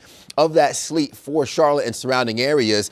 Now we hold on to the frigid temperatures. We're talking teens, and that's really what's playing into the sleet that we're experiencing. Simply just a big layer of cold air that we're sitting in with those upper teens, frigid temperatures, and continuing to hold on to those wind chills, even feeling like single digits from Statesville down into Charlotte. So think about our crews out braving these conditions for you so you don't have to, and still seeing those road temperatures facilitating the ice as well. We're talking road temperatures at 23 degrees, Charlotte to Rock Hill to Concord. Now, the good news is the brine and the salt treatment still would be effective at this point. We start having an issues through the I-40 corridor where we start touching 19 degrees in Statesville, 16 and 17 degrees in Boone. Your brine solution does not do anything for the roadways here at that level. So as these road temperatures start to creep even lower, that's going to impact our ability to keep those roads thawed out with the brine solutions that have already been seen. So we have sleet on the roadways, the pink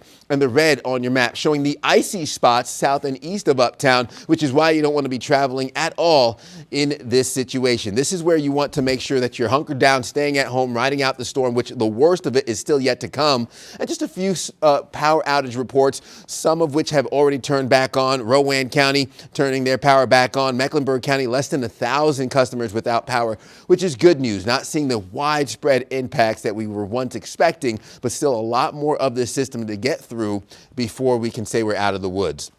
So here we are looking at the latest with the storm, getting more of that sleet mixed in, which is helping to bring down our ice totals. Here's high pressure to our north. I mentioned that setup, pulling all this cold air that's getting lodged in to the east side of the Appalachian Mountains. That's what's in place, giving us those frigid temperatures. That warm air coming up from the Gulf is giving us the moisture above, melting that, and then giving us the sleet as it freezes, encountering the cold air over Charlotte. So we'll get that cold front approaching, speeding up, giving us another round this afternoon with more of the warm air entrenched in that. I'm looking at the transition to more freezing rain for the second half of the day. So taking a closer look with Futurecast, throwing those temperatures on top, 20s later on this morning. So we go from the teens to the 20s. Now, while you think warming up will help us out, that actually limits our ability to refreeze that rain coming down. So it goes from sleet to what will become freezing rain after an early afternoon, late morning lull, and then we get more of that freezing rain rolling in this afternoon, 3 to 4 o'clock. Notice the pink becoming widespread. The rain, simply rain over eastern Tennessee, getting drowned out for our western facing slopes as we sit in the mid-30s, Boone and Jefferson. Those upper 20s, though, still sits below freezing, where the ice will start to accumulate on the elevated surface. I'm talking bridges and overpasses. I'm looking at power lines, tree limbs. All that's going to start really stressing the infrastructure and the power grid around the Carolinas. And then you factor in the winds as well, which will cause enhanced issues, which could, again, exacerbate and linger into your Sunday evening and even into your Monday, despite the wet weather coming to an end and the freezing rain coming to an end as well. So I'm looking at a quarter to half an inch of ice right now for the Carolinas. Everybody from our mountain counties further south. So coming down a little bit, your sleet is coming up a trace to 2 inches, 1 to 2 to 4 inches up towards Statesville and even further. And we'll continue to watch those impacts that could lead to power outages with your 7-day forecast showing temperatures near 30 degrees today. And then at best, upper 30s Monday before those frigid, cold temperatures for your overnight lows will settle in through the rest of the week. That could even extend some of those treacherous travel conditions into midweek. Guys. Ted, appreciate that. Thanks to you and Brandon. We'll be checking back with both of you here in the next couple of minutes. And like we said, we have crews all around the Crown, but we start with Queen City News anchor Alicia Barnes. She's live in Fort Mill this morning. Alicia, how is it looking out there? Hey, it's a difference. And what we saw last night, just a few hours ago, we were out here around 11 o'clock, midnight, didn't see anything. This is what the residents of Fort Mill are waking up to. And Ted said it best. We are out here so you don't have to be. This is not the kind of weather you want your kids playing in. It's cold out here. There's sleet that's coming down, freezing rain, and you can hear it when it hits the pavement. I don't know if you can hear the sound of my shoe right now, but it's all over here. I'm at Town Hall. I want to kind of show you just the elements that we're seeing right here. Just over my shoulder, you can see the icicles off of the front of that cruiser. You can look over to your side of what you're seeing there. You can see that whole windshield covered with snow. But it's a different type of precipitation that's coming out here. I want to welcome in the assistant town manager here, Gordon Burnett. Thank you so much for hanging with us today. I mean, we woke up to all of this powder. Was this more than what you expected? It was, but we have been diligent in our forecasting and our preparations for this the entire week. Right, and to just explain to you where we are. So this is the Emergency Operations Center. So all Public Works, you have the fire department, the police department, all kind of working together. What's going on the inside? What do people need to know? Right, so around midnight last night, we activated our Emergency Operations Center. Those individuals are made up of town leadership, public works, utilities, and obviously police and fire.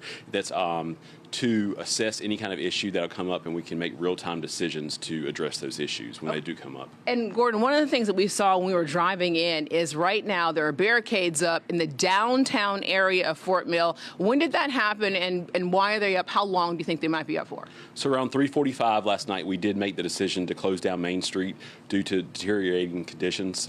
That will be closed until further notice, and that's just in an effort to keep people safe. Mm-hmm. And just coming out here, I mean, as I said, this is not the kind of weather you want your kids playing in. This is not the kind of weather you want to be out on the streets. The good thing, you don't really see any cars out. Is there anything that people really need to know now just about what we're seeing? And this is just the beginning. Right. We are encouraging people to stay home if you can and stay safe. We know as the morning progresses that people want to get out and sightsee, but we are really encouraging folks to stay home and be safe. You know, Gordon doesn't have a coat on right now, but he knows it is cold. He's just helping us out because your building is right on the other side here. But when you come out, you feel it. I mean, this is a different type of chill in the air. It is. It's very cold. And the one thing is concerning our residents and staying warm. Obviously, maintaining power and electricity with our power lines above ground is a big concern for us. And if the need permits, we will open a warming center to keep our residents safe. Yeah, we just saw Public Works. When we came in, we saw that the Director of Public Works was leaving. Right now, no issues, though. That's the good thing. But you have some concerns as we're moving on into the late evening? Right, so we are reporting no issues on our roadways, constantly maintaining and monitoring those, and no power outages have been reported for Duke Energy for the town of Fort Mill. And if somebody does have a problem, what's the protocol?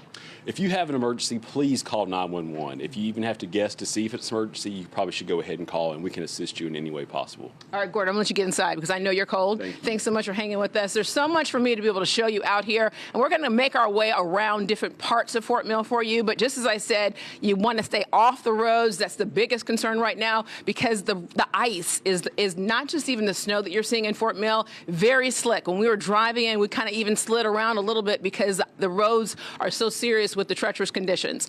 So I'll just be here live all day reporting to you from Fort Mill, showing you the area and the elements, and I'll send it back to you in the studio. All right, Alicia, thank you very much. I thought Ted was going to get on to Gordon for a second for not having his proper coat and outer layer on, but we realize he's moving around like a buzzing bee, so he's probably staying warm. So we'll catch up with you in a little while, Alicia. Thanks. A water main break is being reported near the state line in Pineville. Inbound and outbound lanes of Highway 51 are shut down from near the state line to Downs Road. NCDOT and Charlotte Water are on the scene working to repair the leak as quickly as possible. I want to give you a live look at Monroe here. City officials opened up a warming shelter in coordination with the American Red Cross. Man, take a look at just this layer of cloud cover that you're seeing over Monroe and a closer look down at those streets, not looking super passable. Now, once again, those who need a little bit of shelter this morning, Monroe Middle School is going to be open for people. Those who plan to stay for multiple days, they're asked to bring a lot of those supplies and the essentials like medications, blankets, their charging cords. They suggest bringing some snacks as well. They say that your pets are welcomed. However, you may not be able to stay with them. All those domesticated pets, those are going to be staying in a separate area, and they do have a limited capacity on those. Gastonia city leaders are keeping a warming center open 24 hours a day for homeless residents through this weekend. It's at the Unity Baptist Church on North Myrtle School Road and will stay open through 7 on Tuesday morning. Now, for Alexander County residents, if you're near Taylorsville, there's an emergency shelter available for you as well. If you lose power overnight and need a place to stay, you can head over to Alexander Central High School. Now, the leaders there, they're going to open the gym to the community, and that starts in about 45 minutes. So they open up at 9 o'clock this morning. They'll be providing food and water and some basic essentials, but they do suggest bringing your own supplies like medications, toiletries, for example. Now, in this shelter, pets are not allowed. However, there's a plan as county staff are able to take them to the local animal shelter, and they'll house them there, keep them warm and fed until the stay is over. If you need transportation to the shelter, a hotline will be made available, and you can call that at any time this morning, that number on your screen right now. There's also a warming shelter for Alexander County residents, this one in the lobby of the sheriff's office. This one is not an overnight one, it's just a short-term stay. But again, those hotline numbers on your screen right now, they'll help you out with transportation. Any questions that you have, there's an emergency line and non-emergency line for you. And we've been following the traffic conditions all around our area. And you heard Alicia talking about the roads down in South Carolina. We're going to go over to Jason Harper to talk about what he's seeing on the map here in our region around the Queen City.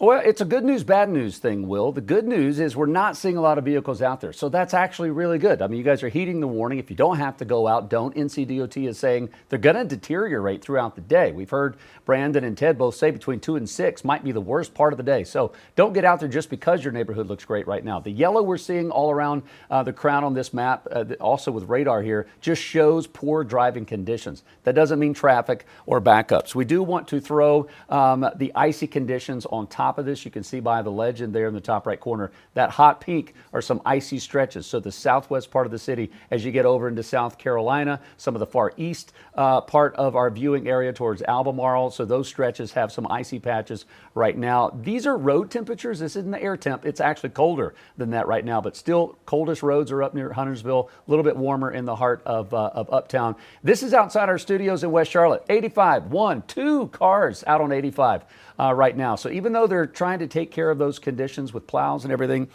it's still going to be changing throughout the day. There's a little layer of ice that you can't see, so you just got to be careful. Here's inbound Independence. 2 whole cars that are out there, which is crazy when you look around at what's going on around the Crown this morning. Here's a quick looking shot at 77 and Cherry Road. That is down near Rock Hill, still a ghost town. If you've got to go out to the airport, first of all, say hi to May Kay Beeler. She's out there.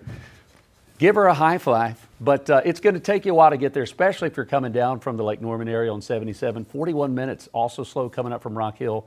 Not too bad from uptown. Just, again, as we keep saying, and we will repeat, unless you have to, just stay home. And as May Kay tracks some of the conditions in the skies, we've got our chief business correspondent, Taylor Young, tracking the roadways in West Charlotte. Hey, good morning, Taylor. What are you seeing?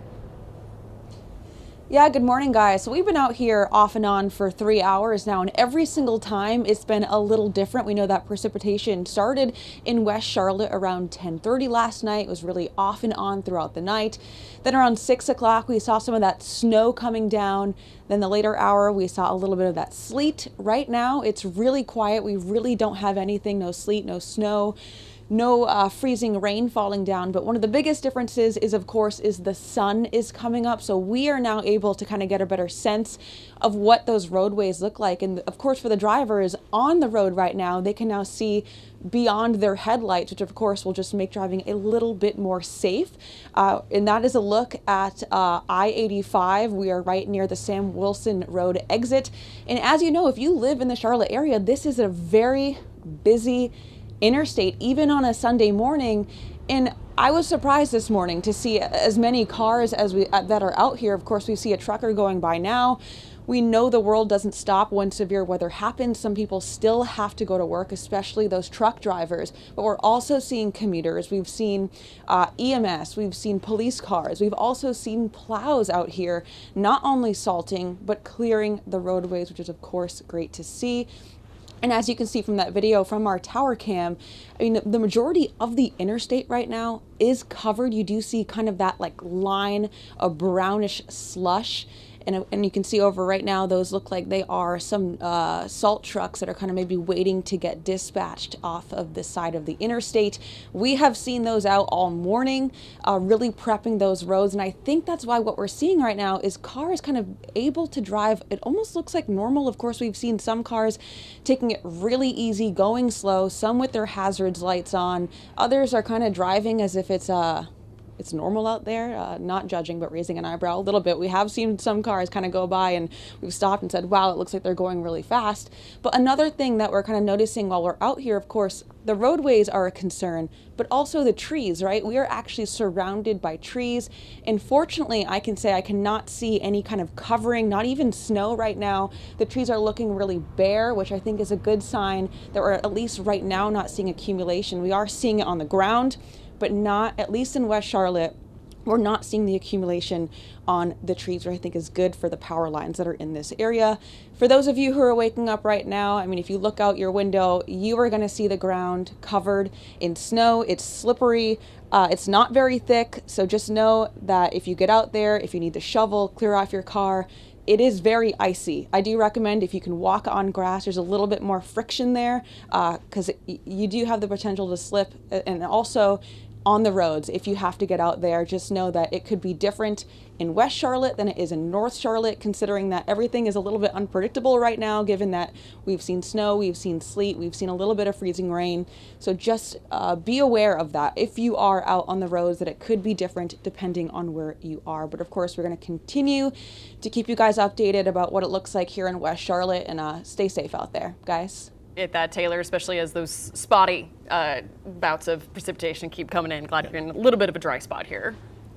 All right, we want to bring in Ted Phaeton back this morning. We were just asking you the question while Taylor was talking. We've been hearing, because Taylor said it looks like it may have slowed down. We've been hearing there might be a lull this morning in what's coming down. What are you seeing? Yeah, we're seeing intermittent impacts. That means on again, off again. So you might catch yourself in a little bit of a lull. That's not an excuse to let your guard down, because there is still an abundant amount of moisture aimed right towards the Carolinas that will provide us with more of the impacts of that sleet and freezing rain. Our setup is high pressure well off to our north, pulling in all that cold air trapped on the east side of the Appalachian Mountains, parked right over the Queen City. And then you have the warm air pushing north from the Gulf with that moisture that's raining right on top of that cold air, giving us the sleet. That's how cold it is that any of the rain that falls freezes in midair and then falls as those small little ice pellets. Now, as we warm up throughout the day and that moisture increases, we'll transition more in the way into the freezing rain, which I expect will cause some issues heading into this afternoon and evening. The good news, so far we have not had the bulk of the impacts when it comes to the power outages and the accumulating ice from overnight. That's the good news. A little bit more sleet, a little bit less freezing rain, but we're still looking at the extent of another 12 to 16 hours with this system continuing, which has more of the chances of bringing in that freezing rain. So jumping in it, we have those temperatures warming up. I say that relatively speaking into the 20s as we approach your later morning, early afternoon. We'll catch more of the low closer to noon, but as of right now, the intermittent off and on again is just the scattered freezing rain and sleet that continues to move through the Carolinas. The Queen City getting a little bit of a break at lunchtime, and then we'll see more of that increase as we head into your afternoon. So 3 o'clock, spotty in nature, becoming more widespread and aggressive. Look at the dark pink shading here at 5 p.m. This is where I'm expecting more of those wind gusts, as well as the more aggressive warm air above our heads, giving us the potential for freezing rain this afternoon. That's where some of those power outages could really start to spike and pop this afternoon, 5 to 6 o'clock. So be on the lookout for those impacts later on today, especially as these temperatures ramp up into the upper 20s, low 30s, which again is going to facilitate more of the freezing rain versus the sleet, which is what we've been seeing. So continuing to dry out overnight, but breezy conditions will still give us the chance for power outages heading into your evening and overnight. Your ice totals, we've come down a little bit. There's the good news, anywhere from 1/4 of an inch to 1/2 an inch of ice possible, but it only takes 1/4 of an inch of ice to cause some issues. Your sleet forecast is now looking at a trace to maybe 2 inches in some spots.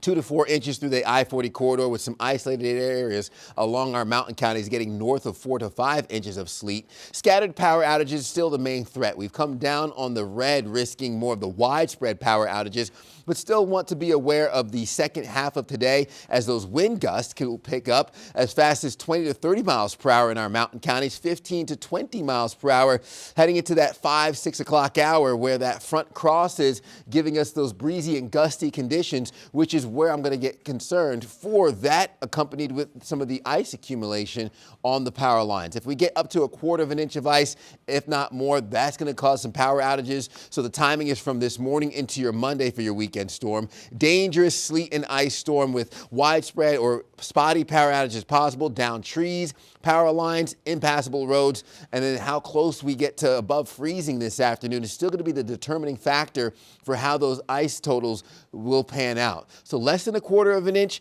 we'll have the slick roadways, not worth traveling in, isolated power outages here and there. 1/4 of an inch to 1/2 an inch is really where we start to see the damage here from hanging tree limbs, utility lines, scattered outages, dangerous roadways. Anything more than 1/2 an inch, we're really going to have some issues echoing around the Queen City. Now, what causes the power outages from the ice? Not just tree limbs falling on the power poles or the power lines, but the way water freezes on the power lines, gravity pulls the water down.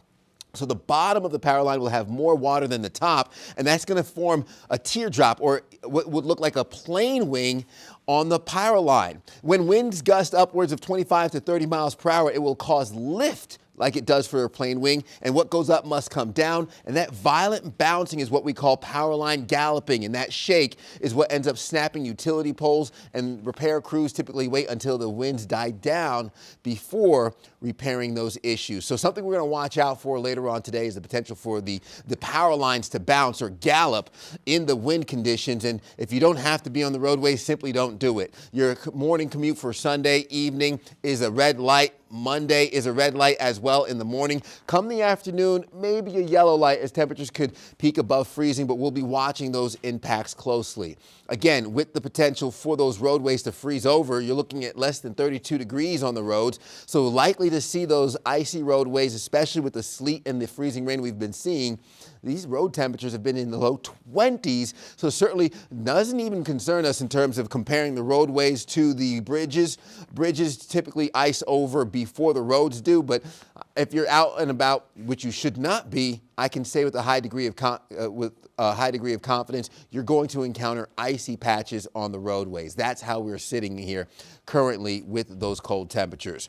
Now, I've been explaining how we're getting more of the sleet versus the freezing rain, and a lot of that is due to how cold it is and how big of the air of below freezing temperatures are with the warm air above us. So as the rain melts, it has a big area of below freezing temperatures to go through, giving us more of the sleet. But later on this afternoon, that Gulf moisture will increase, bringing in a little bit more warmth throughout your day, and then that's what's going to give us more of the potential for freezing rain heading into your Sunday afternoon. So we'll watch that further and closely to see that transition from the sleet to the freezing rain, which we are combating more of the sleet right now with the thin layer of above freezing air up to our north and the frigid teens and cold temperatures that have snapped in around the Carolinas. So I know it's hard to deal with the frigid temperatures, single digits. Your power bill is probably going to be mad at you later on in the month, but the frigid temperatures actually working in our favor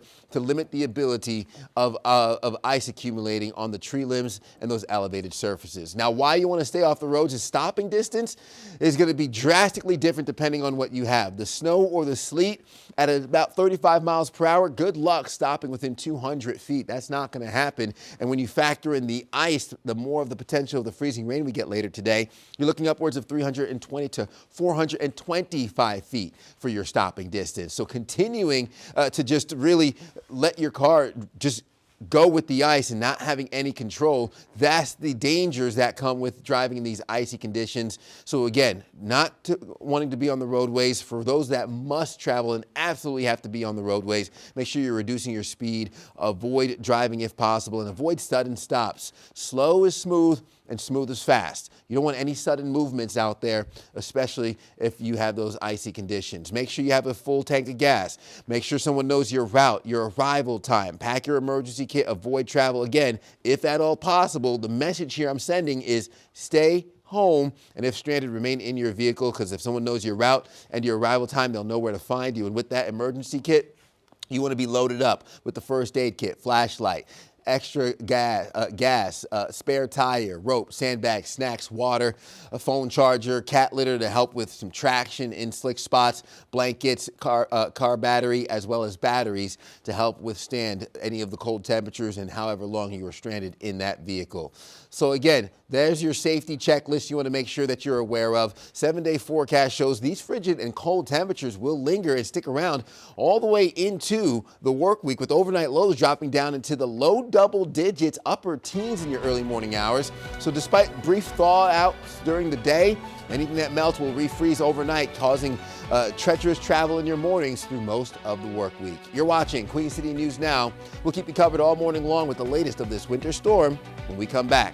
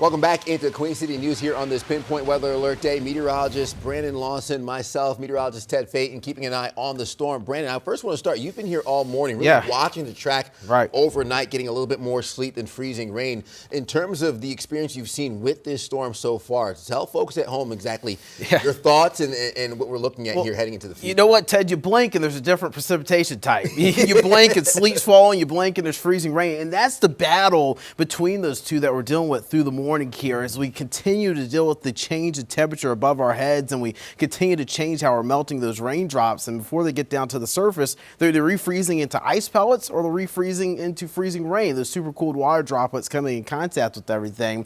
Now, the good news this morning is we've had more sleet than freezing rain. The bad news is we still have freezing rain, right? Correct. And this is going to be an extended impact. So from what started last night into this morning, we're still less than 12 hours into this system, which is expected to even continue for another 12 hours, if not more, heading into your Monday. So just breaking down what we're seeing right here, as you mentioned, more of that transition into that sleet and some of the freezing rain to our south and west. Some folks might be catching a little bit of a lull right now. I want to jump right into our current warnings that you want to be aware of that's lasting from this morning all the way through your Monday afternoon. That's the ice storm warning in the purple. The pink is the winter storm warning that we're watching north and east. The impacts still very much similar and the same, getting the sleet and the snow or the ice accumulation and the power outages that will likely be affecting us as we head into the later hours. Here's a look right now at radar. Very spotty in nature. As a matter of fact, I want to see if I could put this into motion. If Brandon, you could help me out, get our hand tracker going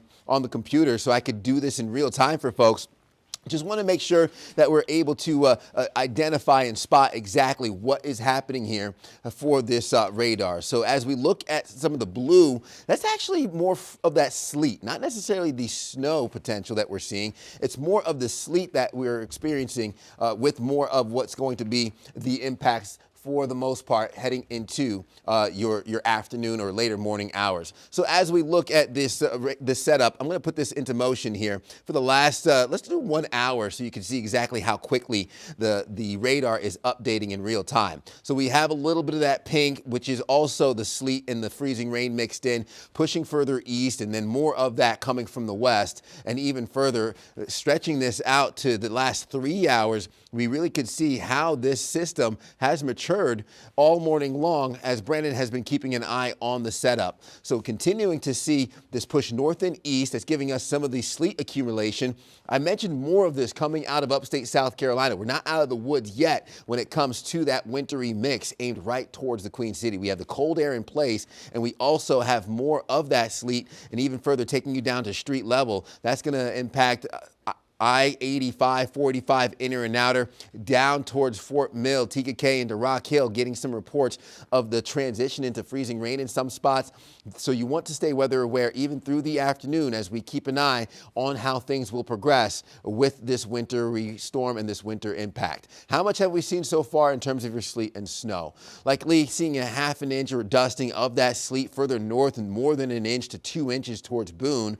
We're still looking at the potential for some of that freezing rain, but these temperatures are just so frigid. We're talking 18, 19 degrees, low 20s, Wadesboro into Rockingham. Factor in the breeze and the winds, we feel like single digits for Charlotte and surrounding areas up through Cabarrus County and even up through Iredell County, 5 degrees, Statesville and Salisbury for your wind chill this morning, and your road temperatures coming down, sitting in the low 20s, which will start to facilitate more of those icy spots and those slick conditions, especially in the I-40 corridor, where we're starting to get below 20 degrees, 19 degrees, Statesville. You start to lose the impacts and the effects and the efficacy of that brine on the roadway. So as of right now, your road conditions in the red look icy south and east of Uptown. We have more of the sleet on the roadways around the Queen City. So those road conditions are certainly going to be felt with a few power outages reports coming out of Mecklenburg County, less than 1,000 so far. So we'll keep an eye on that here through the morning and into the afternoon. But this is the setup we're watching with that warm air pushing further north, which will likely enhance more of that freezing rain, but mostly sleet so far, Brandon, that we've seen from this morning, which is the good news in bringing those ice totals down and some of the potential impacts that we could see around the Queen City. Yeah, and I talked about, you blink and there's a different type of precipitation. It's really been sleet for the most part this morning, but freezing rain also mixing in, so I've been using the donut example throughout the morning here. Freezing rain, it's kind of like a glazed donut because freezing rain, it's glazing over everything. Now, when you have sleet, you've got more of those pellets forming, so you've got more of the sprinkles on the donut there. So again, if you are getting that pinging, you've got sleet falling. However, freezing rain clings on the thing. So that's the difference between the two. If you're trying to do reports, we are getting a lot more ice reports this morning. Indian Trail now over a 1/10 of an inch of ice there over towards Union County. Crowder is up to a 1/10 of an inch, but Rock Hill, Concord, some of the latest reports when it comes down to ice, 0.08 of an inch. So we're closing in on a 1/10 of an inch of freezing rain already in Cabarrus County, also down towards Rock Hill and York too. So again, these ice totals are going to continue to come up here as we go through the morning and also later this afternoon when that second wave pushes through. So even though we are trimming down the ice forecast a little bit today, we're still going to be seeing significant impacts because again, 1/4 of an inch of ice still causes possibility of scattered power outages and also the concern for maybe down trees and power lines. So here's a look at how you can measure freezing rain. It's actually pretty simple. You want to do it safely first off, but find that icicle on a tree branch or maybe on a tree limb or whatnot, and then you want to measure the thickest part of that icicle and then measure the thinnest part of it. And whenever you get those two measurements, you average the two together. So divide those numbers by 2, those measurements, and that's how you get your measurement for freezing rain. You want to give that report into the nearest 100th of an inch, and all those reports are going to be great for not only us, but the National Weather Service offices as well that are continuing to try and figure out where some of the greatest impacts are today and what's falling. So ice forecast, 1/4 of an inch to 1/2 an inch of ice likely for the entire Queen City News viewing area. Now, this is a little bit down from yesterday around the Charlotte Metro where we could see up to 3/4 of an inch, but luckily due to more sleet this morning, as Ted was just talking about, that is going to cut into the freezing rain totals quite a bit. So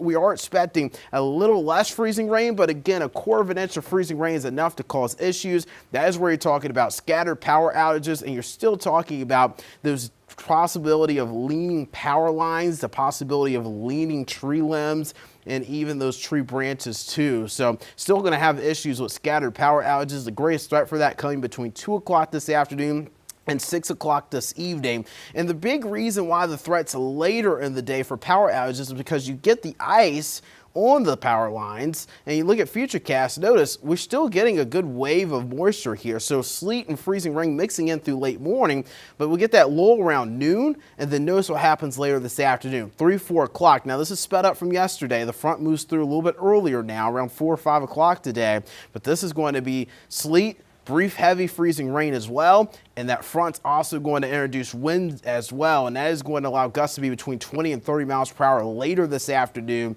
and that could lead to those power lines failing just due to all that ice hanging down on those power lines, and you adding wind to it definitely cause more of a concern as well. So we'll be talking more about this storm, including what to expect afterwards when it comes to those colder temperatures we're expecting this week. Coming up here in just a bit, guys. All right, thanks so much, Brandon. We know you and Ted have been talking about this storm, and it's covering the nation. As you see right here, we show our view from over our studios looking over I-85. Not a lot of people going out there, but those roads are icy. And then we go to the nation's capital. You can see the flag whipping there in D.C. as they're dealing with the storm as it is going through as well. All right, we need to bring in our chief transportation correspondent, Maykay Beeler, at the airport. Maykay, how are things looking out there? It's a ghost town. I'm going to be honest with you. Very few people are here, mostly employees, but the planes are flying out, but to certain destinations. Anywhere up and down the East Coast, there are ground stops and flight delays, and here at Charlotte Douglas, at least 80% of the flights at least have been canceled. If you have a flight today here at the airport, make sure you check with your carrier before you leave the house. I've spoken to a few people who showed up and looked at the flight board, and their flight was canceled, and they kind of risked life and limb to get here. Many of them are white-knuckled after trying to drive here or take an Uber. I do want you to know, though, Charlotte Douglas International Airport, it is fully operational and it is running. The terminal never closes. The airport is open 24/7. That doesn't mean the airlines are going to fly. So if the weather isn't ideal, or safe, the airlines will decide we're just going to cancel or delay your flight. If you do come out today and you're flying today, because there's so many delays, it's a good idea not to check a bag. Just carry on your bag, because if you're connecting somewhere and that gets canceled or changed, you have your bag with you.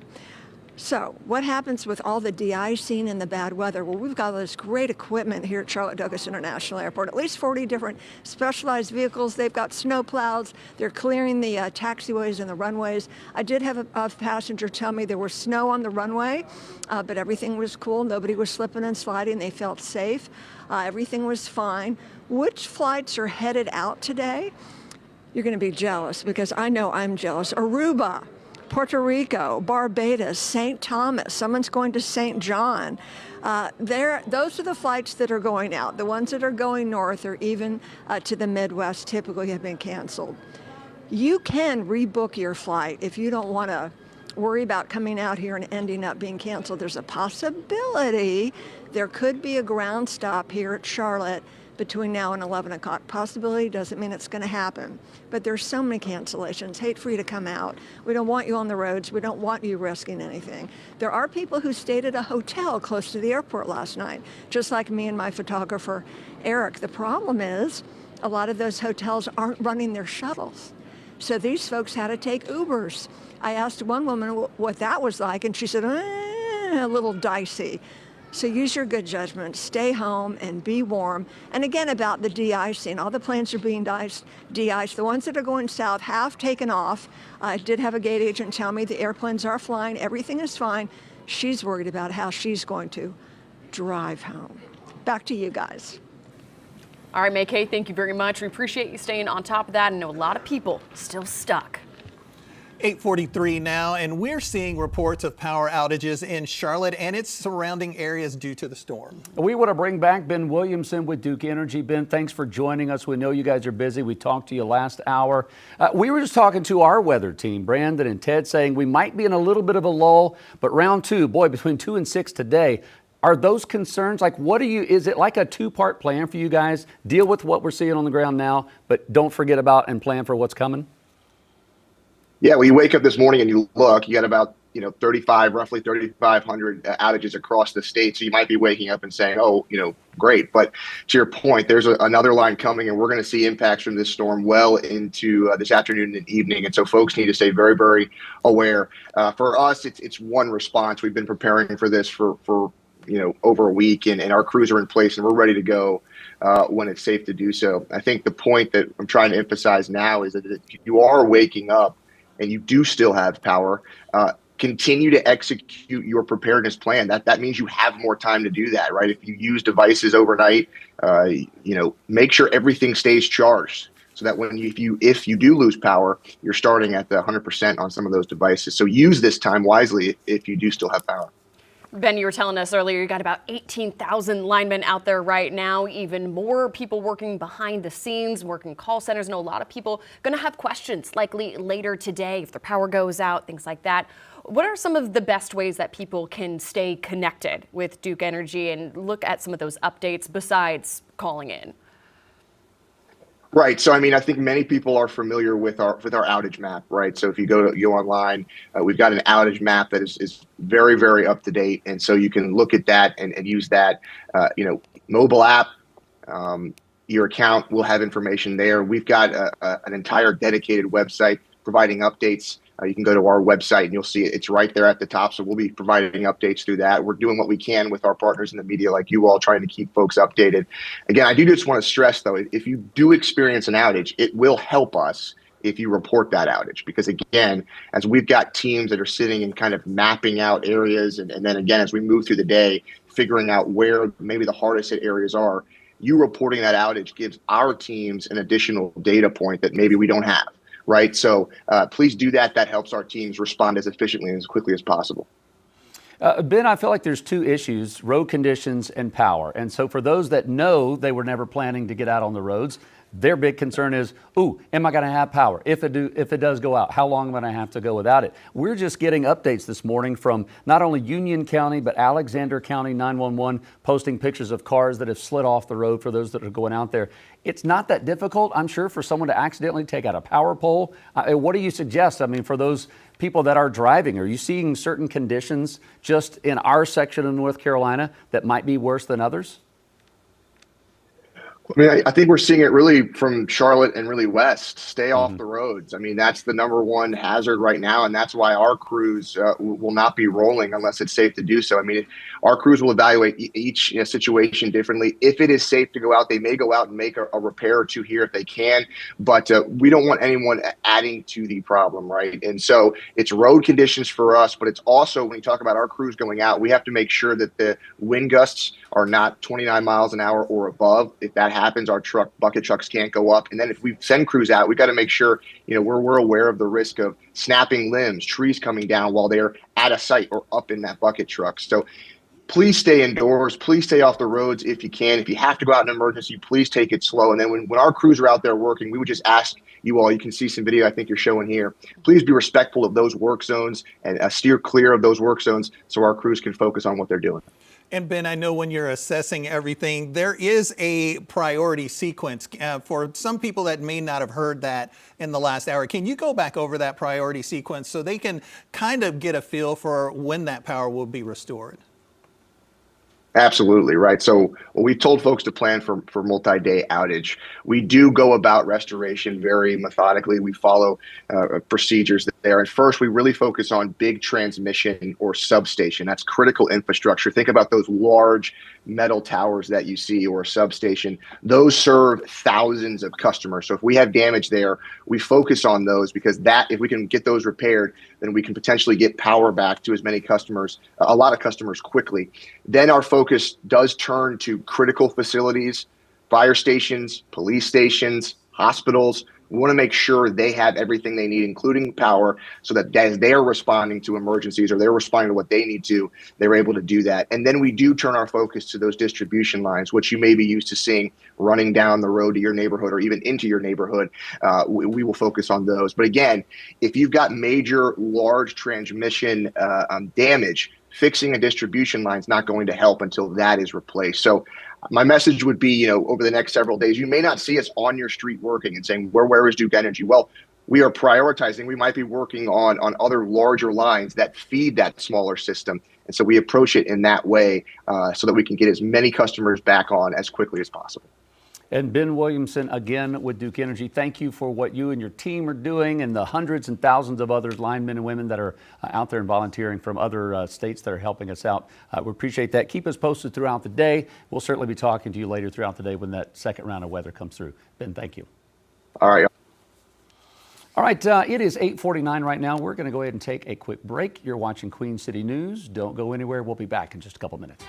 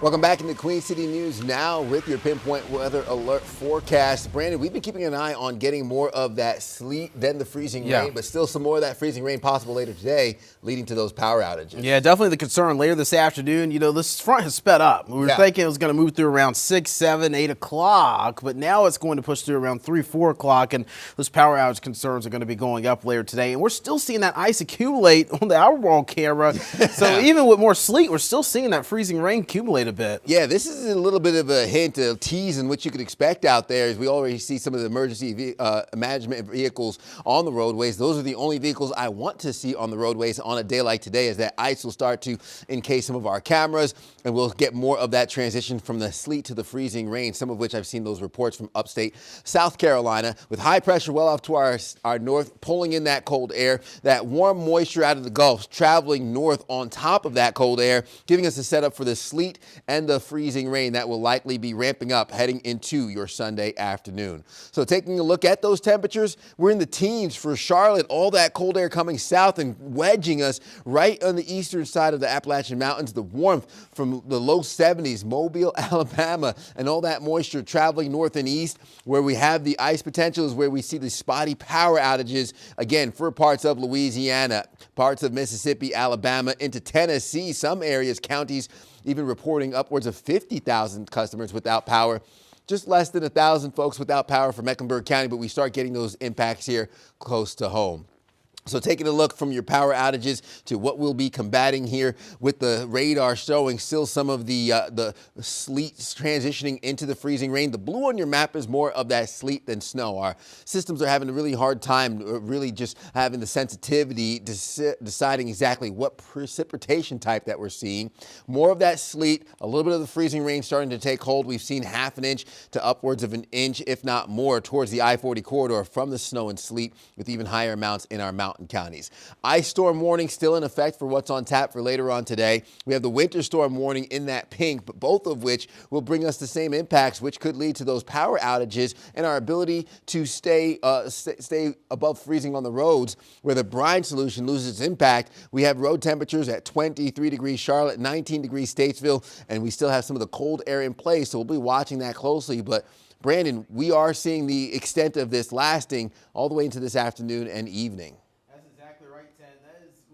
Concern even later today. We still have a lot of ways to go with the storm. So although we're seeing some breaks in some of the precipitation, we still have another wave moving through later this afternoon. And it has been very cold outside. Air temperatures right now in the teens. You just saw from Ted, the road temperatures are also well below freezing. So whether you're driving on a bridge, elevated roadway, or just a normal road, you're going to have icy conditions this morning. But with these air temperatures being as cold as they are this morning, it does get me worrying a bit about if the salt is becoming less effective. The reason why, because again, sodium chloride is just lowering the freezing point of water here to 30 is at 32 degrees. So again, freezing point of water is 32 degrees. Sodium chloride, common type of road salt. So that salt is lowering the freezing point of water. However, when it gets cold like this, sodium chloride becomes more ineffective. So when we drop to about 15 degrees or so, we see that salt become less effective, and it's not melting the ice as well. So that's something that also has me concerned. Main roads, for the most part, road crews have been keeping up with those, although they deteriorate pretty quickly following clearing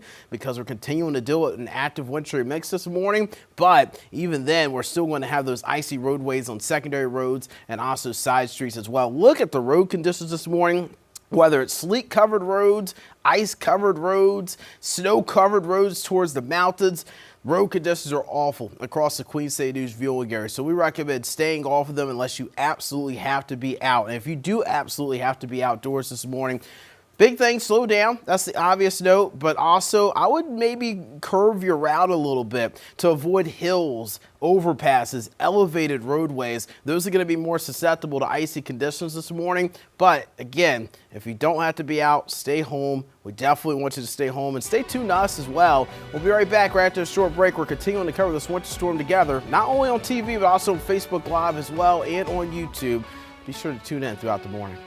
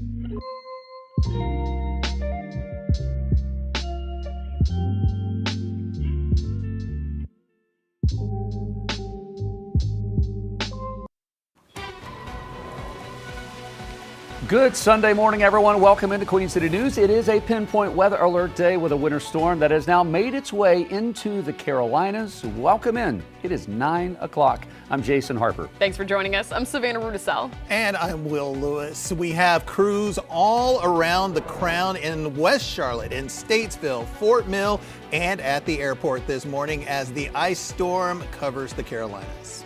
But first, we want to join meteorologist Brandon Lawson and Ted Phaeton for a look at what we are seeing right now. Guys, we appreciate you both being here. What are we looking at? Oh, yeah, we are looking at the extent of this winter storm still ramping up this morning, lasting into this afternoon. Could catch a little bit of a lull midday, but I'm noticing a little bit more of the transition into freezing rain in some spots. Yeah. Brandon, have you seen the same trend? And we're seeing the ice totals come up. So that's the thing. That is a sign that freezing rain has become a little bit more predominant when it comes down to precipitation type here recently. I actually, Concord's almost up to 1/10 of an inch of ice now. Yep. Spots like Indian Trail over 1/10 of an inch. And again, we got to get to that 1/4 of an inch to really start having major issues. But we're not far from that in some locations. And here's the thing, Ted, we still have a long ways to go. We've got to get to the late afternoon into the early evening when the front crosses. That's when we're expecting more precipitation. Yeah, I will say we've been lucky so far getting more of that sleet mix overnight. We had a later start, more of the sleet. So that's the good news. But unfortunately, really the brunt of this storm has yet to arrive yet. Already arriving and reaching some of that 1/10 of an inch threshold only sets the foundation for what could be the higher accumulations later on today as we track the pair of these low pressure systems going from the southeast further north and east, giving us the impacts of what will be this winter storm bearing down on the Carolinas here for your Sunday afternoon and evening. So taking a look as we continue to track things for you even further, your ice totals are going to be something that has come down a little bit, but you're still holding on to that ice storm warning in that purple, the winter storm warning in the pink, both of which still has the same impacts, which will be the potential for those power outages as we head out and about. Treacherous travel with road temperatures well below freezing, 23 degrees for Charlotte, Monroe on the roads, up 19 degrees for Statesville. We start losing the efficacy of the brine and the salt solution on the roads as you get below 20 degrees. So certainly on that cusp for those impacts. I've been noticing more of the pink and the red south and east of Uptown where the transition to some of the freezing rain is taking hold. That's going to give us icy spots, slick spots on the roadways, more of the sleet-covered roads north of Uptown heading into the I-40 corridor, but even a little bit of the red showing these icy conditions over the Queen City. So less than 1,000 customers without power as of this morning. We're watching for those power outage reports. Here's the secondary cold front with that warm nose pushing further north, helping to transition into what will be the freezing rain. That's combating the cold air from the north with high pressure parked over New England. That's the recipe for the sleet and the freezing rain we've been getting throughout the day. Could catch a lull through lunchtime, 12 o'clock, before early afternoon really ramps up the impacts 4 to 6 o'clock and then even further by 9 p.m. starting to dry out and taper off, but not before giving us certainly another round of a glaze of ice for those elevated surfaces. So slowing it down a little bit and throwing these temperatures on top will ramp up from the teens into the 20s throughout your afternoon. I'm looking at the lull here at lunchtime and then spotty in nature when it comes to the sleet and freezing rain and the ice potential heading into today. Here's 4 or 5 o'clock where I expect the brunt of those impacts, which will enhance that glaze of ice associated with the wind gust. That can cause some major issues. We'll keep an eye on this storm for you and talk more of the threats and the totals that we could expect here coming up with another look at your forecast. Guys. All right, we will keep an eye on it. Thank you very much, Ted. Appreciate it. Want to get to our crews out live in the field, starting first here with Queen City News anchor Alicia Barnes down in Fort Mill this morning. Alicia, you were seeing kind of some slipping, sliding around on the roads earlier. How are things going right now? Savannah, the conditions are telling the story. So let me show you first what we're seeing here. I'm going to bend down under this police cruiser here. These icicles. Listen to this. That tells it right there. We know how icicles are formed, right? It's the rain, it's the ice. It starts to be able to, not freeze and then freeze again, and it shows those icicles are forming. Another thing is this. When we first got out here, I put a can just to be able to see how much precipitation has come down. Now, at one point, this can was covered. Now, you can be able to see there's just water. And when you look at how much precipitation has come down, that just shows you what we're seeing. Not a lot. If you're saying, hey, Alicia, not a lot of snow. I know. That's the point, because look, when this snow here, it's not the snow that's a concern. As I brush it off the windshield, it's this ice. If you can get closer, and it's what you're not seeing is the problem that officials are saying on the roads. This ice right here, just an indication. As I put my hand over this, you can tell how slippery it is. And when you get out on the roads, when you think you see that it doesn't look like ice, there's no way to be able to tell. As we were coming here, we're at the town at Fort Mill, right next to Walter Elijah Park, we're kind of sliding around the road. So we're explaining this is the reason to stay at home. Let us do the work for you. Let us show you how bad it is out here. But between the ice, the snow, right now, just in the last 10 minutes, it started coming down with the freezing rain, and you can kind of hear it. I'm going to pause. You can kind of hear that a little bit, possibly. That's what we're seeing. So right now, the officials, we talked to the police department, we talked to the fire department. Everybody has the same message. If you can stay inside, please do so. However, if you have to get out, what they're advising is for you to just kind of pace yourself. Give yourself some more room. Don't go close to other cars, especially in this area. Now, we're going to leave here. Again, I said we're at the town of Fort Mill. We're going to go on the other side of Fort Mill, heading toward Rock Hill, to be able to show you what we're seeing in that area. But for right now, we're going to send it back to you in the studio.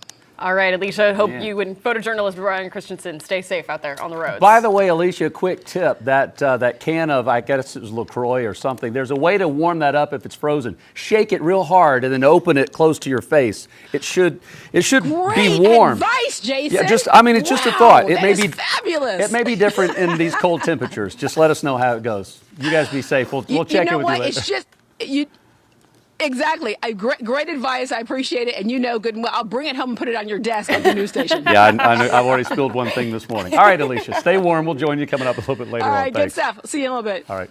All right, 9:07 and checking in on the conditions of the roads in our area through the Drive NC map. As you can see, icy and snowy conditions are reported across our higher elevations. Now, Gastonia city leaders are keeping a warming center open 24 hours a day for homeless residents through this weekend. It's at the Unity Baptist Church on North Myrtle School Road and will stay open through 7 Tuesday morning. And for those of you near Taylorsville, if you do end up losing power and you need a place to stay tomorrow, you can always head to Alexander Central High School. Leaders there say that they plan to open their gym to the community starting at 9 a.m. Food, water, other basics that you might need will all be available to you. Capacity is limited though, so bring any essential items with you that you might need, especially like your medications, your own personal toiletries. Pets are not allowed, but if you do bring them, county staff can take them to the local animal shelter until your stay is over. Now, if you need transportation to their shelter, a hotline will be made available. You can call that hotline. There's the number right there, starting earlier this morning at 7 o'clock. A warming shelter is also available now in Alexander County, part of the sheriff's office there. Now, this is short term. It's not open to stay overnight. Again, there's a hotline for them as well, open for anyone if you might need transportation. Now, with slick conditions across the South from the storm, this video right here is out of Nashville. Police there helping a driver try to get up the hill, pushing that car there. Tennessee transportation leaders, they continue to echo the message for drivers to please stay off the roads. And another reason to stay off the roads, this video right here on a bridge along Interstate 440 in Raleigh. Westbound lanes were shut down due to a crash involving a police cruiser. Raleigh police say the icy conditions led to the crash. The officer was not hurt, but remember, bridges ice before roads. All right, good advice. And we want to show this video. This is a cautionary tale. What a scary image here. This is just a reminder to stay alert during dangerous weather. Mecklenburg County EMS officials posted that picture on Instagram about paramedic Tim Hayes. So during an ice storm 23 years ago on I-77, it was up near Davidson, a semi-trailer slid into the scene where Hayes was already there responding. He got pinned against the guardrail. And those injuries cost Hayes his legs, but more than 20 years later, he is thankful he can walk again. Department leaders say roads create unpredictable conditions. They're urging everyone, like we've said all morning, if you don't have to get out, stay home. So be prepared for some impacts to your mails and your package delivery. Now, the U.S. Postal Service is issuing alerts about some delivery during this winter weather. They say with as many as 30 states impacted, USPS says these delays could happen in both mail and package processing. So the service will continue monitoring some of the developments, and they're going to change their operations today and into tomorrow to try to minimize the impact. Consumers are asked to regularly check the website to see whether your mail will be delivered or if your local post office is open. 9:10 now, and we want to continue our live coverage with our crews. We go to Chief Business Correspondent Taylor Young. She's live in West Charlotte, just outside of our studios. And Taylor, you've been monitoring what's going on 85 and just watching some cars going back and forth. What's going on now? Well, I can tell you guys, it's really picked up here over the last half an hour or so. We're starting to see this sleet start to pile up on clothing, obviously on the ground, on the roads. Now, I will say throughout the morning, it really surprised me. Even at 6 o'clock in the morning, we saw drivers on I-85 either heading to work or wherever they have to go. That includes truck drivers, commuters, police officers. We also saw first responders. Now, throughout the morning, we've seen a little bit of snow. Now we're seeing that sleet. Of course, it is starting to really stick on the interstate. I will say every time we actually see something coming down, like whether it is snow or whether it is sleet, we do see drivers tend to actually slow down a little bit. So that has been a really positive thing to see. We've also seen a couple of drivers actually take that exit 29, that's Sam Wilson Road. Drivers have been able to safely make it up there. We know that kind of going up an incline can actually be a lot harder, especially if roads are a little slippery, but we know that those plows have been out here really prepping the roads, and they have continued to do so every single day. And I know earlier in the show, Jason mentioned that a lot of us here at Queen City News are staying at the station, number one, because the roads are dangerous right now, but two, we live all across the Carolinas, right? So we have some Ring camera video. The first one that we're going to show you is from Polk County. We showed you the night version earlier. As you can see, this is in western North Carolina.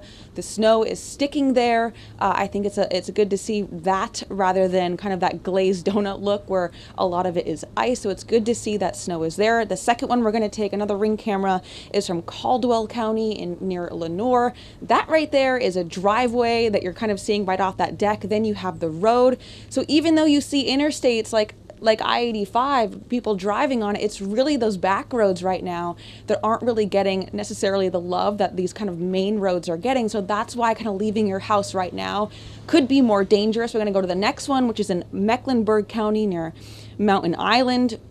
That's looking a little bit more like what we're seeing here near the station. We're seeing some more patchiness, maybe a little bit less snow and more accumulation of that sleet. And the last one we're going to go to, this is actually cell phone video of Cabarrus County, where the snow is actually sticking to the road rather than the grass right there. So as you can see, I mean, it looks pretty different depending on where you are across the Carolinas, and that's going to be the same for the roads. Again, we have seen Interstate 85 all morning. There have been cars driving, but this is a priority road. This means that there are going to be plows out there plowing it, de-icing it, putting salt down. That is not necessarily going to be the case for every single one of those back roads, especially if you live a little bit out of the city. So just keep that in mind.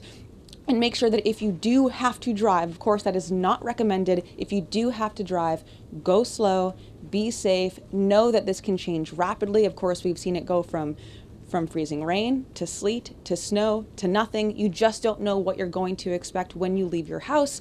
So just be aware of that if you do hit the road. I'm going to toss it back to Ted and Brandon. Had some incredible visuals there, Taylor. And one thing I wanted to point out, too, we saw some of the video, especially that one from Cabarrus County, Ted. And the sleet, you notice it's really accumulating in the roadways, but it's not accumulating as much in the grass. And because when sleet's coming down, the ice pellets, they're filling into the grooves and the crevices and the grassy areas.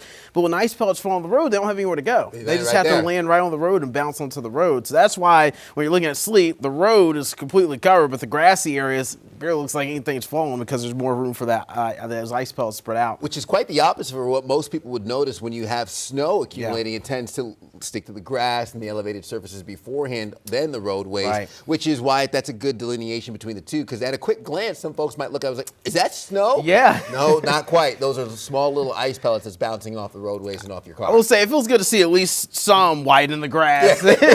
Yeah. When it comes down to winter season for sure. Yeah, we're talking about this in a moment in terms of Mount Mitchell temperature 39 degrees, why that's important, why that is significant. Brandon's going to break that down, but we want to first dissect what we're dealing with, taking you outside with a look at Lake Norman, which does look like a winter wonderland. But that, again, as we were just mentioning, is the sleet that we have seen falling on some of these elevated surfaces, and we continue to see the wintry mix impacting the Carolinas, transitioning into a little bit of that freezing rain as well. So taking you right to your radar, you see a lot of blue on your radar, but I'm looking at this more in the way of the sleet. We're having a hard time at delineating the difference between that freezing rain, the sleet, and the snow. All the blue you're seeing for the most part here is in fact sleet with some freezing rain mixing in here for parts of Uptown. I'm going to put the clock into motion so you can see the last few hours in terms of how things have progressed. We had ones of those widespread impacts becoming intermittent and giving us a little bit of a lull in some spots. So on again and off again when it comes to the sleet and the freezing rain that you'll be seeing with your ice storm warning still in effect through your Monday afternoon, winter storm warning in that pink. Temperatures are in the teens, so we are frigid, and that cold air is what's facilitating more of the sleet. But notice where we have those 20s is also where we're going to have more of the freezing rain and those ice spots on the roadways because of the warm air above our heads, which is allowing some of the rain to melt before hitting the ground, which is giving us the ability for that water to freeze on elevated surfaces. So winds, something we'll be watching for, currently 14 miles per hour, gusting upwards to 15 plus miles per hour, even faster in our mountain counties. That becomes more of an issue later this afternoon when we have more of those ice accumulations approaching a quarter of an inch. But the wind chills makes it feel like single digits, 4 degrees for Charlotte into Iredell County up through Statesville, feeling like low teens, Boone and Jefferson. How much snow and sleet have we seen from this? Anywhere from half an inch upwards to close to 2 inches towards the I-40 corridor. And your road temperatures coming down from 23 to now 22 degrees for Charlotte. And we'll be watching the 19 degrees Hickory and Salisbury, which will facilitate those icy road conditions, as I mentioned, south and east of Uptown, where we have those air temperatures in the 20s. So more of that freezing rain starting to move in. Less than 1,000 customers without power around Mecklenburg County. This is the setup that we're watching. Cold air to our north, but that warm air struggling to really make it down into the Queen City, riding on top of the frigid conditions that we have. But that's what's giving us the concern, that warm nose heading into the Carolinas, which gives us the warmer air, which could enhance more of that freezing rain potential later on today, as we just showed you to start the 39 degrees in Mount Mitchell near 40 degrees. Brandon, that is an issue because of the warm air above that enhances what we can see here close to the ground. Yeah, it's wild to think about. Mount Mitchell, the highest point in North Carolina, 6,684 feet in elevation. It's nearly 40 degrees right now. And as you were saying, Ted, the higher up you go in elevation this morning, you're getting warmer because you have that warm air layer that's in the mid-levels. So up at Mount Mitchell, it's 39 degrees because we have that warm air as you're going up. And that warm air is allowing the precipitation, the snow, to melt. But then underneath that warm air, we've got much colder air at the surface, and that is refreezing that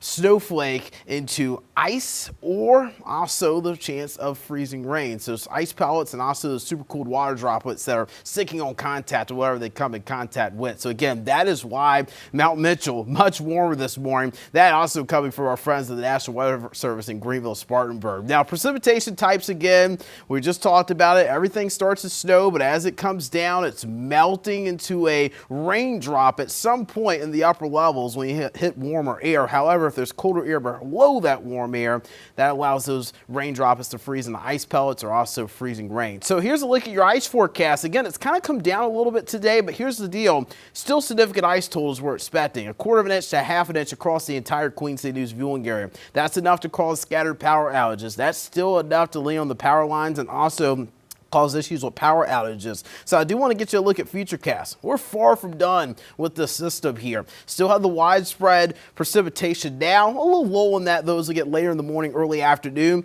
But then we've got a second wave moving through 3, 4, 5 o'clock. We've got more wintry mix, including sleet, heavy freezing rain, and then the system gets out of here. But we do expect more power outages later today with that shot of freezing rain and sleet, because we're also going to be seeing gusty winds too with that. So that's something we're going to be following throughout the morning, how quick the front moves through, and also how quick those power outages could come up as a result of those wind gusts. We're continuing to track things for you again on Facebook Live, YouTube, and also here on television. And we'll keep an eye on things for you here as we go through the morning. We're going to go ahead and toss the break, but we'll have more right after this, my friends. Live look from Charlotte Motor Speedway. Ain't going to be no race there today.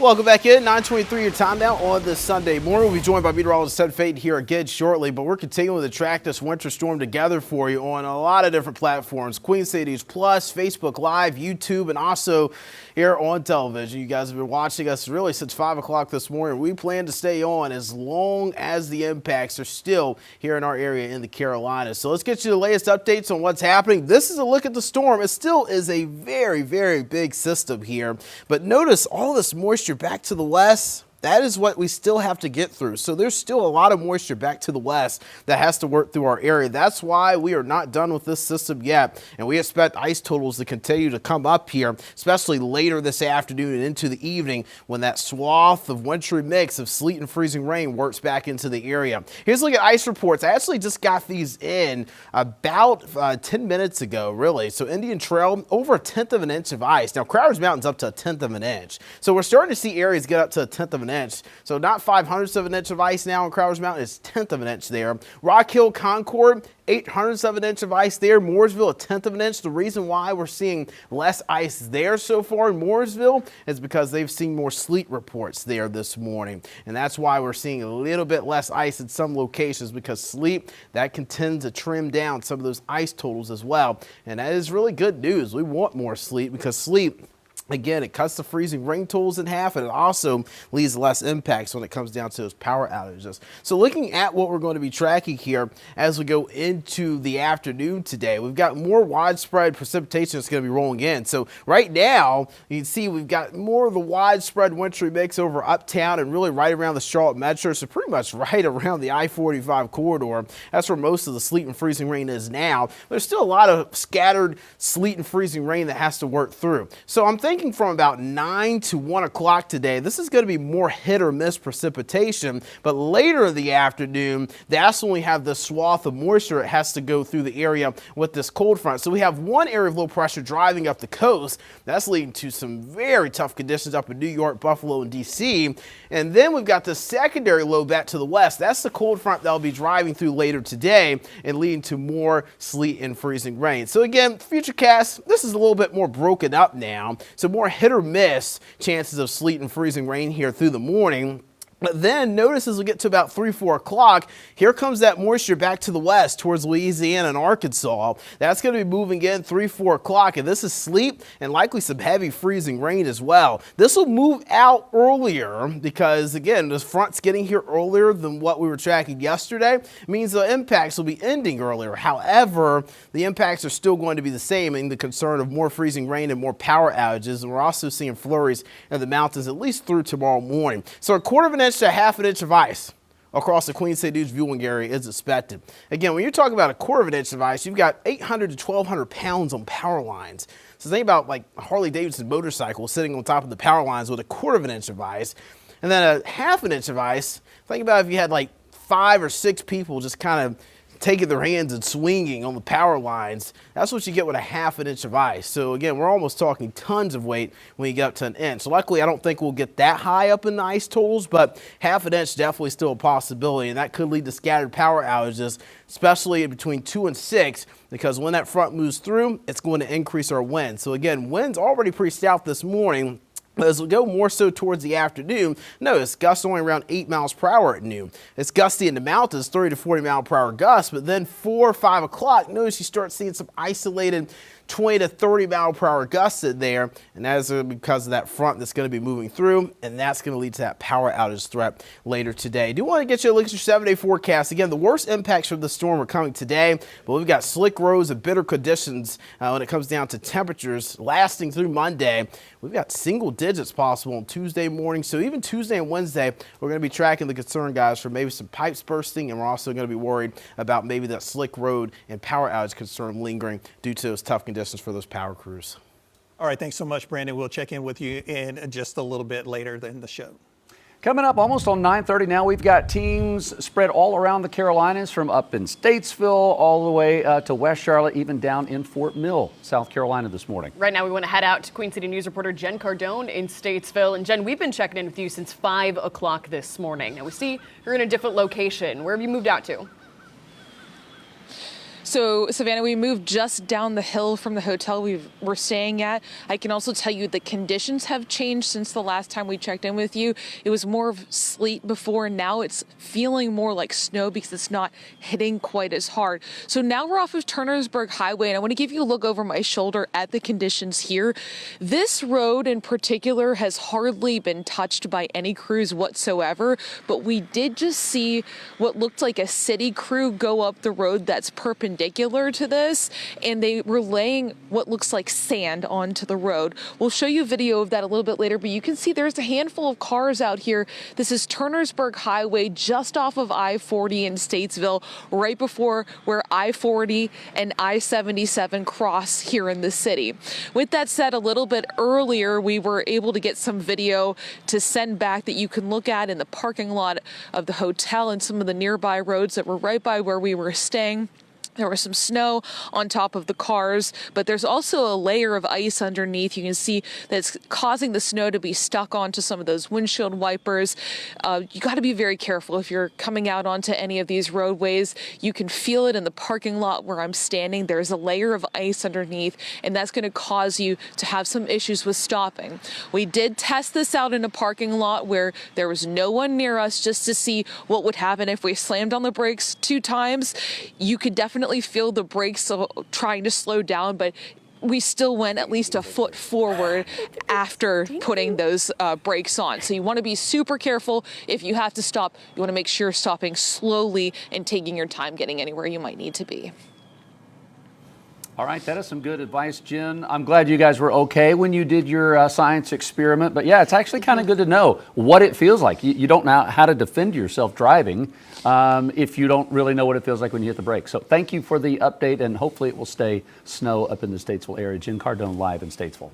And we do have an update to bring you about those road conditions. CATS now says the Blue Line and the bus service will be delayed and not starting until noon. Now, this has been pushed back from the original time at 10 a.m. This is along with the Gold Line streetcar service being suspended all weekend. And to find your closest available bus stop or route, use the CATS Pass app. CATS says you should expect delays and detours and are encouraged to just delay travel until after the storm if possible. All detours will be posted on ridetransit.org. Now, for residents and families around Mecklenburg County who are needing some emergency shelter, there is help available. The Grady Cole Center is open, and the American Red Cross leading the operations there at the building. They're providing, of course, heat, some power, and meals as well. Nurses are on standby to conduct some free health screenings. Now, if you aren't able to get to this shelter, CATS is offering free rides. You're encouraged to bring some items such as multiple days worth of clothing just in case, some sleeping bags, snacks, and any other essentials that you may need. It is 9:31. We're going to take a quick break. Thank you for keeping it here on Queen City News, a live look at radar. A little bit of a lull, but another round coming this afternoon. We'll be right back.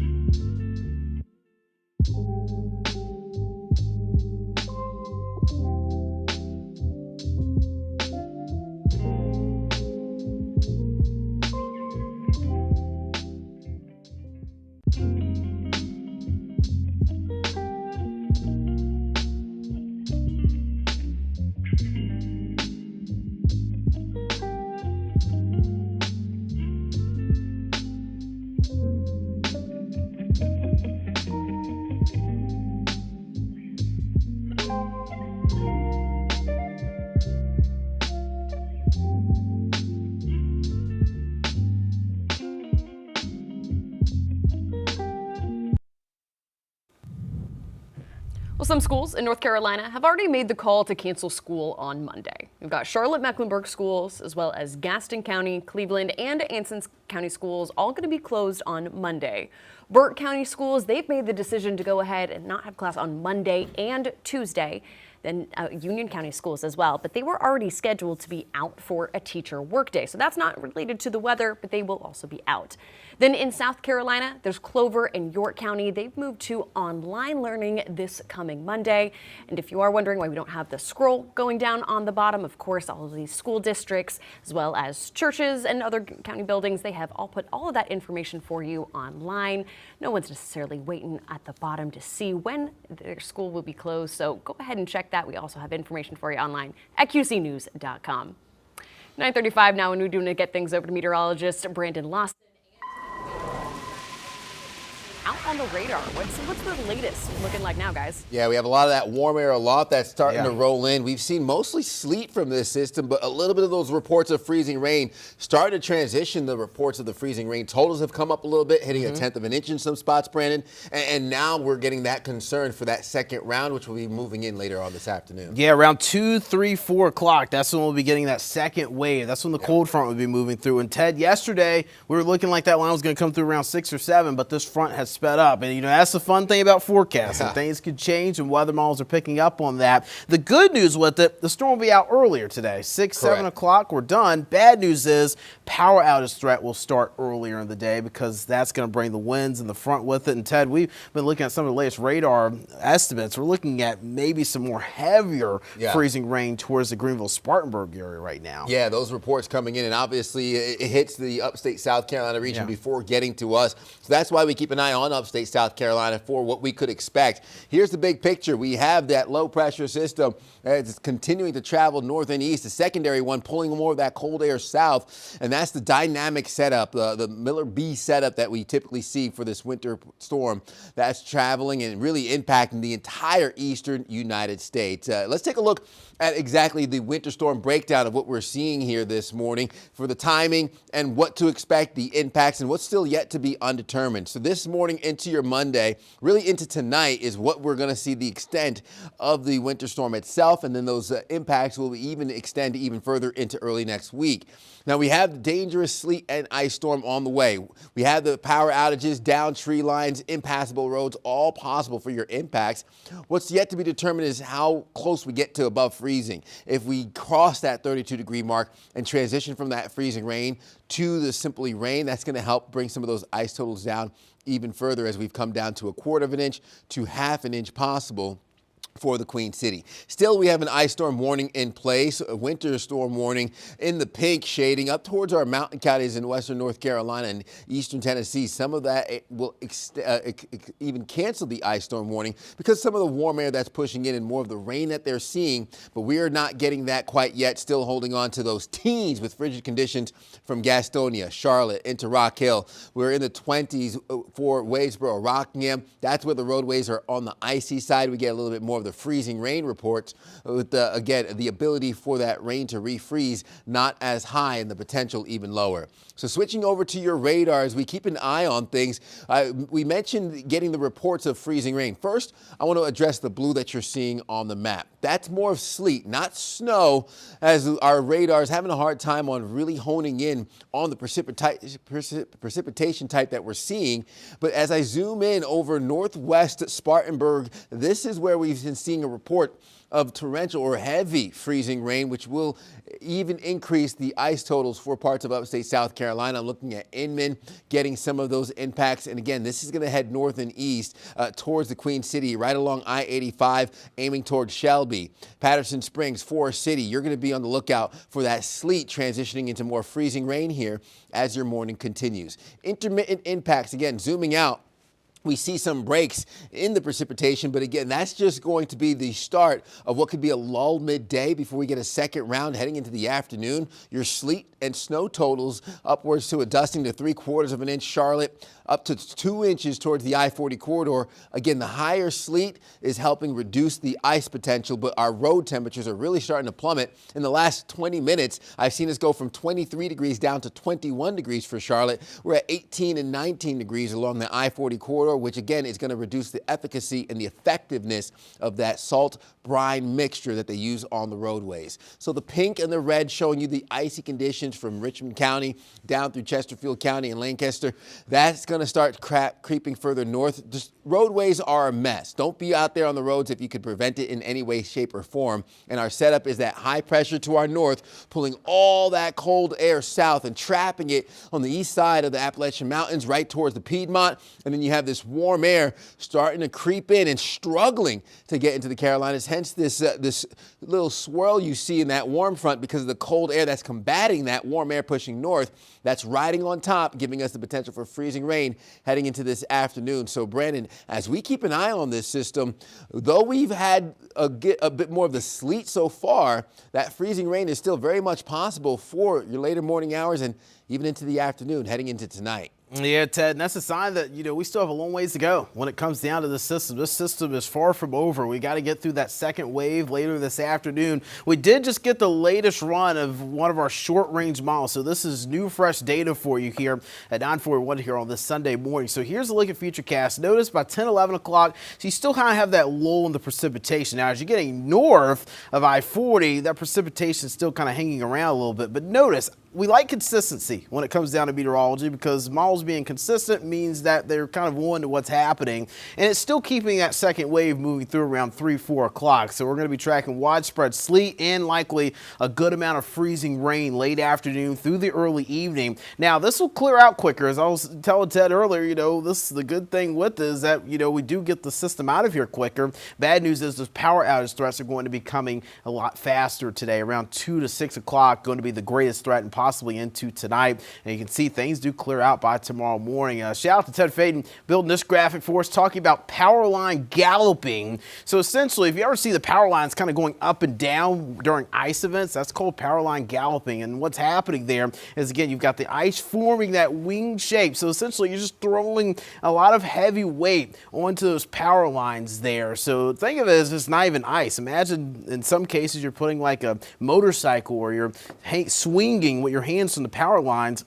That's essentially what ice does. I mean, ice is heavy, so what goes up must come down. So essentially the wind boosts those power lines up, and then the ice is allowing those power lines to come down. So essentially you get that swinging effect of those power lines, and that's why we're concerned about power outages later today. Scattered power outages across the area, so we're likely going to be tracking numerous power outages later today as that front moves through. Now, some of the latest ice reports, 1/10 of an inch or higher already in Indian Trail, 1/10 of an inch for Crowder's Mountain. Concord, Rock Hill already closing in on 1/10 of an inch of ice there. Less amounts, though, towards Mooresville. And if you do want to measure the ice, you want to send your reports to the National Weather Service or us, you can do it simply by just measuring the thinnest part of an icicle on a tree branch or a tree limb, or the thickest part of an icicle, and then you divide those two measurements together by 2, and that's how you get your freezing rain result. You want to measure that to the nearest 100th of an inch, but again, do so safely and try not to put yourself in any dangerous situation doing that. But those reports definitely can help us and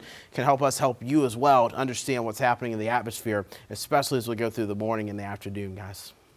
Thanks, Brandon. Appreciate that. We're also tracking along with that some of the delays that we're seeing across the country when it comes to major flights. Our chief transportation correspondent and pilot Mackay Beeler's been at the airport all morning long. We know there's a little bit of a lull in the weather, at least in Charlotte. Mackay, what are you seeing? Are you seeing it pick up there at the airport? Not really. To be honest with you, it's pretty much a ghost town. There are more employees here than there are passengers. The passengers that are here, they're taking flights out, are in a good mood because the flights that have not been canceled are headed southbound to the islands like Montego Bay, Jamaica, St. Thomas, Miami. I just spoke with one of the captains and I asked, what's it like with the de-ice pads? They have a central de-icing pad all the airplanes have to go to before they can take off. He says, usually it's about 20 minutes by the time they line up, and it's not crowded today. Not a lot of aircraft are flying today. They line up, they get de-iced, then they get anti-iced, and they need to take off as soon as possible because there's a very short holdover time before we've got more precipitation. People ask me all the time, what about when planes take off? Don't they get into icing conditions? They do, but the airplane itself has its own systems, heated wings and tail, engine anti-ice and all that good stuff. But anyway, very, very quiet here at the airport today, as you know, by looking at the flight boards at least 80% of all flights have been canceled. Anything going up and down the eastern seaboard is in pretty sad shape, just like Charlotte Douglas, because the weather is terrible. If you're flying out today, be sure to check with your carrier before you come, because more than likely your flight will be canceled.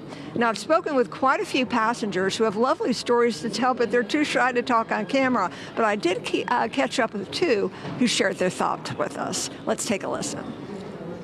Tell me about your travel experience. It's been pretty chill so far. I mean, we left Boise, they did some de-icing, we went to San Diego, quick layover, and just landed here. A couple hour delay, supposedly. Everything on the board says canceled, but my flight still says it's going, so we'll find out, I guess. And where are you headed? We're going to St. John for warm weather. Get out of here. How's the flight experience been for you so far? Where are you headed? What's going on? We're headed from Philly, trying to get to Philly from Harrisburg, and it got canceled multiple times. So we ended up sneaking out to Charlotte last night from Philly, and we're headed to Cancun. A lot of those flights have been canceled. Are you worried? No, not really. Our flight's still on for now. The other two flights this morning to Cancun are canceled. So basically I search the tail number to plane and find it only goes to Cancun and is actually here. So I have hope that it'll still be here. So. How about the roads getting to the airport? What was that like? It wasn't too bad. Luckily our hotel driver was from Connecticut, so she was able to navigate icy roads. So here's the deal about getting to the airport. We don't want you driving, right? We want you to stay off the roads, but some folks have been staying in hotels just about a mile here from the airport. That's what I did last night with our photojournalist, Eric, and we drove. Little dicey, but they do have like hotel shuttles, and a lot of them aren't even running. If you do drive today, the Charlotte transportation here for the airport will take you from the parking deck or from the parking lots, and those have been cleared or treated with anti-ice solutions. So the airport itself is in good shape, and do know the terminal never closes. The airport is open 24/7. If you do get here and you find out that your plane is eventually canceled or delayed, perfectly safe to spend the night here at the airport. It may not be all that comfortable, but you've got food and it's a warm place. So do check with your carrier before you come to the airport. Again, most of the flights are canceled. We're here all morning and we will keep you posted. We're live at Charlotte Douglas International Airport. Mackay Bueller, Queen City News. Back to you. Mackay, I love it. One of those passengers said, thank God for the driver from Connecticut, right? A lot of the northern folks that moved down here, we're grateful for your experience in the wintertime for those of us that have lived in the South our whole life. Mackay, thanks. We'll join you coming up later on. 9:47 now, and we want to show you some new video from just outside of our station here in West Charlotte. As you can see, plenty of ice forming on things like bushes and trees, and you look at that, even cars, a lot of people with their windshield wipers up so that they don't freeze to that windshield. We expect this ice accumulation to only grow as the day goes on.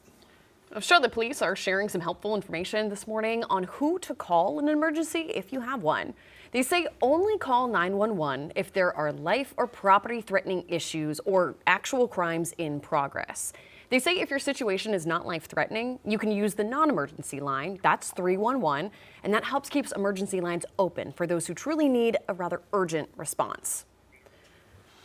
It is 9:48. Thank you for watching Queen City News. Keep it here throughout the day. We're watching the storm, round 2 coming from the west. I'm going to hit the Carolinas this afternoon. We'll be back after this.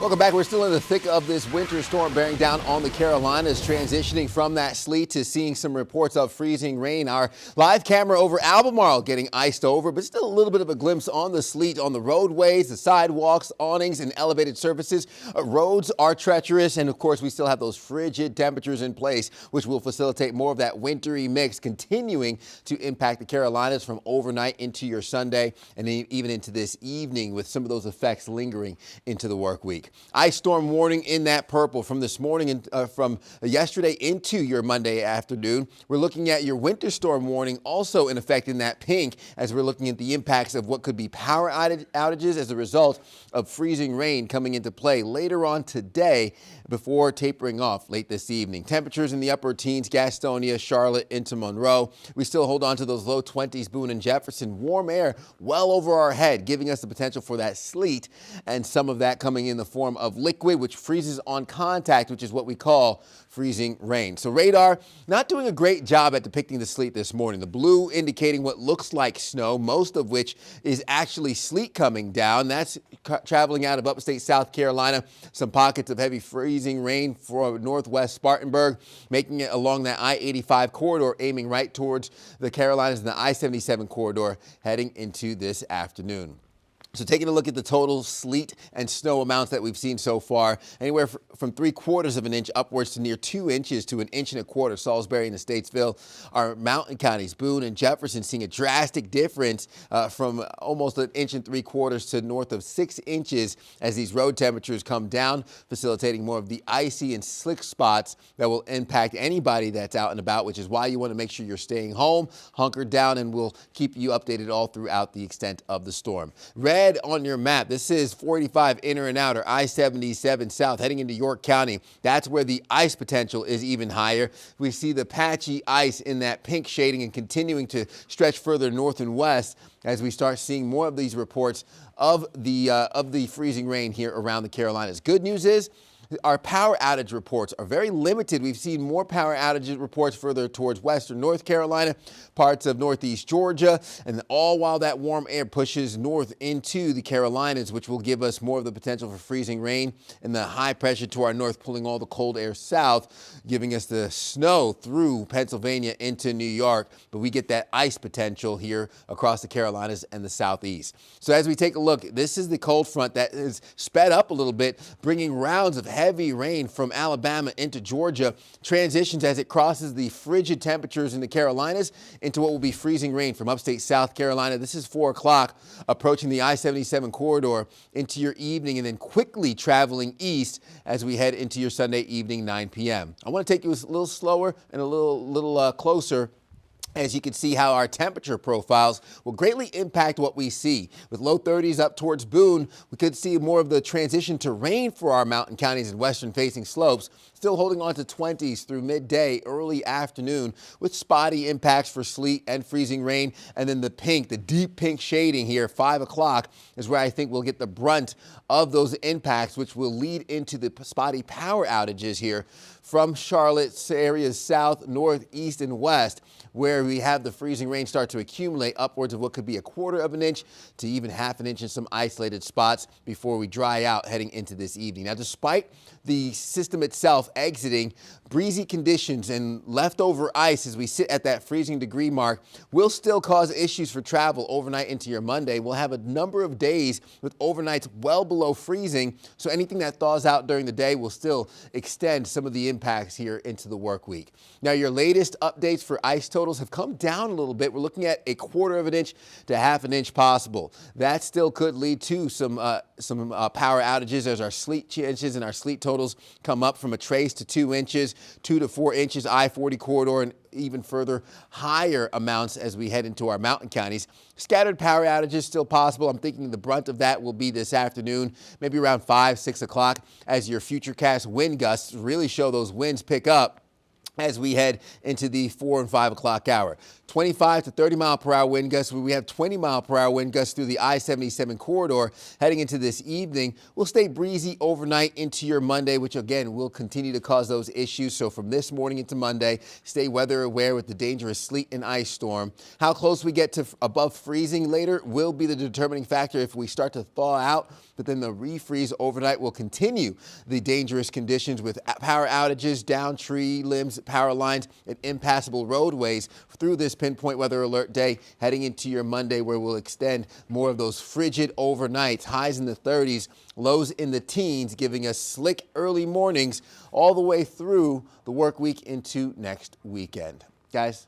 All right, Ted, we appreciate that. Certainly going to keep watching how the weather changes from rain to ice to sleet to freezing rain. It affects the roads, not only just in Mecklenburg County, but our entire viewing area. What we're looking at right now is the Drive NC map. So this is for NCDOT. Of course, you can look at the whole entire state, but as we look where our conditions are, you can certainly see how they change, especially the more north you go. Looking at some maps now, there's one accident on 485 inner near 77. So if you don't have to be out there, don't be out there. We are going to hear from NCDOT coming up at 10:30. We're going to go live. They have a Charlotte area winter weather update.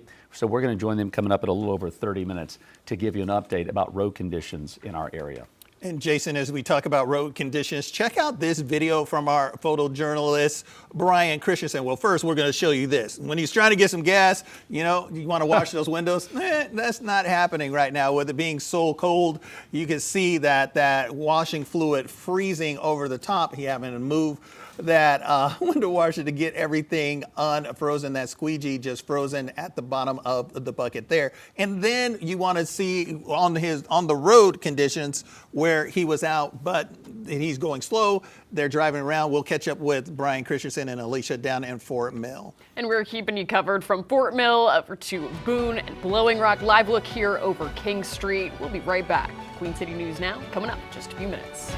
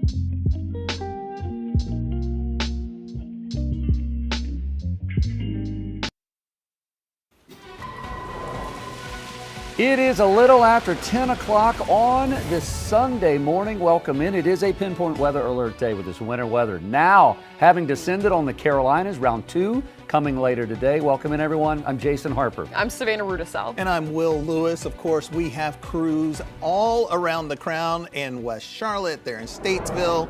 They're in Fort Mill. And of course, we have our Chief Transportation Correspondent, Maggie Beeler, at the airport this morning as the ice storm covers the Carolinas. But first, we want to join our meteorologists, Brandon Lawson, Ted Phaeton, for a look at what we are seeing now. Guys, what are you working on here for us at this hour? Yeah, working on just keeping an eye on what is still in store for us through the rest of the morning into the afternoon. Brandon, we've been seeing that transition into freezing rain from the sleet this morning, even as we looked around at our crews from Rock Hill here at our station and even up into Statesville, Iredell County. All seeing the white behind them. Might look at snow like snow at a quick glance, but that's the sleet that we've been seeing, luckily helping to bring down those ice totals. Yeah, sleet definitely cutting into the freezing rain totals for sure. And I made the joke a couple hours ago, you blink and there's a different precipitation type, whether it be sleet or a transition over the freezing rain. And that is just kind of the environment we're in right now. It's all depending on how much warm air there is aloft, how much the snowflakes are melting, and how much time they have to refreeze before getting down to the surface. But one thing we do know that does make the forecast easy, Ted, is that temperatures are so cold, we know it's going to be wintry weather regardless of what's falling, so the roads will be slick regardless. Absolutely. So that is going to be consistent regardless if you see the sleet or the freezing rain or even just the snow for that matter. Is stay at home. It's not going to be the type of roadways where you want to be out and about at all. Now, we are still seeing the brunt of this system well off to our south and west. This is what we're watching heading in our direction, and we're going to show you in just a little bit why that's an issue. While you might be looking out your windows thinking, okay, it's not that bad, we still have up to another 8 to 10 hours left of this storm that could still bring the worst of it. So we're watching as that cold air comes from the north with high pressure to our north and east. This secondary low pressure system traveling over Mississippi into parts of Alabama into Tennessee, pulling the bulk of that moist and warm air right into the Carolinas, which will ride over the frigid temperatures already in place. The timing will be this afternoon and evening. We get rounds of heavy rain from Alabama into Georgia. Then it arrives over the cold air, giving us the freezing rain potential around 4 o'clock, right along I-77, tracking further east, giving us the ice accumulations and accretion as we head into your Sunday evening. Tapering off by 9, 10 o'clock, which is earlier, and good news, all rain to our south, but still we'll see the potential for those power outages close to home as the brunt of the storm will come later on today. The rest of your morning, still seeing the spotty periods of sleet and freezing rain. We catch a little bit of a lull around lunchtime, 12 o'clock, temperatures in the 20s. Spotty in nature when it comes to that wintry mix. They're relatively light and short-lived, but again, don't let your guard down. Don't think we're out of the woods yet, because this is the second round we're watching. The deep pink shading showing the aggressive and torrential potential for the freezing rain for your 5 and 6 o'clock hour, where I expect those power outages really to start ramping up later today. And then on the back end here, holding on to cold, frigid temperatures heading into the work week. So we'll watch your afternoon and evening heading into Sunday closely.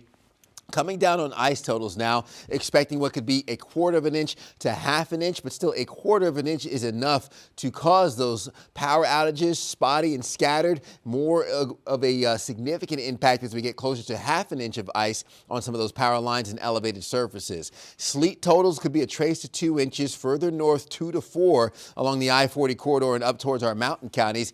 The scattered power outages will be the main threat that we're looking for heading into this afternoon and evening, and that's due to the amount of freezing rain that we can get. If we get 1/4 of an inch, that is something that will lead to the isolated power outages. 1/4 of an inch to 1/2 an inch, the hanging tree limbs, the utility lines, that's going to be more of an issue. And here's the thing, when you have 1/2 an inch of ice on a power line, that ice, the water is not light. The length of the power line, that could be anywhere from 280 to 500 extra pounds on the power line. And then you have what's called power line galloping. What does that mean, Ted? Well, when the ice freezes, the gravity pulls the water down, so it makes more of a teardrop shape. That gives us the form of a plane wing. When you factor in the winds that can gust upwards of 20 to 30 miles per hour, that's going to cause lift on the power line, and what goes up must come down, so you end up getting this shake or this gallop in the power lines, and that violent bouncing will actually snap some of the utility poles, and repair crews typically wait until the winds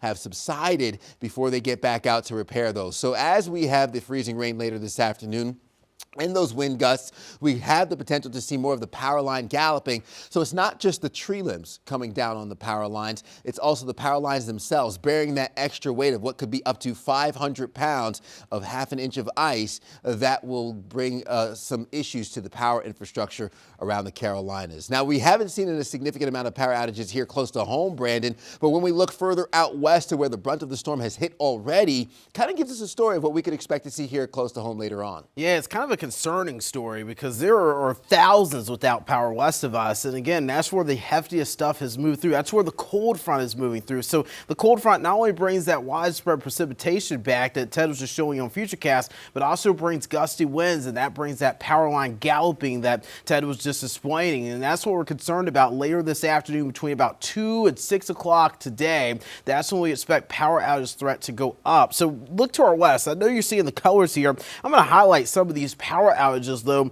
per state. You look at Texas, 100 to 250,000 without power there. Louisiana, 100 to 250,000 there. So you're already looking at least 200,000 from Texas to Louisiana without power. Well, let's go further east. Let's get into Mississippi, 100 to 250,000 without power there. And then just west of us, our neighbor in Tennessee, 200 to 500,000 customers in Tennessee without power. And again, that is where the heftiest weather is. I want to kind of zoom this out for you and show you a look at satellite and radar zoomed out again.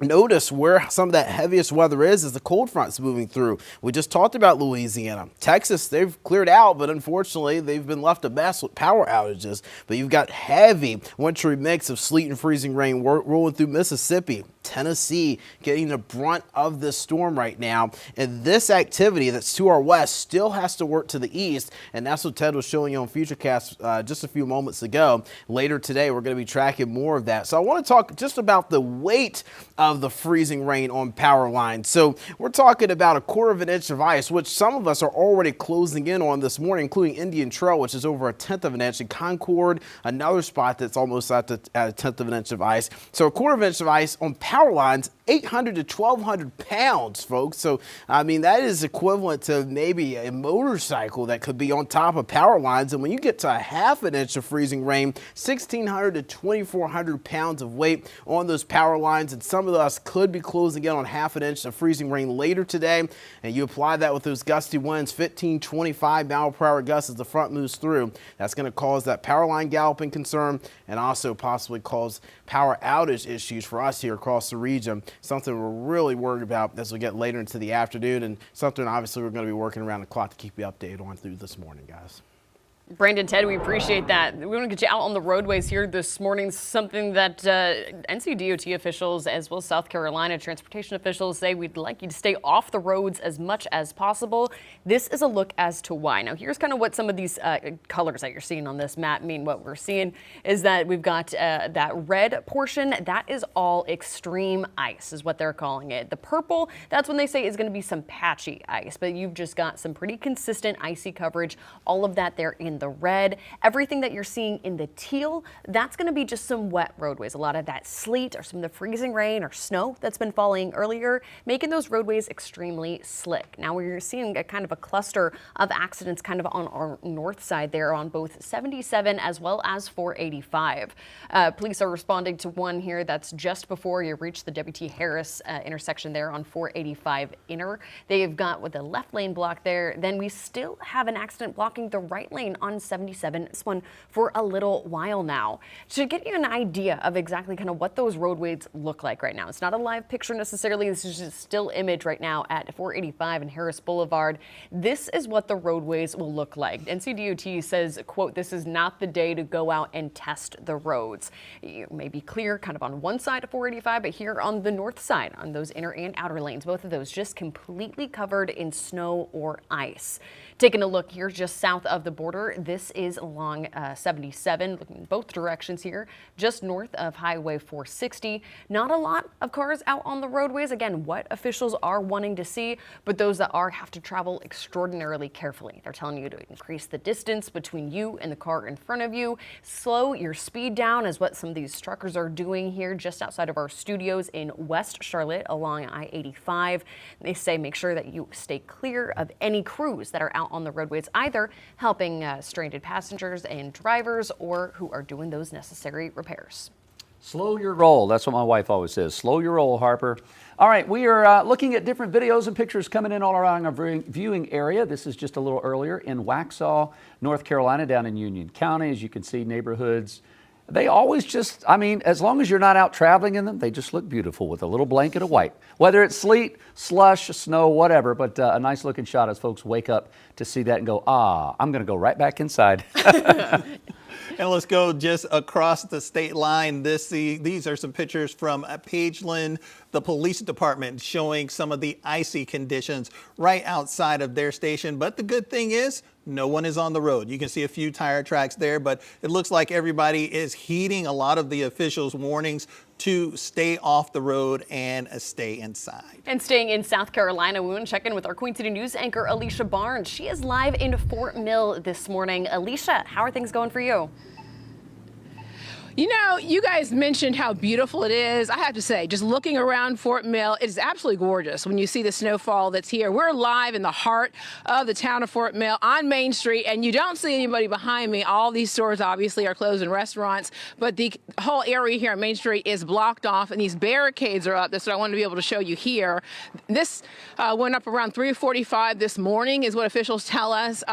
Most people have been staying off the roads, but we are at this time starting to see more families, more kids come out and look at how beautiful the snow is. If you look way down that street, we saw some people, but this is what really captured my attention. The Hudson family over here, I gotta show you this, guys. Look, even Mama's out here doing snow angels with her kids. Olivia, Elena, they said, you know what, Alicia, we just wanna come out here and play a little bit. This is a safe area, no reason to be able to be concerned. Elena, Olivia, look at me, guys. Can you guys say hi? Say hey. We're on live television. Can you say hi? Can I see a snow angel that you do? Can I see you do a snow angel? You want to show her? You want to show me? You want to show me do a snow angel? No. Okay, that's okay. Hey, that's all right. This is their fun time. You're cold, but you're dressed the part. Cool. You're cold? You took your gloves off. You took your gloves off. You got to put your gloves on, don't you think? I didn't want to. You didn't? Are you having fun out here? Yes, I know. Okay. Her nose is cold. We understand, but we're starting to be able to see more people come out and have fun. No. Oh, your nose is cold? No, my hand. Oh, I'm sorry. You said your hands are cold, so we're going to put your gloves back on, okay? Baby. See, Daddy No. has your... Okay. We'll get it together and make sure she's happy. Your hands are cold, too? Well, you have a smile on your face. How are you doing? My hands are good. Oh, they are? Okay, so that's what we're seeing out here. People are starting to be able to come out. Not a lot of cars. That is the good thing. However, just in the last 10 minutes, we have seen a lot of people on ATVs. Is that what you're hearing behind me? No. See, car going kind of fast right there. You know what? I do want to point out one thing here that I was showing you in the road. If we can come back over here in the middle of the road, just how slippery it is. I'm going to hold on to this pole because I don't want to fall, especially on live TV. But I was just going like this with my feet. And Brian, if you can get this, underneath this is ice. This is definitely ice. I'm sliding on it, and I'm pretty sure this being Main Street had brine on it at one point, but you can be able to see it's so slippery. So if you're coming out here, walk like the Hudson family, have fun with your family, but try to stay off the roads. That's really what officials are telling people right now. I'll send it back to you in the studio. I'm Alicia Barnes reporting to you live right here in Fort Mill, in the heart of Fort Mill. And just as you said, it is pretty beautiful out here. You know, Alicia, we have kids, and what's funny is one kid will love the experience that you're in while the other one absolutely hates it. And that's exactly what we're seeing with this weather. And when presented with the solution... That's exactly right, Jason. That sums it up perfectly. Oh, man. One of them's like, I'm not cold. The other one's like, this is the worst day ever. So, all right, Alicia, thank you. You and Brian stay warm. We'll catch up with you guys down in Fort Mill a little bit later. All right. We'll see you soon. All right, and we will give you a look at the radar right now as the storm moves across the nation. You're watching Queen City News, the most honored and the most local news in Charlotte. We'll be right back.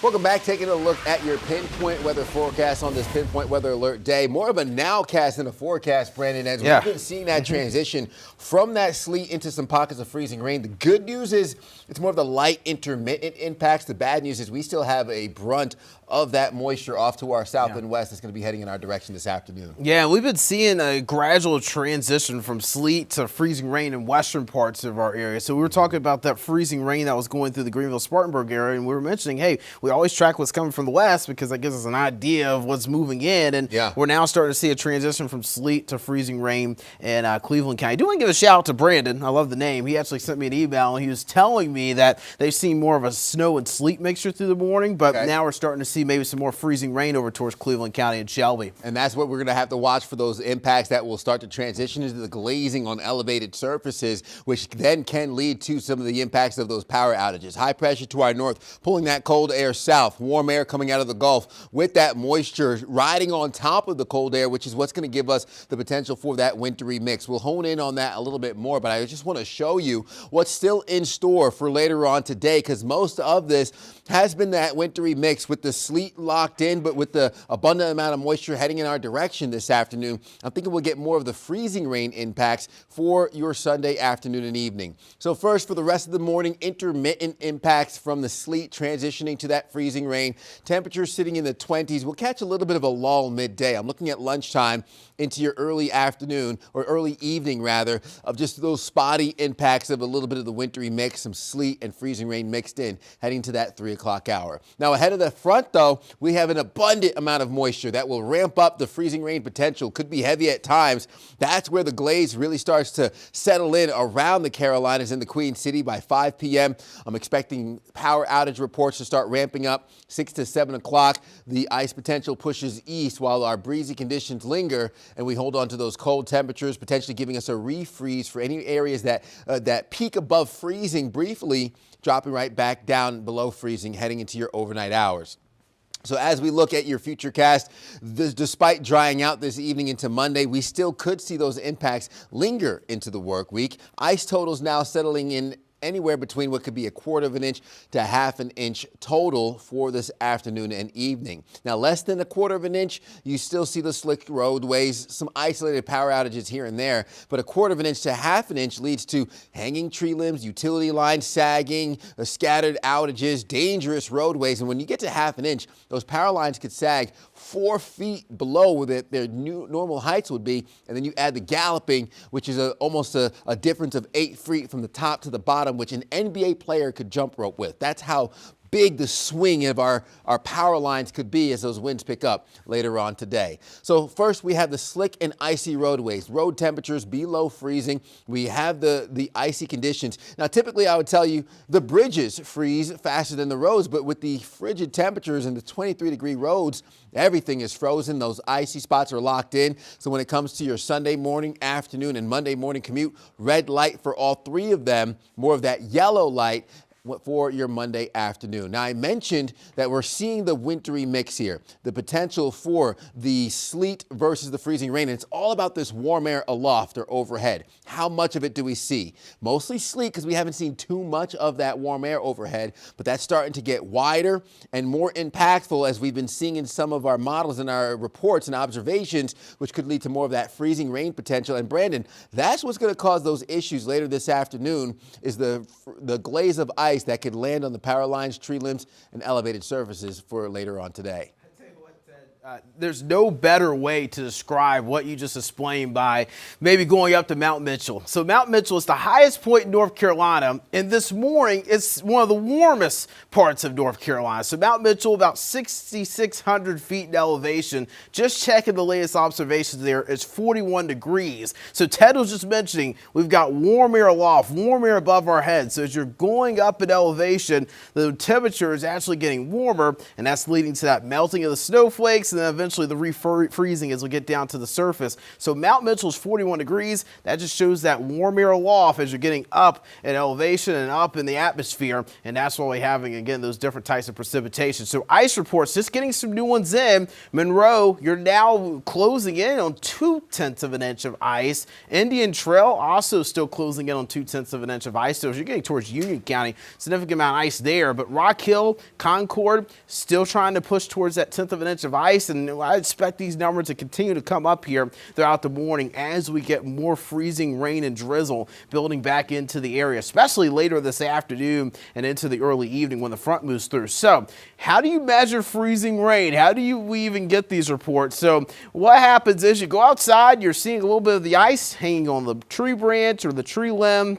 Do it safely, of course, but you want to measure the thinnest part of the ice and the thickest part of the ice. And then when you do that, you take those 2 measurements, you divide them by 2, and voila, you've got your measurement for freezing rain. And again, you want to measure that to the nearest 100th of an inch. So looking at those forecast wind gusts, again, as we get into the afternoon, the front's going to be moving in. So gusts are around 15, 20 right now. And when the front moves through, that'll likely be where gusts are. So gusts in the mountains around 30, 35 miles per hour through the afternoon. But here comes the front. Notice winds start to pick back up again, 15 to 25 mile per hour gusts, maybe isolated gusts up to 30 as the front slides through between about 2 and 6 o'clock today, and that's why we expect those power outages to come up then. Temperatures right now only in the teens. When we see freezing rain events here in the Carolinas, we're usually still close to freezing, but man, we are way below freezing right now in the teens across the area, and we're not going to be warming up much, staying in the 20s through the afternoon. Now, we do get above freezing, but unfortunately, it's after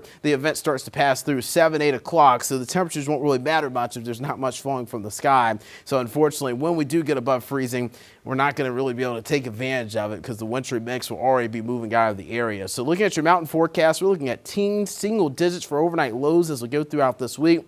Dangerously cold conditions in the high country really over the next several days. And then 7-day forecast towards Charlotte. I mean, look at Tuesday morning, 10 degrees waking up in the Queen City, and then high temperatures staying in the 30s this week, going to likely delay melting and maybe the recovery process. But then you have to think about some of the infrastructure we have here as well. I think back to 2022 when we had that Arctic blast around Christmas, had a lot of bursted pipes and also had a lot of water main breaks. That's something we're going to have to be monitoring as we go throughout this week, guys. Brandon, so Something that we'll be staying on top of for the next several days. Thank you. Chief Business Correspondent Taylor Young is live in West Charlotte, and we join her now just outside of our studios. Taylor, what's going on? Yeah, well, so right now what we're seeing is this really coming in waves. Really just a couple of minutes ago, we saw that sleet coming down really more aggressively. Right now, you can barely see anything in the air. And I want to show you guys a little science experiment that I did. It's probably the most simplistic science experiment someone can do, AKA I put a cup on the ground.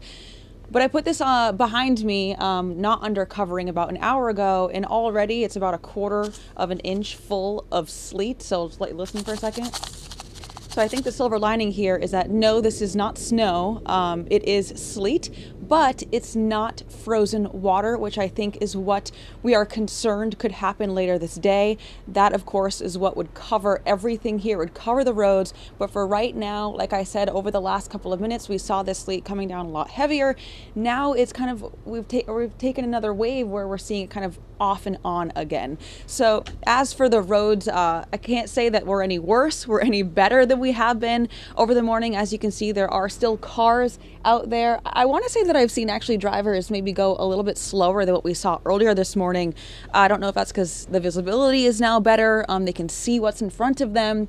But the road is still covered in most spots. I mean, you're not really seeing any bare pavement anywhere out here. We have seen some cars go up the ramp right there. They've made it up safely. Many have had to go a lot slower. We did see a trucker kind of stopped under the overpass. It wasn't sure if that was a mechanical issue or maybe it was a little slippery, but we really haven't seen any accidents, any close calls so far. Of course, we're looking at I-85 in West Charlotte. Can't talk for other parts of the Charlotte area, but so far, I mean, people seem to be taking it a lot slower. Yeah, and I just want you to keep in mind too, just because we are seeing a lot of people out here driving. Now, this is an interstate. It is a high priority road. A couple of minutes ago, we just saw about 3 big trucks carrying salt filled all the way up. So this road is absolutely a priority. So that what that tells me is that just because you're home and you see this, it does not mean that the roads near you are going to be as well kept. So just keep that in mind if you end up having to leave today. So everyone just stay safe out there. Back to you guys. All right, great advice there, Taylor. That's right. If you don't have to go out, just stay off the roads. Our time is 10:28. Here coming up on 10:29 in Queen City News. We'll be right back after this quick break.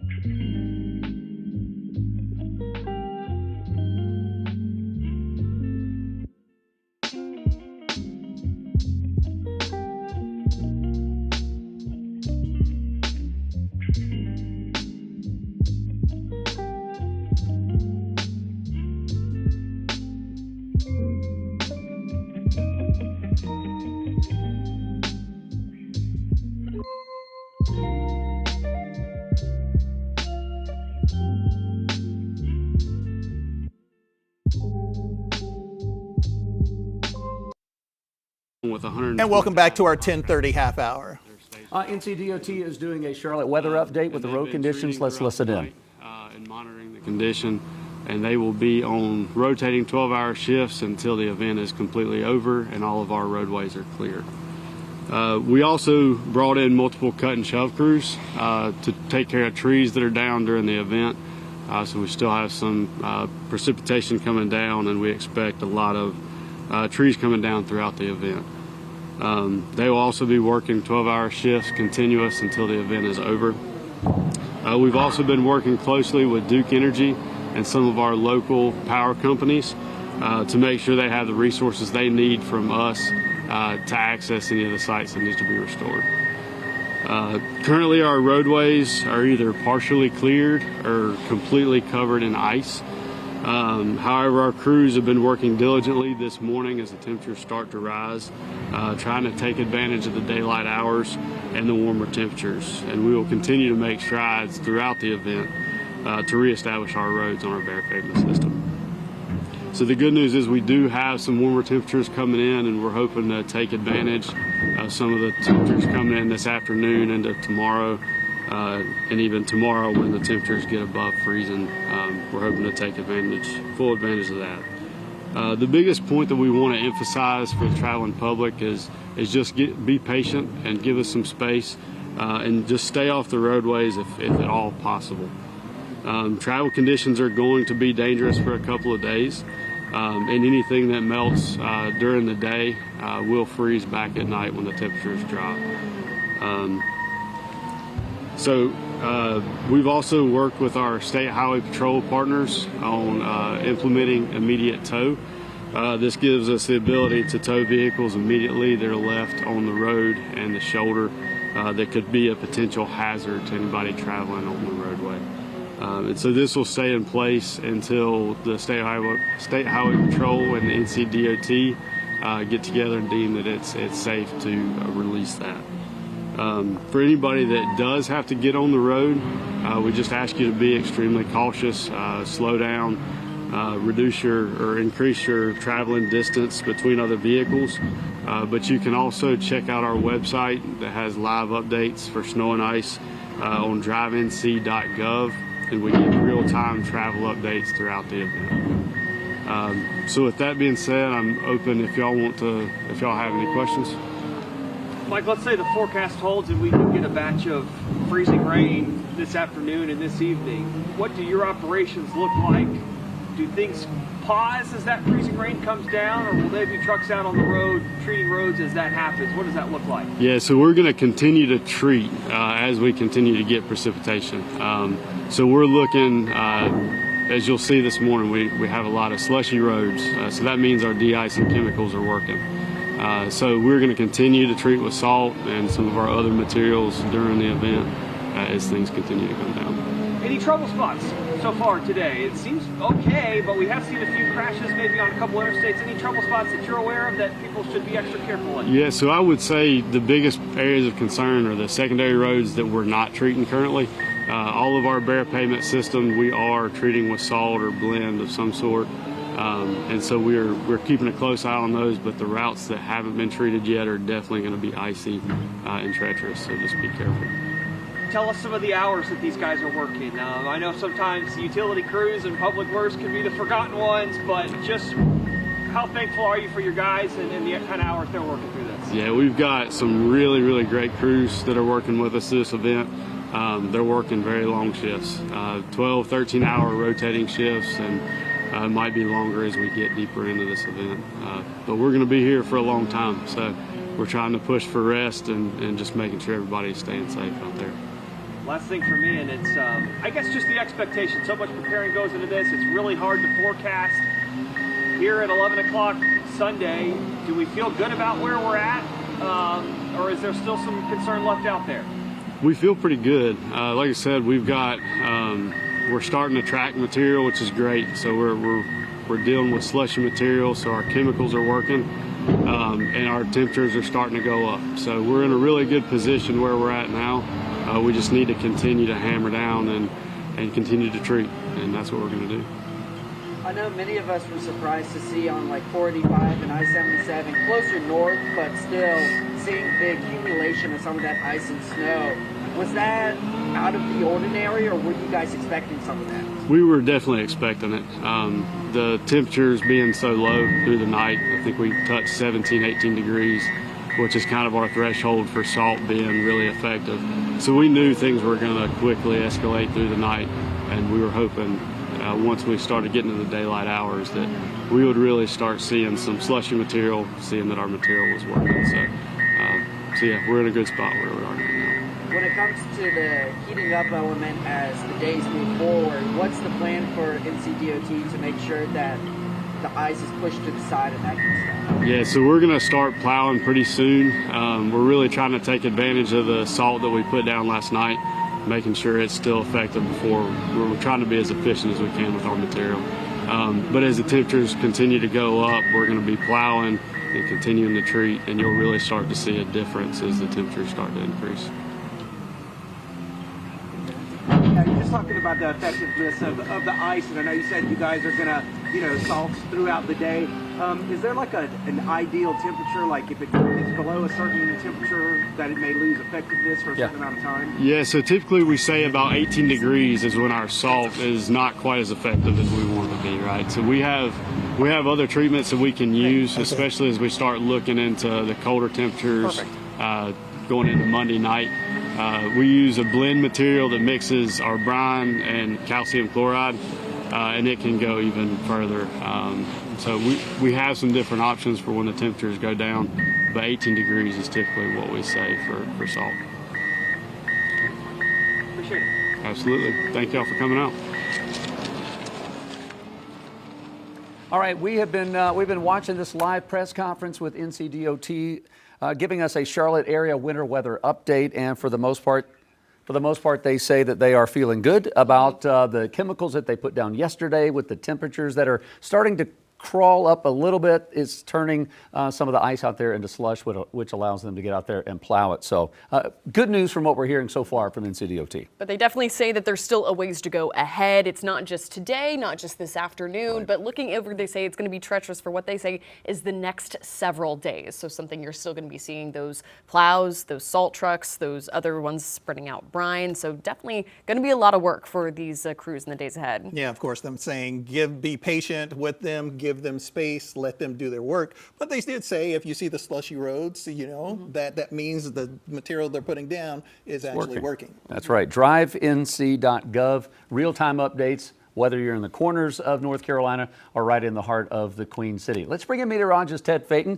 Ted, you're able to listen to that press conference. You tell us all the time, 1 degree in temperature can make a big change. Yeah, and this is something we'll be watching here even further heading into the weekend, as we'll continue to have those impacts as we head into those frigid temperatures Monday through the second half of the week. So right now, road conditions, seeing the icy conditions indicated by the red. The blue is more of the sleet on the roadways, with that pink showing the patchy ice. That also will be impacting you, continuing to feel those conditions even extending into the week after the direct impacts of the storm. Right now, road temperatures at that 22-degree mark. Gaston County into Mecklenburg County up through I-40, we're at 18 to 19 degrees.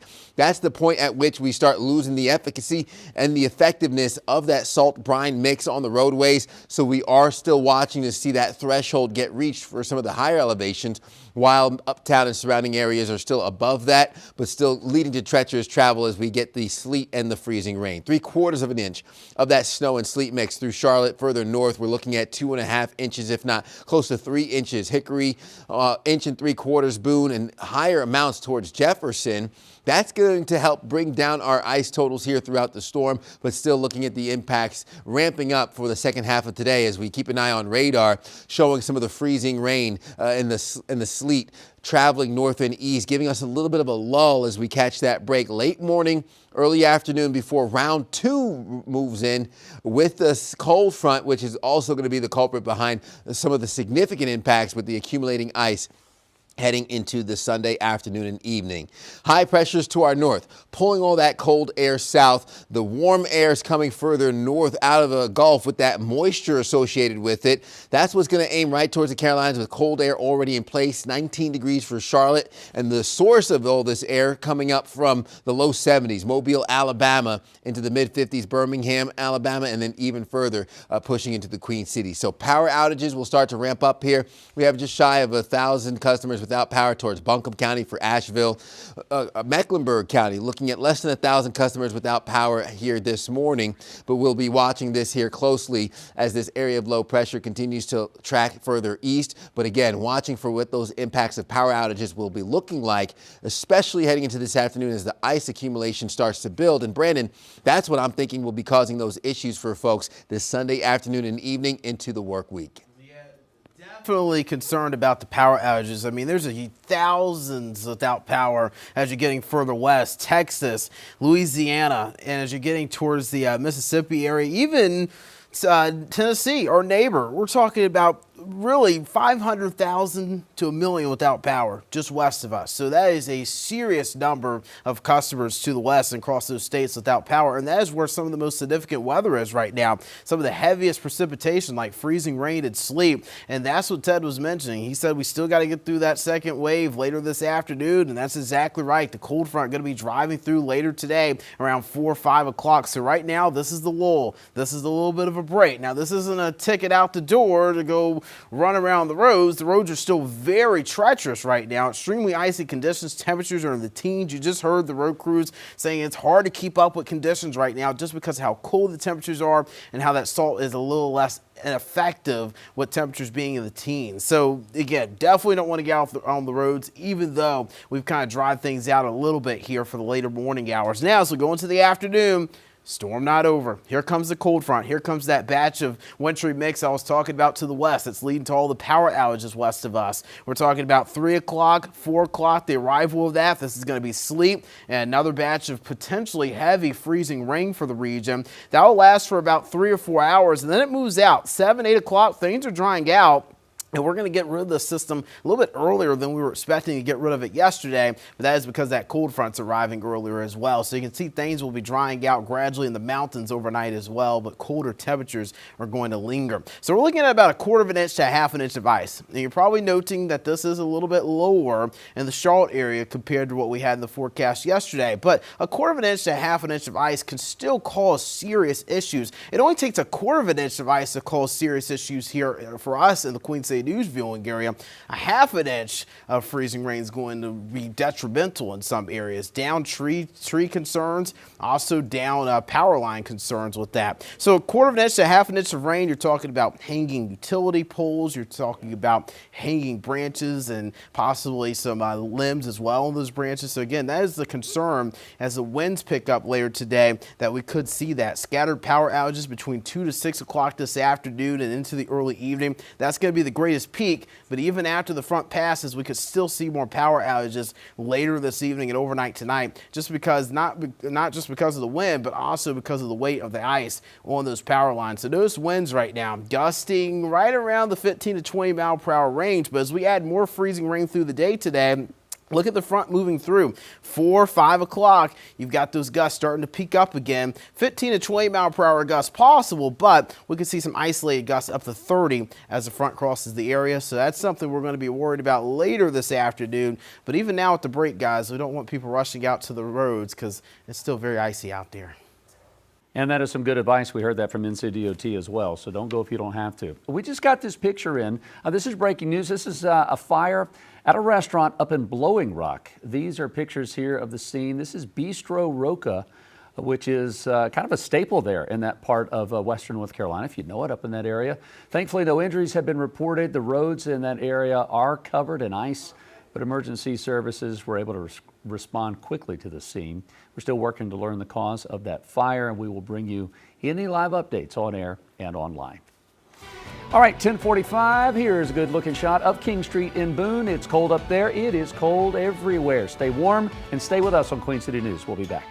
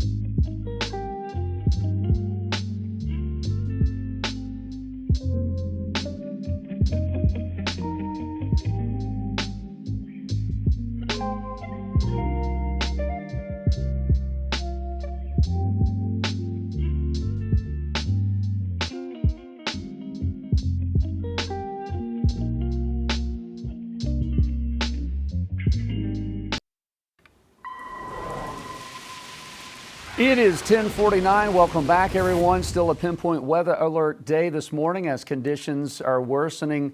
State officials are making sure that everyone is informed on what everyone needs to know. When you look at CATS and the transportation for public transit in the Charlotte area, they say that their Blue Line and bus service going to be delayed. It was supposed to open at 10. Now it's been pushed back till noon from the original start. This is along with the Gold Line streetcar service that will be suspended all weekend. If you need to find your closest available bus stop or route, you can just use the CATS Pass app. CATS says you should expect delays and detours. You are encouraged to delay your travel unless it's a 911 until after the storm has passed. All detours will be posted on ridetransit.org. All right, 10:49 now, and we want to go back out live. We have reporter Jen Cardone. She's in Statesville. We've been following Jen all around. Jen, how's everything going right now? I'd like to say it is a lot calmer out here. This is probably the least crazy live shot that we've had so far as the conditions of what is coming down on us at this point in time. It is something between snow and sleet. That's the best way that I can explain it, but it kind of varies as we go back and forth with time. You can see there are some folks that are, I guess, coming up to check on us during this live shot in the parking lot, but we are along Turnersburg Highway in Statesville. There are no businesses open within sight that we can see, so I'm not sure why these folks are coming out here unless they're just trying to do something dumb in our live shot right now, like donuts, like this person behind us. So I will call you out on live TV if you try to do something dumb during your live shot. But with that said, this is Turnersburg Highway. Out along my right-hand shoulder, we've seen snowplows go up and down the road since we've been out here, which is good news if you do need to be out and about and get somewhere today. Maybe you have to go and work, you're an essential worker, but there are quite a few people out here at this point in time. Most people are taking it slow, which is what we want you to do, and not be flying up and down these roads because it is slick underneath. We have been talking about it all morning since 5 o'clock this morning about the ice that is underneath the snow that is on the ground and that continues to fall. It's slippery. We tested it out in a parking lot near here just to make sure, and even if you think you can stop, it's going to take longer than you are used to with regular road conditions. So we want to take it easy, take it slow, don't try to pound on the brakes. And just be careful if you have to be out on the roads. We've been sending out especially some video on social media to show what we've been seeing out and about. But again, not a lot of things open, if much at all, besides our hotel, which is around the corner from here on Turnersburg Highway. And Jen, quick question for you here. I know, definitely appreciate you calling out the people who are unnecessarily traveling. I love it. And especially those who are trying to interfere with you, just trying to inform the public about what's going on, what's out and about. We definitely appreciate your honesty. Transparency. We had to be careful. We had to be careful so they, weren't going to hit us either. So we were ready to move if we had to, but we'll always be safe. Listen, as someone that has a four-wheel drive vehicle, sometimes people get overconfident going, I got four-wheel drive, I got big mud tires, I can do anything I want to. Not necessarily the case. As Jen said, if you're doing something dumb, I will call you out live on TV. So thank you, Jen. Appreciate that. Absolutely. Stay warm. She's been on with us since 5 this morning, so we're going strong. Thanks, Jen.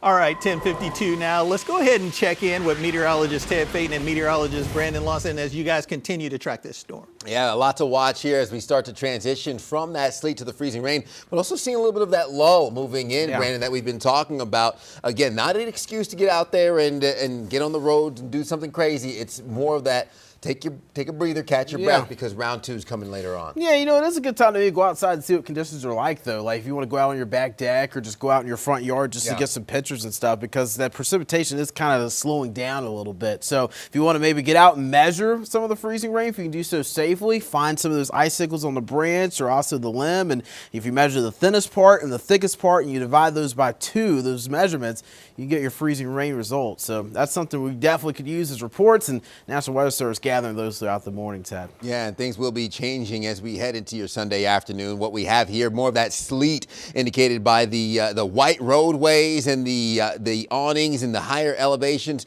but the grass showing more of that shows where we have more of the ability for the sleet to fall into those grooves in lower areas.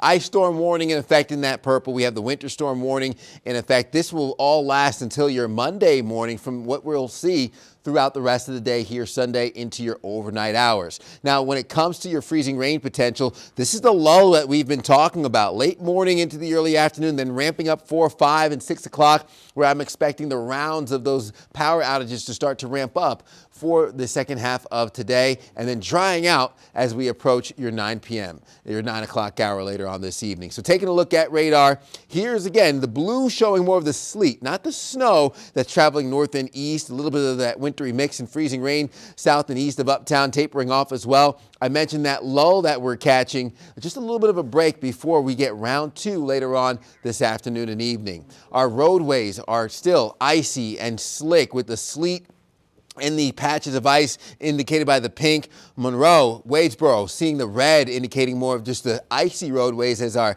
temperatures on the roads drop down to 19, 18 degrees, I-40 corridor. That's where your salt and brine mix doesn't become as effective with those frigid temperatures on the roads, but we're still in the low 20s roadway temperatures for Uptown and surrounding areas. When it comes to your sleet and snow totals, 3/4 of an inch Charlotte, closer to 2.5 inches, if not 3 inches Hickory into Statesville, inch and 3/4 Boone, Jefferson on the higher amounts with teens still locked in. Those frigid temperatures and that cold air in place helping to give us more of that sleet so far than the freezing rain that we've seen. But this afternoon, I think that warm, moist air will infiltrate enough of the Carolinas above the frigid air in place to give us that transition into the freezing rain. So high pressure to our north pulls all that cold air further south. That's already arrived and parked itself east of the Appalachian Mountains, giving us the frigid temperatures. the warm, moist air out of the south riding over that, which is what's going to transition into what will be more of that wintry mix heading into your afternoon. So you get that lull from your late morning, early afternoon. This is 3 p.m., ramping up your freezing rain potential by 5 o'clock, which is mainly going to be widespread. I-77, 45 inner and outer, I-85 corridor, all major thoroughfares and surrounding areas will get the brunt of that freezing rain here later on today before exiting and tapering off heading into your Sunday evening, leaving behind what could be up to a half an inch and other threats that we'll be watching heading into the start of your work week. Brandon, this again is going to be the second round, which could be the knockout punch for some folks as we still have another 8 to 10 hours left in this storm system.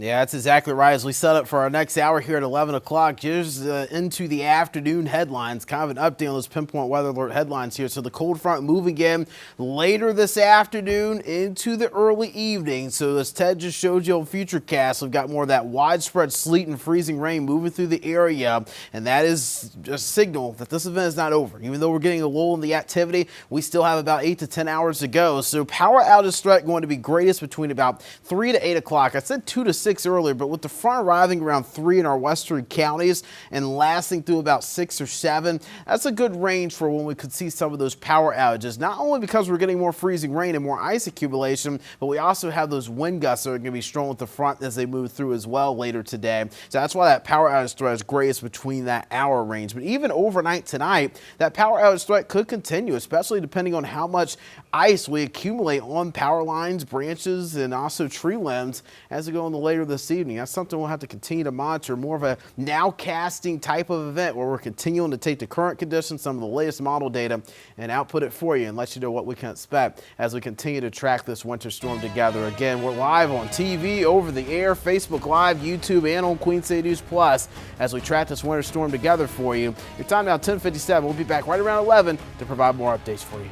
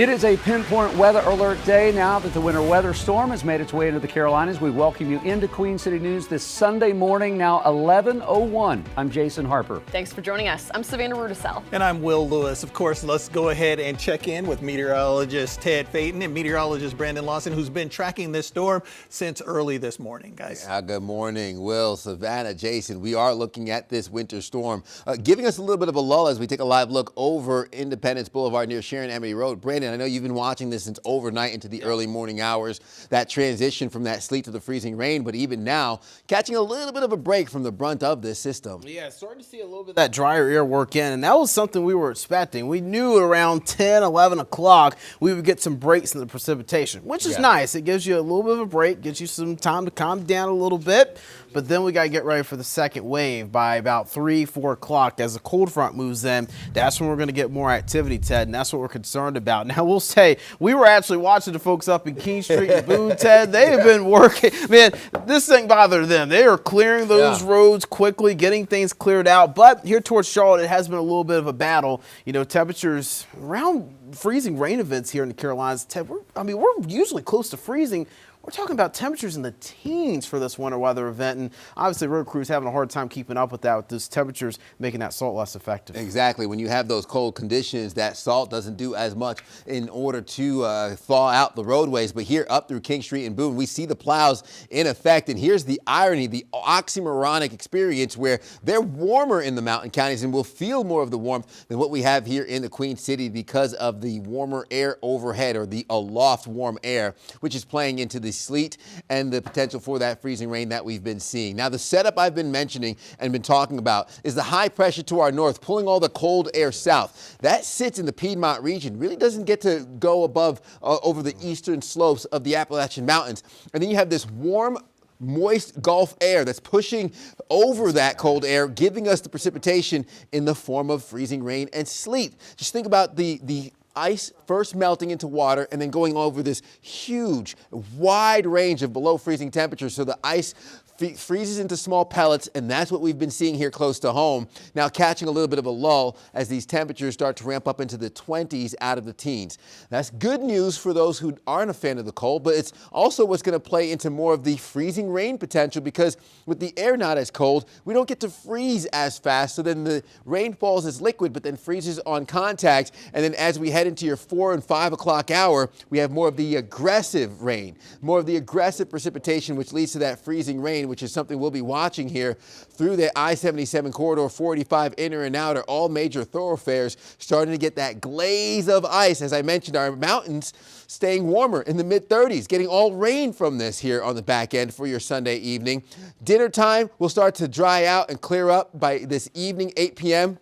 The bulk of that freezing rain is off to our east, drying us out, but staying near that freezing mark, which is where we could see the refreeze for anywhere that thaws out briefly heading into your Monday. So we could see the extended impacts from this winter system all the way into the work week as the brief thaw out refreezes overnight.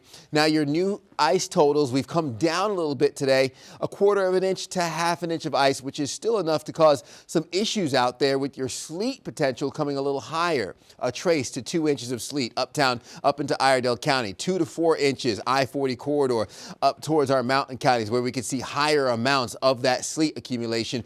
Scattered power outages will be the risk that comes from that 1/4 of an inch to 1/2 inch of ice. Less than 1/4 of an inch, can't rule out some isolated power outages, more of those slick spots, and especially the untreated roadways, the secondary roadways around your neighborhood likely will be slick and treacherous to travel. 1/4 of an inch to 1/2 inch for leading to dangerous travel. Hanging tree limbs, utility lines, scattered outages, that becomes more of an issue, and even further after 1/2 inch, widespread issues all across the Carolinas, and this all depends on how much of that freezing rain we get for the second half of today, Brandon, as we are watching that cold front speed up a little bit, bring in some of that warm, moist air out of the Gulf, but then potentially give us the glaze of ice heading into your dinner time here this Sunday evening. Brandon? Yeah, and I actually just got alerted on my phone. I have the CATS app, so I always buy my light rail tickets through there, and the CATS app just alerting me on my phone telling me that all services for CATS in Charlotte have been canceled for the day due to the conditions. So it just shows you that, this event's not over. We're still dealing with the impacts from what we saw this morning,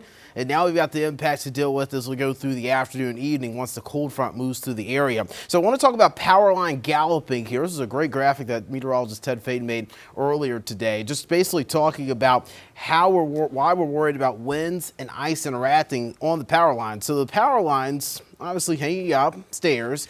You've got the ice that's hanging down from it, but that ice forms a wing-like shape. So essentially, you're almost giving the power lines wings. And when the wind is interacting with those wings, the ice-shaped, wing-shaped ice there on the lines, that allows the lines to bounce up and down when the wind interacts with them. So that's why we're concerned about the violent bouncing of power lines up and down as we get later into the afternoon and through the early evening. And that could lead to more power outages. And speaking of power outages, there are thousands, hundreds of thousands of outages west of us, Texas, Louisiana, as you're getting towards Mississippi, Tennessee, at least 100,000 to 250,000 without power in each of those states alone. And we're going to continue to see power outages come up, not only in those locations, but possibly east towards here in the Carolinas, especially as the cold front drives into our area around 3 o'clock today. So I'm thinking the greatest threat for power outages is going to be between 3 o'clock and 8 o'clock today as we track not only the concern for the power line galloping, but also more freezing rain accumulating on power lines, tree limbs, and tree branches. So here's some of the ice reports.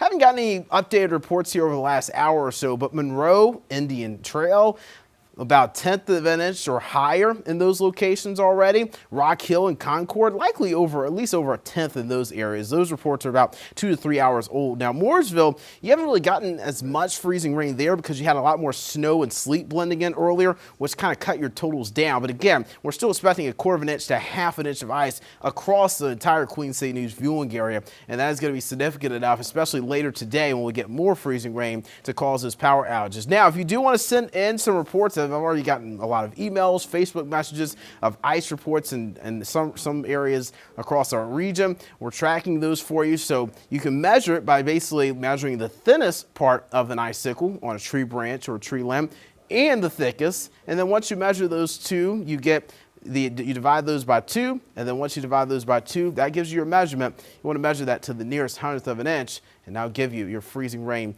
of how much you have in your location so far. Coming up in just a bit, we'll have more on Futurecast and also continue to update you on what we can expect later today. Savannah.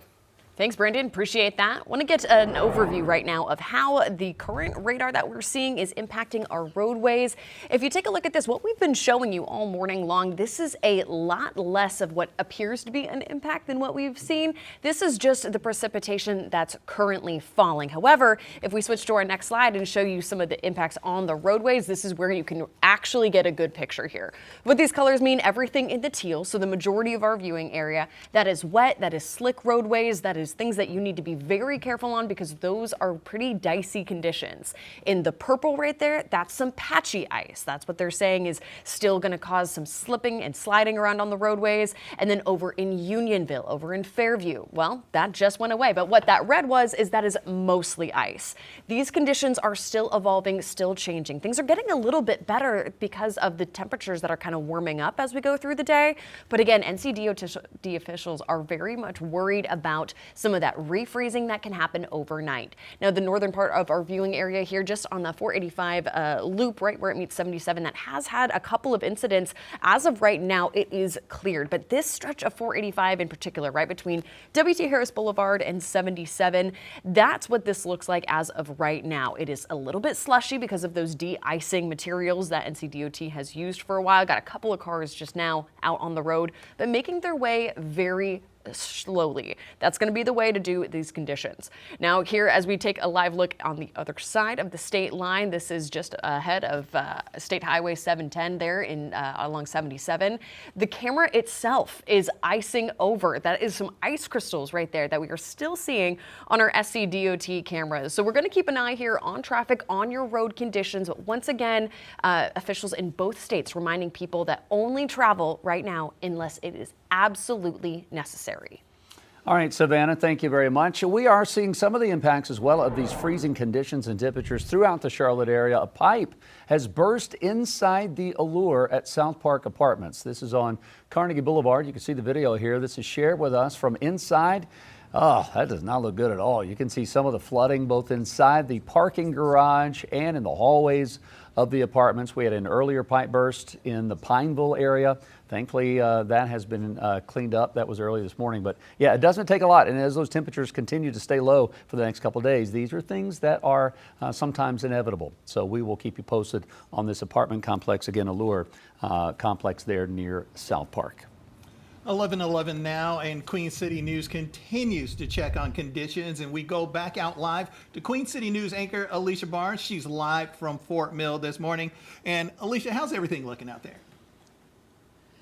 I can tell you this, Will, Savannah, Jason, it has been memorable today. All right, so you know we've been making our way all around Fort Mill, right? And so we have some video to show you of the things that kind of stood out to us, kind of the memories we're going to take with us. First, take a look at this. We saw the ATVs coming down Main Street. You could be able to see people just, you know, kind of taking advantage of the day, enjoying themselves, just adjusting to these icy conditions, having a lot of fun. In fact, I see one in my rear view right now of another ATV going out.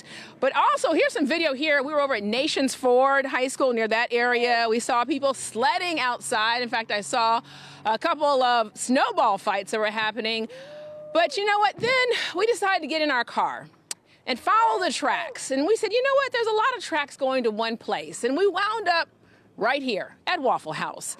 And I was talking to the customers. I said, why would you come out here with these elements to come get breakfast? And they said, why? Because they're always open. So the manager of Waffle House came out. Everybody started waving. You can be able to see how packed it is inside here. Hey. And tell us your name. Nikki Pittman. Okay. And Nikki, you have some information for us, because while people say you're always open, today that is not the case. Yes. So after 70 years, Waffle House has actually taken the elements in consideration. We'll be closing at 5 p.m.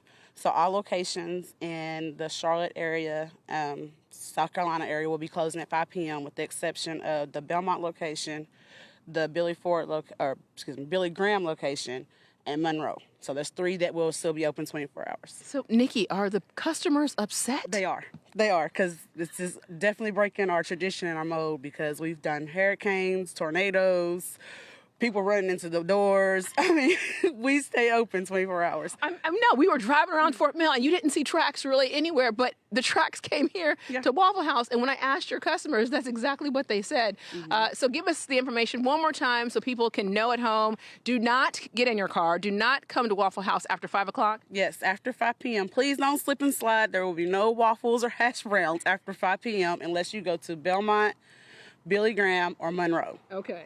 Anything else that you want to be able to tell us? After that, we'll come back. We're open at 8 a.m. Monday, so come see us and we'll be ready for you guys. Nikki Pittman, we appreciate you hanging with us. problem. I love how all your customers, when we pulled up, were waving. Yes. So you have some happy customers inside there. There you go. All right, go make them happy. All right, Give them their thank you waffles. so Thank you much. so much. All right, so that's a story out here. We're seeing still, we did run into a police officer on our way here in the parking lot, and his message was the same, to please stay off the road. I'm Alicia Barnes reporting to you live in Fort Mill, and I'll send it back to you to the studio. Alicia, the only reason I would get in a vehicle is for scattered, covered, smothered, topped, and chunked. So I can appreciate what the folks are doing at the Waffle House. Thank you, Alicia. Appreciate that. It is 11:14. We are going to squeeze in a quick break here as we take a live look over King Street in Boone. Don't go anywhere. Queen City News will be right back.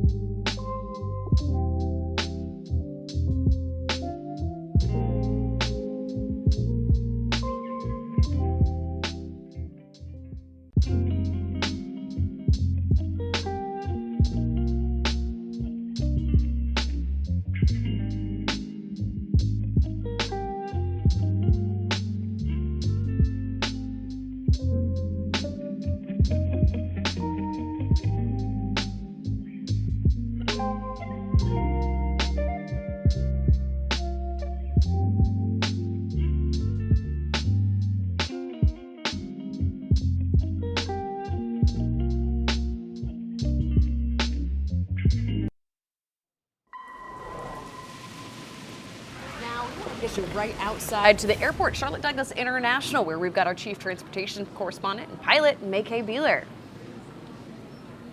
Well, good morning. You know, CLT is open and it is operating despite the horrible winter conditions.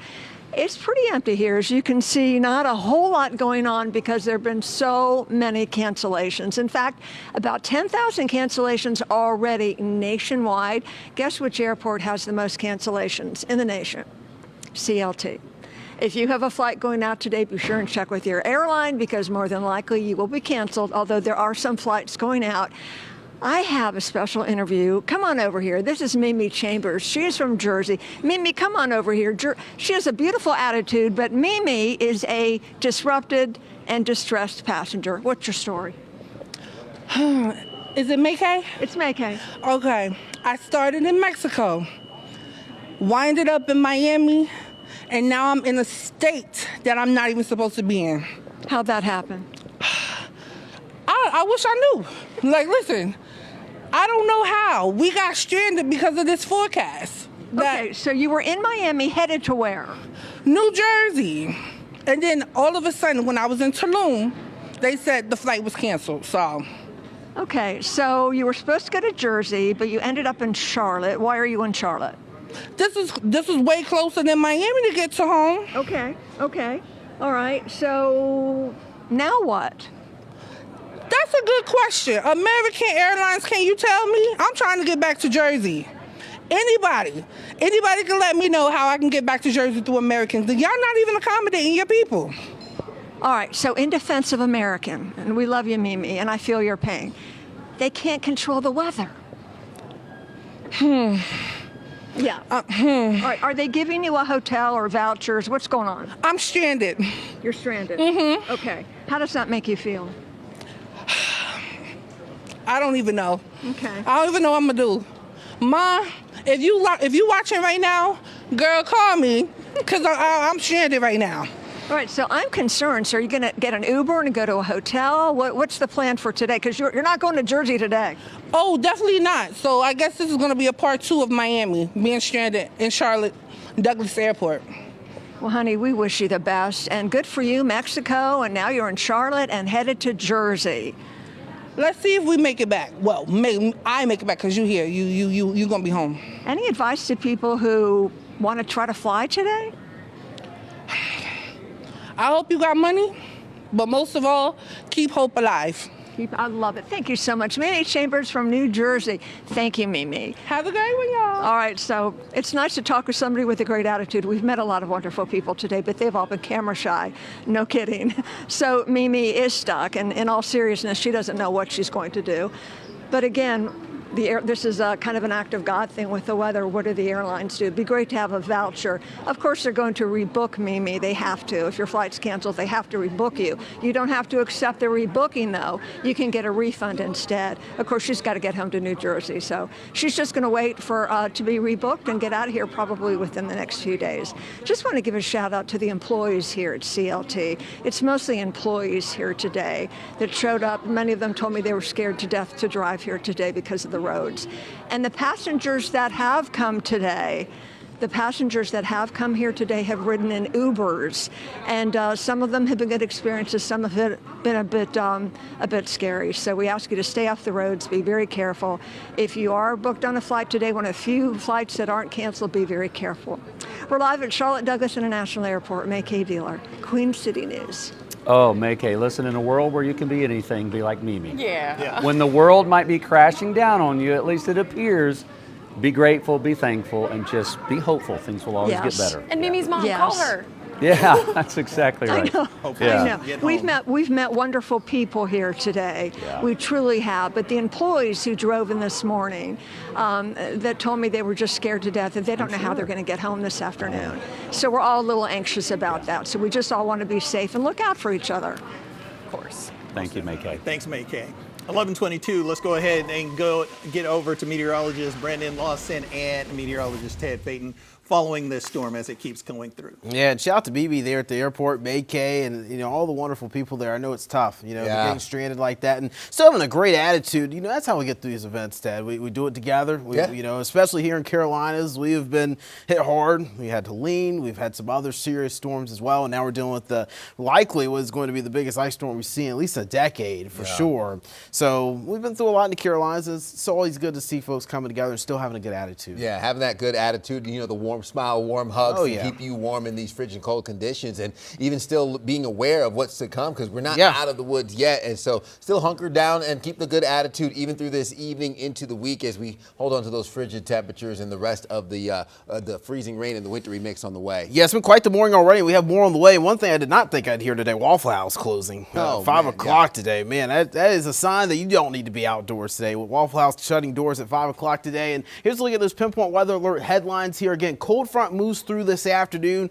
and also through the early evening. We're tracking widespread sleet and likely heavy freezing rain later today with that front. So this event is far from over. We still have that to go through. And then the power outage threat going to be greatest between 3 to 8 o'clock. So late afternoon through the early evening with power outages possibly continuing into the overnight depending on the weight of the ice on those power lines and tree branches. Something we'll be watching. But Ted, what a massive system this is. But notice it's starting to shrink over the eastern U.S. and that cold front's headed our way.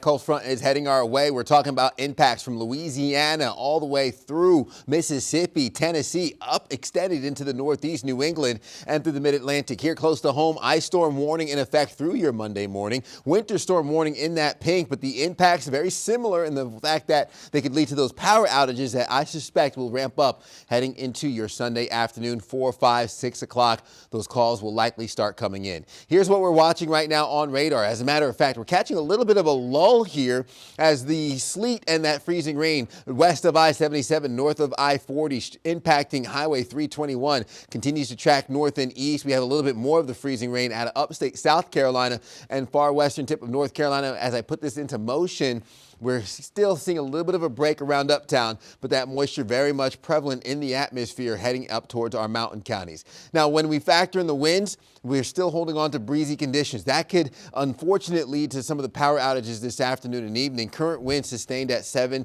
to 8 miles per hour. I'm looking at the potential for wind gusts upwards of 20 miles per hour in our mountain counties. That takes our temperatures from the upper teens, low 20s, and in the 20s in our mountain counties to a feels like or a wind chill in the higher single digits, low double digits. 10 degrees for Charlotte, feels like 9 degrees Gastonia, Statesville into Rock Hill. Now, road temperatures still very much on the frigid side, 22 to 23 degrees. Now, that's cold, but now that we have some of those roadways treated, your salt and your brine mixture will likely be effective at that temperature. But up towards our mountain counties, I-40 corridor, 19 degrees, that's where we start losing the efficacy and the effectiveness. So still seeing the sleet-covered roadways indicated by that blue. The pink is some icy patches that will likely lead to those slick spots as well. So treacherous, hazardous travel as of right now all the way through your Sunday evening into your Monday morning. We've seen 3/4 of an inch for that sleet and snow mix over Charlotte. Closer to 2.5 to 3 inches from Hickory up into our mountain counties I-40 corridor. Taking a look at your potential for that freezing rain after your midday lull ramps back up 5, 6 o'clock where I expect those power outages to ramp up. So high pressure to our north pulling that cold air south, that warm moisture out of the Gulf riding on top of that, giving us more of the potential for what will be the next round of freezing rain coming into play this afternoon.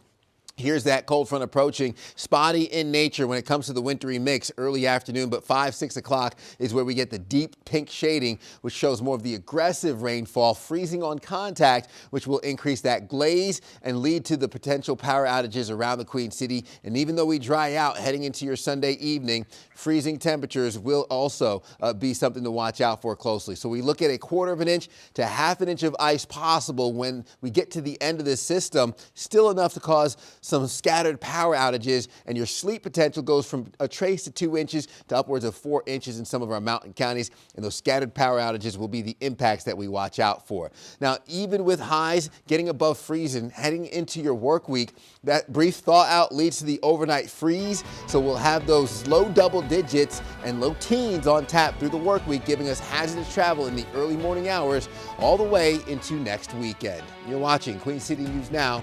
The most honored and the most local news has you covered on this weekend storm all afternoon long. We'll be right back after a short break.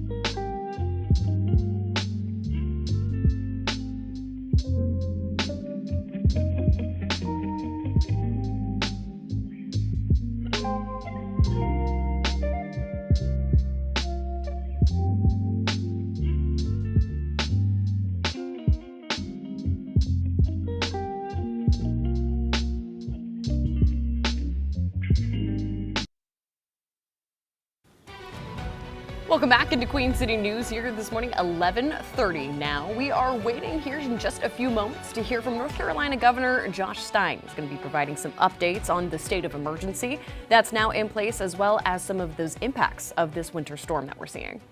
But before we do that, let's go ahead and get a check of your forecast with meteorologist Ted Payton and meteorologist Brandon Lawson. Yeah, good morning, guys. We've been tracking this all night long into this early morning, and now as we approach the afternoon, a little bit of a lull here, but does not mean we're out of the woods quite yet. Seeing those sleet reports and some of the freezing rain reports that transition into the freezing rain as more of that warm air aloft or overhead starts to funnel in with that moisture ahead of this cold front approach. Yeah, so still got to get the system through here. So we had that one area of low pressure move through earlier this morning. Got a secondary area of low pressure to the west, and that's the low pressure we're going to be tracking through the heart of our our region later this afternoon into the evening. So that's why, although we're getting a little in the precipitation, you still want to make sure that you're on guard for the second wave that will move through starting around 3, Ted, and continuing into the late afternoon, early evening hours. This is a look at the storm, and notice how much it's really closing in on us. It's almost like it's kind of trapping us in. Yeah. All that widespread moisture to the west is headed our way. Yeah, very textbook Miller B situation with the high pressure to our north. At Miller B is that secondary area of low pressure developed off the southeast coast, now pulling that further north. And you can see this curve in that warm front indicating the warm, moist air riding on top of the cold air over the Piedmont region, which is what's making it so hard for our temperatures to change here. And that high pressure is what gives that cold air, facilitating all the snow up through New York, Pennsylvania, into the Ohio Valley region, while we have more of the freezing rain from that warm, moist air landing in some frigid conditions, more of which will be heading in our direction heading into this afternoon. I want to show you the extent of these power outages stretching from eastern Texas, Louisiana, up through Mississippi and Tennessee. A number of power outages up to where we could see 10 to 50,000 customers without power in some counties, less than 1,000 folks without power in Mecklenburg County as of right now. Luckily, that's all we've seen so far, but as we head into the peak heating hours of the day, I say that with air quotes, because we're really not going to budge that much in temperatures, staying below freezing, but we are going to see the wind gusts and the brunt of this system move through 5 to 6 o'clock, which will likely extend some of these power outages even further. So right now, looking at radar, I mentioned that lull that we're catching.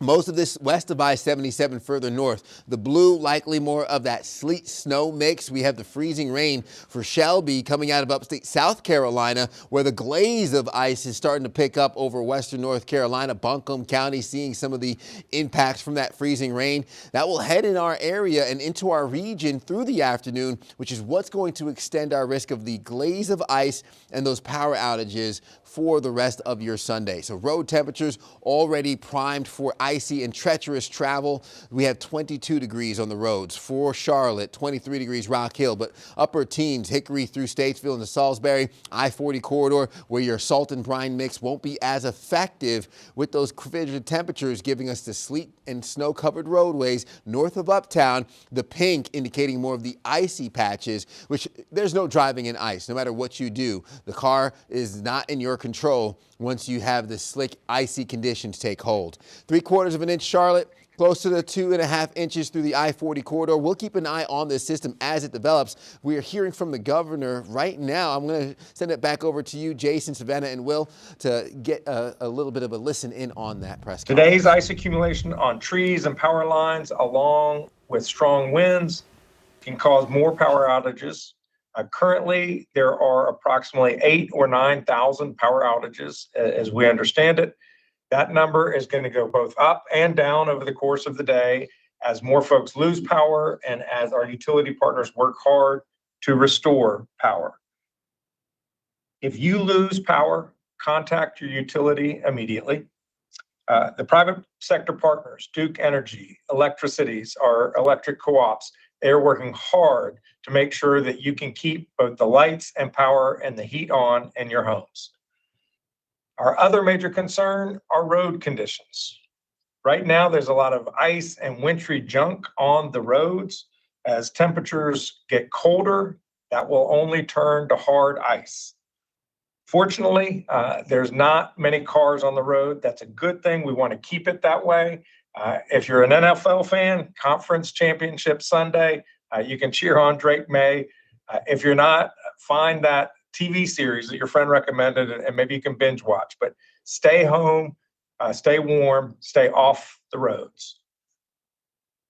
The state efforts are hard at work. The state emergency response team is in full force. The North Carolina Department of Transportation crews are busy plowing the roads and applying sand and salt to try to make them have greater traction. We've had 3 brief interstate closures. All of the interstates have now been reopened. The State Highway Patrol is busy clearing the roads. They have removed 339 abandoned cars. They have dealt with over 400 car crashes. Again, please stay off the roads. The North Carolina National Guard has deployed more than 100 force packages. That's groups of anywhere from 4 to a dozen National Guardsmen and women. They are around the state and they are partnering with local governments, providing whatever assistance is required. I want to thank our federal and local partners for their collaboration. Yesterday, I requested the White House grant an emergency declaration.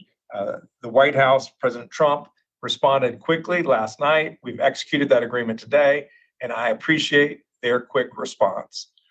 Local governments are hard at work making sure that they, of course, they're the closest to their own constituents. They have opened up 50 warming stations across the state, 45 shelters. If you have any need for either warming station, shelter, or other human service, please reach out to your county emergency management, go to their website, check out their social media. As I said earlier, the big concerns remain what they were yesterday. It's power outages and it's road conditions. If your power goes out, make sure you know where your flashlights are. Keep your devices charged at full charge so that if the power goes out, you can have them last as long as possible. Keep your doors and windows closed to keep the warmth in. Wear layers, sleep with multiple blankets. Pay attention to your physical conditions. We don't want people getting frostbite. We do not want hypothermia. If you have loss of feeling or color in your fingers, if there's uncontrolled shivering or disorientation, you should call 911. Stay off the roads. Black ice is going to stick around for a few days. Every night this week, we're going to get below freezing. So whatever precipitation is on the ground is going to turn to ice overnight. Secondary roads in particular aren't going to get treated as quickly. There are just too many of them across the state. So understand that road conditions will remain dangerous into next week. If you have to drive much slower than normal, give much more distance than normal so that you have more time to respond.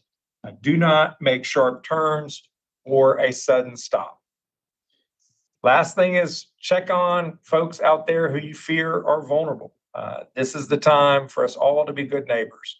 Think about somebody who just needs to know, you just need to know that they're doing okay. That's how we're going to get through this storm together. I appreciate you all. And at this point, I'll turn it over to Director Ray.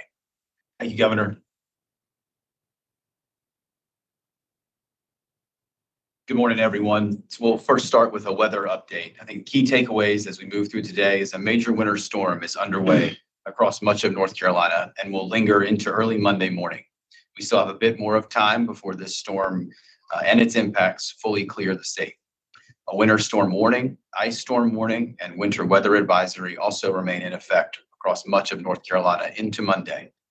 Since last evening, we've seen snow, sleet, and freezing rain all being reported across North Carolina. And by sunrise today, at least 1/4 inch of ice accumulation had been reported across our southwest mountains.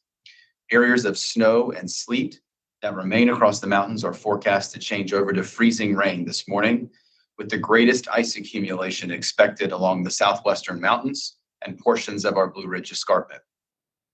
Freezing rain across portions of eastern North Carolina is expected to change over to rain throughout the day today. While we may see some lulls in precipitation through the day for some locations of the state, a final round is expected to push across the state Sunday evening and overnight. The greatest impact Sunday will continue to be from ice accumulations, where 1/4 to 1/2 inch of elevated flat ice accrual remains possible across portions of the mountains, our foothills, and into the Piedmont. Dangerously cold temperatures are forecast through next week, with low temperatures dipping into the single digits to near zero Monday night and into the teens and 20s through the remainder of this week. As the governor said yesterday, the White House approved his request for an emergency declaration. This allows for direct federal assistance to support emergency response, life-saving support, should the state require that level of assistance. There are 55 county emergency operations center activated across the impacted area today, with 72 local states of emergency in place. The state emergency response team remains postured to support our local communities, both in commodity distribution or in supporting local public safety response. As the governor said, in addition to the work that the power companies have done, we have base camps across the state for Duke Energy to surge restoration crews into impacted areas, along with mutual aid crews from both our electric co-ops and our partners in the electricities. To reinforce some personal preparedness information, as the governor stated, many communities across the state have opened shelters and warming centers for those who cannot stay at home. You can find that updated information, what's available in your community, by visiting your local government or local emergency management website and social media feeds.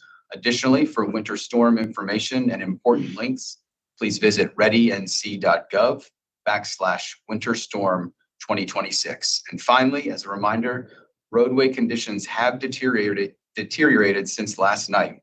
They will continue throughout the day today and into the evening. The safest thing remains to stay at home and let our first responders, the State Highway Patrol, and the NCDOT the ability to work safely. Thank you, Governor. Secretary Johnson. Thank you, Governor. Director Ray. Yes, I want to reiterate, we appreciate everybody's cooperation. It was great to come into the State Transportation Operations Center this morning and see almost no cars on the road other than plows and other DOT equipment they're working to clear the road and spread salt and sand across the state. This is a widespread storm with many roads have been impacted and are dangerous to travel on. We've got 2,500 employees working in storm response right now. They've already spread 32,000 tons of salt. I'm sure that number's changed since I walked in here, and it will continue to grow throughout the day. They've also already put in additional 800,000 gallons of brine on the roads. We've got 1,300 trucks in operation, along with almost 1,000 contractors. So we're working hard to treat. Today we focus largely on the interstates and major U.S. routes and 4-lane highways.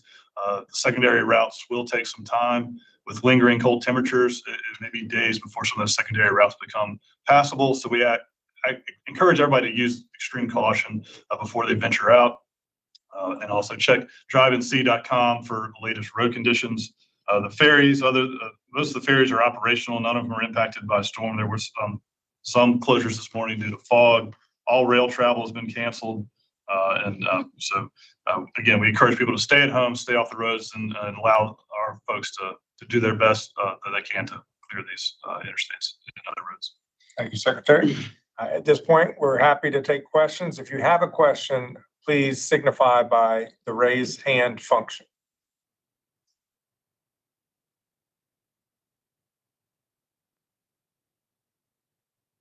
We're not seeing anybody. Oh, no, sorry. Dawn, please go ahead and ask your question.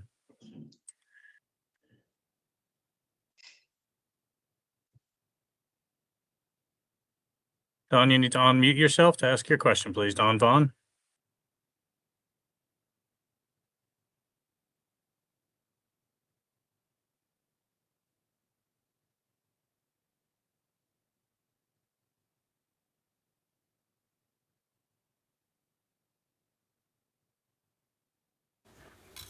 Adam Wagner, please. And that is just wrapping up here a news conference with Governor Stein and some directors of different emergency management groups here around the state. They're saying once again to stay off the roads, reiterating their message that they've been spending for the last couple of days trying to share that across the region, saying that they've got quite a few issues that they're staying on top of right now as far as those roadways. They say they've had about 400 crashes or so that Highway Patrol has responded to, all related to this storm. And so while they appreciate seeing quite a lot less volume on the roadways, they'd like to keep it that way. They say not just for today, but for the next several days, as that possibility of refreezing becomes very real. You know, he talked about the two major things, which we've been saying all day, is power and roads, right? Those are the two things. And so for those that did get out there, if you weren't in a crash, almost 400 vehicles were abandoned. So don't get out there if you don't have to. He said that black ice is probably going to be around for a couple of days, especially those secondary streets. As we know, they haven't been treated as much as the main interstates and highways. So just, you know, use common sense when you're out there. And we know one of the biggest things yet to come, which we've heard Brandon and Ted talk about, Will, is power outages. They had 8,000 to 9,000, that number kind of fluctuating as the day goes on. And the governor also saying that the numbers are going to fluctuate up and down. And we've been seeing that from a lot of municipalities. The city of Charlotte said the same thing. The storm is not over. Please be aware and everything else. And, you know, we just have to give more people time. Just time to clean up the roads, time for those crews to make sure to keep the power back on if that power does does go out. And the governor also making sure with all the power going out that people are trying to check on their neighbors. He says make sure you're looking out for those who are most vulnerable. That includes the elderly, that includes those who may be power insecure or who may be unhoused here at this point. So they say check on your neighbors, reminding people that emergency shelters and emergency warming centers have opened up. They say the best way to find the one closest to you is try to contact your municipality, try to see what your county or what your city may or may not be offering. They say across the state, it's 50 warming stations, 45 different shelters that are just opening up here because of the storm. All right, we're going to check on our neighbors about 30 feet that way in the studio. We have got meteorologists tag teaming. We have got Ted Phaeton and Brandon Lawson. What happens? You guys have talked about, as we're looking at 85 outside of our studios, you've talked about what could be coming between 2 and 6 later this afternoon. What happens for like the next 3 hours? Yeah, just kind of a break of the activity, Jason. You know, this is that lull that we were forecasting yesterday. The models have been really, really good with that and saying that we would get a break for late morning, early afternoon. But Ted, I know myself, just looking at the model day, I'm increasingly concerned about later today because we're, looking at the power outages to the west. We've seen a significant amount of power outages. Just want to kind of pull that map up here, Ted. We've seen about 100 to 250,000 without power, not only in just Texas, but Louisiana. This includes Mississippi and Tennessee, our friends just to the west, our neighbors, 250 to 500,000 without power, and that is because of some of the heavy freezing rain they've been seeing to the west, and unfortunately that batch is headed our way and could cause just even greater issues for our region as well. To your point, the psychology of the approach with this storm from overnight into this morning, a lot of folks seeing what we've gotten so far, and luckily more of that sleet has brought down the potential for the freezing ice totals, but does not mean that we still won't get the significant impacts that can come later on. So folks might be underwhelmed with what they've seen so far, but that does not mean to take what happens later on today lightly. To your point, Brandon, as we are seeing the evidence of what has been left in the wake of this cold front, this line of heavy rain and the freezing rain with it, crossing the states of Mississippi into Alabama now and even further through Tennessee. This is leaving significant power outages in its wake, and we've just had the warm-up or the pregame before the main event that will be arriving later on today with that cold front. We're talking that 4, 5, and 6 o'clock time range where you want to stay weather aware. Download that Pinpoint Weather app to get the alerts of any of the freezing rain detected in your area, because that's where I'm expecting the winds to pick up, the ice glaze to start to accumulate, and that's going to eventually cascade into what could be the scattered and potential widespread power outages here across the Carolinas. Yeah, look at this, 4 o'clock, here it goes, moving through the area. This is going to be a heavy batch of precipitation. It's even convective to the west. We're seeing thunderstorms in Birmingham. Now, I wouldn't be totally shocked if we saw lightning strike or thunder. There could be a lot of instability with this, but it's really going to be the ice concern that we're worried about. Freezing rain, heavy freezing rain moving through as we go through the late afternoon, early evening, and then moving out of here. But that could be a quick 1/4 of an inch to maybe even 3/10 of an inch of ice later this afternoon, and that's on top of the wind as well. So again, as we go to that ice forecast, Ted, we did bring it down just a little bit, but still 1/4 of an inch to 1/2 an inch of ice expected for today. That is going to be too much for this area. Yeah, and this is the battle of air masses that we've been talking about, right? That classic setup where we have the cold air lodged between the Appalachian Mountains to our north and west, and that's coming out of the north and east. So here in the Piedmont region, we have this pool of cold air just parked around the Queen City, and then the warm Gulf moisture coming up.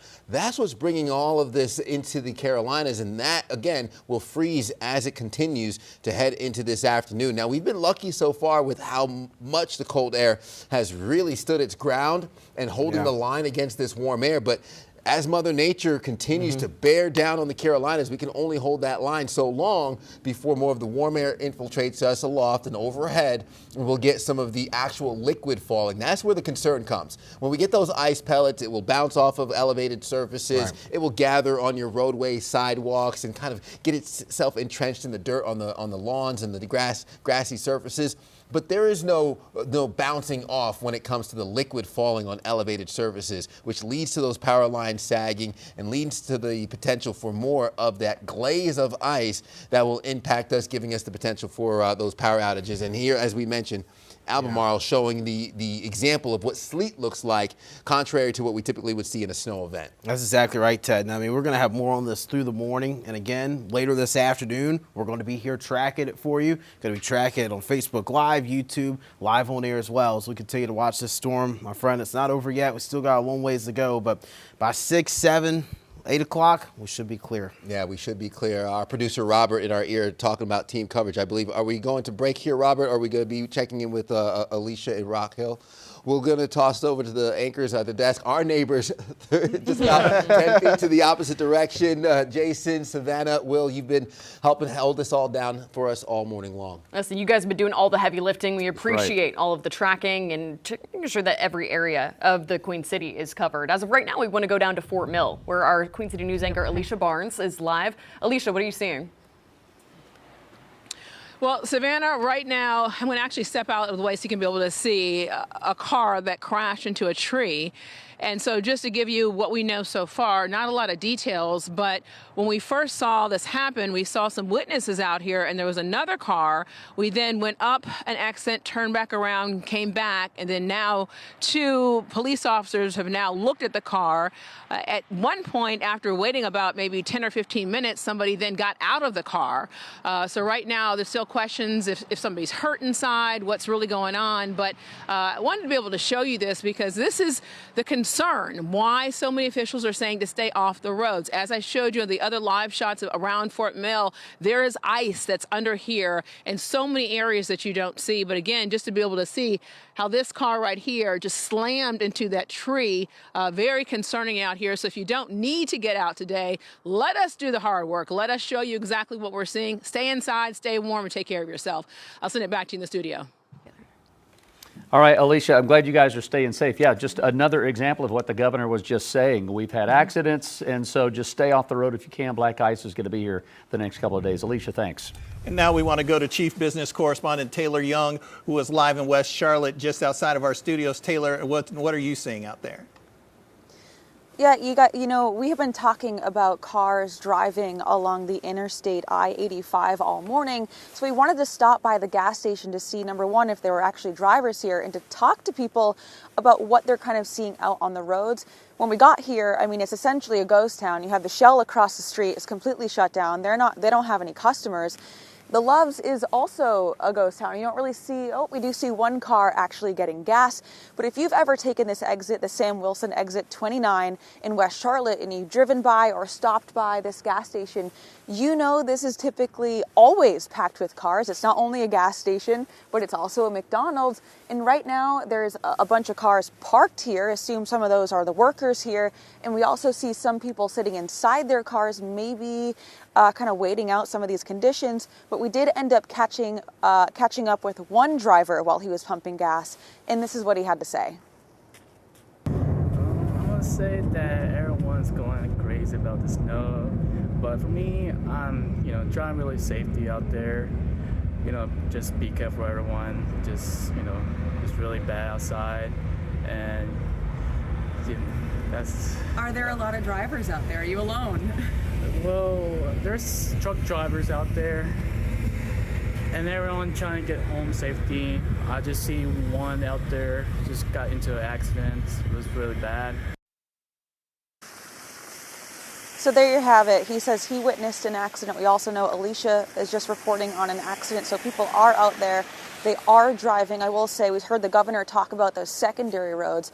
We are located about 900 feet from our station. We will say it is those secondary roads that are extremely dangerous. I think we were driving on untouched road. You could really only go about 15, 20 miles per hour. So if you're at home and you're thinking about leaving and you're seeing the interstate, I mean, these secondary roads are pretty much untouched. We heard the governor say they're kind of the second priority and are not going to get as treated as those kind of main priority interstate roads. So just something to think about if you're getting a little bored in your home and you're thinking maybe I can leave.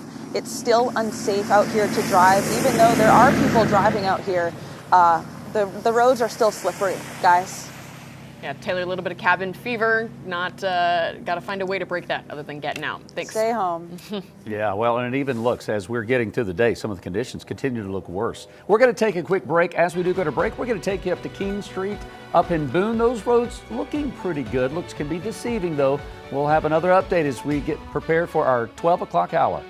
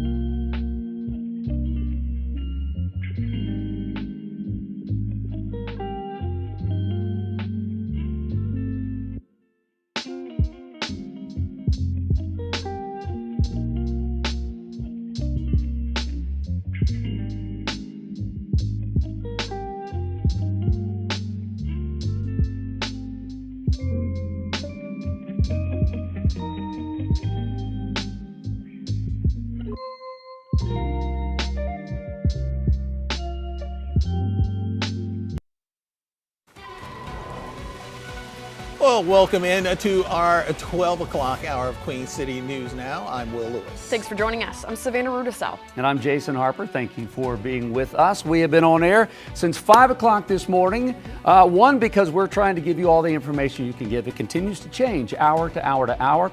We now have meteorologist team Ted Phaeton and Brandon Lawson who have been tracking these temperatures. We know the importance of hour to hour and watching this. Maybe not what we're seeing now, guys, but what's coming this afternoon. Yeah, this is an opportunity for folks to catch their breath as we've been watching this system move in from overnight all the way into this morning. A little bit more of that sleet, some of the freezing rain on the back end here. Still not out of the woods yet, Brandon, but just catching a little bit of a lull so we can look out, get our bearings a little bit, and then prepare for what's going to be coming later on today. This is going to be that second punch, and usually it's not the first punch that gets you. It's the one you don't see coming, the second one. Yeah, and that was going to be coming through around 3, 4 o'clock, moving into our western counties and then continuing through the early evening. At least by 6 or 7, we'll start to see things clear out. But, man, live look from King Street and Boone. Road crews have been hard at work there. They've cleared the roads pretty well there in Boone. But we'll say one thing about Boone, they actually kind of dried out a little bit earlier this morning, so it's been a little easier for road crews there. Plus, they have a little bit more of a better solution for bitter cold temperatures.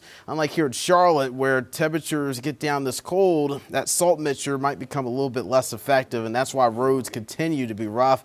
And we also continue to deal with some ongoing sleet this morning as we head into the afternoon as well, Ted. Yeah, we could even add the temperature profile up towards our mountain counties. Ironically, will be warmer than what we've seen around the Queen City. Some of the warm air aloft or higher up in the our elevations will be what gives us some of the freezing rain potential later this afternoon. So we still have those impacts we'll see around the Queen City, uptown, and areas south and west.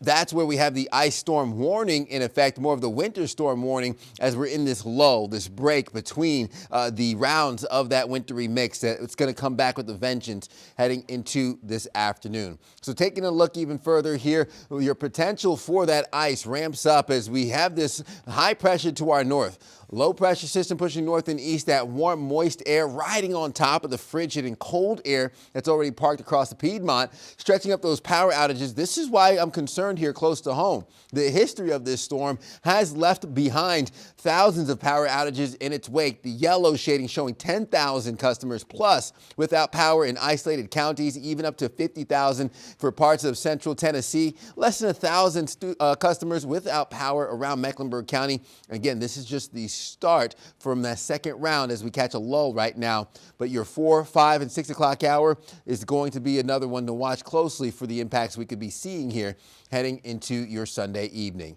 So right now, keeping an eye on radar, catching a little bit of a break, but still spotty and intermittent areas of sleet and freezing rain possible. Let's see if I could recap the last 3 hours for you so you can see how things have died down. Radar more active 3 hours ago than what we've seen here currently. As a matter of fact, taking you west of I-77 up towards Hickory into Lincolnton. Highway 321 out of Lenoir, still getting some of that sleet, which is impacting travel, where you'd want to avoid the roadways wherever possible. Zooming out now and showing you there's more moisture where that came from, especially coming out of northeast Georgia, western North Carolina. As a matter of fact, I'm concerned with upstate South Carolina, taking you down to Greenville, Spartanburg, seeing more of the pink traveling through Travelers Rest up into Greer, Lyman, Inman. That's where the freezing rain will start to accumulate, aiming towards the Queen City here heading into your afternoon. So I-77 corridor mostly dry. We have a pocket of that freezing rain pushing into Union County south of Indian Trail, aiming towards Monroe, Marvin, Waxhaw, likely getting some of the ice pellets or that freezing rain as of right now. And then even further, road temperatures cold enough to facilitate more of those icy conditions, especially in our mountain counties and higher elevations. As Brandon said, the efficacy of those that salt and brine mix not as effective with these frigid temperatures. So road conditions, looking at those icy patches and the slick conditions all the way up here into our I-77 corridor and north towards I-40, that's going to linger, which is why you want to avoid the roadways as much as possible. But again, watching for those impacts that will come through second half of the day. Your sleet snow mix 3/4 of an inch to even 2 inches, if not more, in our mountain counties. Brandon, I know with what's coming up later on today, that's going to even extend the potential for those power outages. And unfortunately, with those frigid temperatures, we might be dealing with the residuals from this even into the work week. That's exactly right, Ted. I mean, we're talking about temperatures throughout this week that are going to be below 40 at least for high temperatures in Charlotte, and possibly teens and single digits some mornings around the Queen City and even up into the mountains as well. And power outages are the biggest concern for us right now as we get later into the afternoon, because look at the damage that's been done west of us from this cold front and that heavy precipitation to the west, heavy freezing rain causing thousands to be without power. In Texas, 100 to 250,000 without power there. Louisiana, 100 to 250,000 without power. Mississippi, and also up into Tennessee, where we have between 250 to 500,000 without power. I've been seeing video from Tennessee over towards Nashville where tree branches have just been snapping off due to the weight of some of the heavy freezing rain they've seen from earlier today. And unfortunately, that is headed our way. You get kind of a look at it here. Here's our lull. We've got the lull in the precipitation here over the Queen City news viewing area. But as you're getting further west, look at that big batch of precipitation. And notice there's a lot of rain with this, but unfortunately, this is going to be entering a cold air mass when it moves into our region. So when it falls, it's going to be falling as sleet or freezing rain because temperatures are way below freezing here. And I will say, I'm not going to rule out maybe a clap of thunder today. And the reason why is because we've got a lot of moist air, and with thunderstorms, all you need is warmer air at the surface, moist air off, and then what ends up happening is you get enough instability for maybe a thunderstorm. So it's almost like thunder snow. But either way, the greatest threat will be the concern for power outages and extremely slick travel later today. Here comes that line, 3 o'clock, moving into our western counties towards Burke County, Cleveland County, the mountains. And then 4, it's in the Charlotte area. 5, still moving through the Queen City news viewing area. And then by 6, this is going to be shifting out of here. But again, even by 6, 7 o'clock, we're going to be tracking the concern for power outages, winds, and also the heavy freezing rain going to cause those power lines to be going up and down here as we go into later today. And that's going to be the concern we have between about 3 and 8 o'clock. So guys, I'm going to get back over to you guys at the desk. I understand Maureen Wards is going to be joining us here. You got that right. We've had a great team coverage all morning long. Maureen Wirtz is joining us from the NODA part just barely north of town off of North Davidson. It is nice to have you joining us at noon, Maureen. How are you today?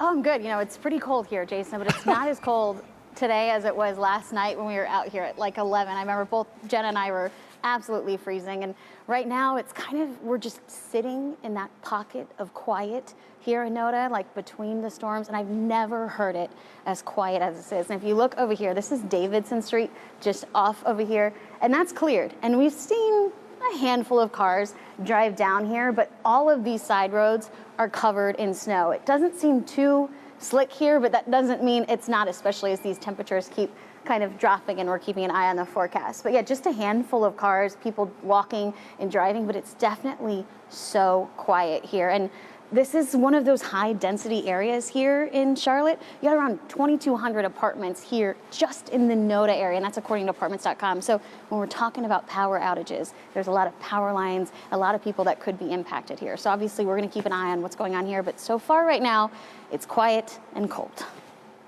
Maureen, I will say, we know that you are not in Vail, but it does, you're giving the vibes with the jacket and the beanie and the backdrop. It looks as if you are at a ski resort, which would probably be very different than being in NODA. Just saying. Very different. That is definitely, you know, I'm glad Jenna's able to make the vibe look very mountainy and casual. Absolutely, yeah, definitely not NODA. No, we're very happy here in Charlotte, but yeah, it's kind of that pretty blanket of snow. Like that's why I think we saw someone riding a bike with a sled behind it earlier. So I think people are mostly staying inside, which is good. But I think that snow is going to make everything seem pretty and peaceful. And you know, unfortunately, that's going to change in the next couple of hours. But yeah, it does look pretty up here. I'll say that for now anyway. All right, Maureen, thank you so much. Appreciate that. Now we have more school closures to announce in our area, plenty of them rolling in ahead of some more icy conditions come tomorrow. Now both Newton Conifer schools and Union County schools, those are the latest to call. But as of now, leaders at 6 districts telling students and staff to stay home tomorrow. You can keep up with all of these school closures as they happen. We have a tab specifically for this on our website, and that's at qcnews.com. All right, 12:08 now, and we want to take a look at some video. This is overhead look at the snowy roads in Statesville.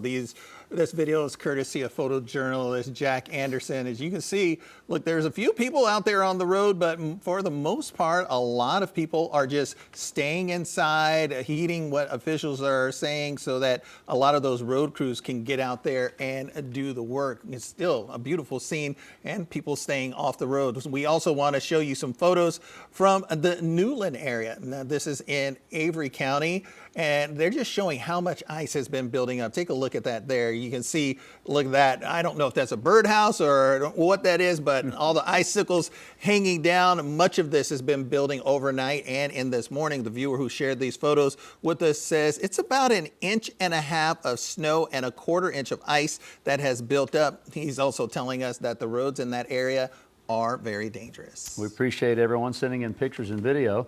In another story this morning, an 83-year-old York County man is missing in this cold, icy weather, and officials need your help to find him. The York County Sheriff's Office says that Robert Taylor walked away from his home on Clear Run Road in Catawba at some point last night. He was wearing a tan jacket, green hat, and blue jeans. Deputies are asking the public to be on the lookout for Taylor and to please call 911 if you spot him. And now another look here at some of those conditions that anyone who is outside is facing right now. This is a new video from just outside of our station here in West Charlotte. There's plenty of ice that has been forming all morning long on bushes and trees, the cars there as well. Take a look, those leaves just covered in that thin layer of ice. We can expect the ice accumulation to continue to grow as the day goes on and we get a little bit out of, as Maureen said, this pocket of quiet. And Charlotte police are sharing helpful information this morning on who to call in an emergency. And if you do have one, only call 911 if there is a life or property threatening issues and crimes in progress. Now, if your situation is not life threatening, you can use the non-emergency line, and that's 311, and help keep emergency lines open for those who need an urgent response. All right, we want to bring back meteorologist Brandon Lawson and Ted Phaeton this morning. We know this is historical as far as what we've seen so far. I'm glad we can, I guess you could say, take our breath for a couple of hours because another round is going to be coming. What are we expecting to hit this afternoon? Oh, we'll be looking pretty much at the peak heating hours of the day. I say that in air quotes. It's really that 4, 5, and 6 o'clock time frame where this cold front ramps up, giving us the potential for heavy freezing rain, the torrential rainfall that comes with that, with the cold air in place, Brandon. That's where our ice accumulation really starts to actualize, and that could lead to those power outages that we've been talking about. It's been kind of interesting seeing the evolution of this area of low pressure that's developed to our west. It's actually getting stronger as it's moving to the northeast. So this system, although we've got this lull in precipitation, the system to our west, the cold front, is actually getting stronger as it moves towards our area, meaning we could have even heavier precipitation later today, heavier than what we saw yesterday evening, heavier than what we saw during the overnight hours and this morning, meaning we could see more of a heavier freezing rain later today. And that's our big concern really out of all of this, is that we're going to see more heavier freezing rain, Ted, later this afternoon into the evening. That could add to our ice accumulations, but also bring in some stronger wind gusts, which we haven't seen too many strong winds today, but we could see gusts maybe up to 30 or so miles per hour because of how strong that front is, and that could cause us power outage concerns. Yeah, it does not do us any favors, especially if those icy conditions start to glaze on the power lines, on the tree limbs. Any winds that's going to already impact those compromised structures could lead to what will be the power outages as we track that storm, that secondary area of low pressure to our west, pulling in that cold front aimed right towards the Carolinas, which will be playing into this afternoon. So taking a look at what our timing will be here moving forward as we keep an eye on your lull through midday, late morning, early afternoon now. As we head into that 4 or 5 o'clock hour, we're ramping back up the freezing rain chances heading into tonight and then tapering off as we head to that 9 o'clock hour. So here's the setup again, the Miller B setup, or that winter storm with the pair of low pressure systems giving us the warm air overhead while the cold air is already parked in the Piedmont. And that is the region that will be getting the potential for that freezing rain. So the moisture is still very much abundant. We have the torrential rainfall from southern Louisiana, parts of Alabama, into the panhandle of Florida. As we head into the afternoon, spotty impacts of that wintry mix before the aggressive rainfall falls in the form of freezing rain, indicated by that deep pink shading on your map. And that's starting as early as 4:30, 5 o'clock, lingering into this evening, which will be where we start to gather the ice totals and then lead to the power outages that will even extend into your overnight hours. So by 9 o'clock tonight, most of the freezing rain pushes east. Any sleet mixed in with that, the wintry mix tapers off. Temperatures hover right near freezing, which might allow us for a brief thaw out, but a refreeze again heading into your Monday. Frigid temperatures extend for most of the week, so afternoon highs in the 30s, lows in the teens, and even near single digits will even extend our treacherous travel concerns into next week. So ice totals, your new forecast, looking at 1/4 of an inch to 1/2 an inch. So coming down a little bit, but still very significant for those impacts above 1/4 of an inch. That could lead to more of the spotty and scattered power outages. The 1/2 an inch would be more widespread issues. And your sleet totals have come up, going from a trace to 2 inches, closer to 2 to 4 inches towards the I-40 corridor and stretching areas north. Could see higher amounts of that snow and sleet mixed in for your I-40 corridor and north. So scattered power outages will be the main threat from 2 to 6 and even 7 p.m. this evening. With those frigid temperatures and, again, the compromised power lines, those power outages could even extend into your Monday, if not beyond. And when it comes to your ice, that's all going to be the deciding factor on how impactful our outages will be. Less than 1/4 inch of ice, you still have the slick and treacherous travel, but the isolated power outages will start 1/4 of an inch to 1/2 an inch to become more scattered and widespread. And then hanging tree limbs, utility lines start to sag, because 1/2 an inch, that could be upwards of 500 pounds extra. And then if you extend the length of the actual power line, that could be even more, multiplied by however long those power lines stretch. So holding on to hundreds of pounds of extra weight, even more so as you get to the 1/2 an inch range and higher.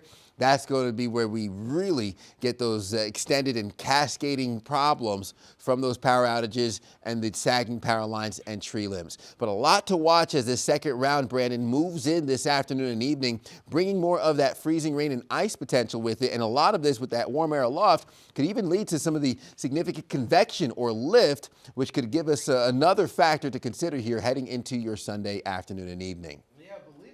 You know, it's a smaller threat, but there is a very isolated chance that we might get a clap of thunder out of this activity that moves through later this afternoon. It would be thunder snow, unfortunately, because we'll have freezing rain coming down. But I guess we can call it thunder ice. And again, for thunderstorms, the ingredients you need warm, moist air. Now, I know there's nothing warm about today, but you still have warm air at the surface and colder air aloft, and that warm and colder air coming together can create those lightning strikes and also that thunder. But you also need the instability, just that upward motion of air. And as the system drives our way, we're getting that strong stream of southerly flow. So we are starting to get a little bit more warmer air in regards to temperatures getting back into the mid to upper 20s again later today. And that instability, that upward motion of air is rising that air. So essentially you have warmer air at the surface colliding with the colder air in the upper levels. So although temperatures might be in the teens down at the surface, you've got temperatures below 0 degrees as you're getting up into the upper levels. So that warm and cold air is colliding as that warm air is rising up.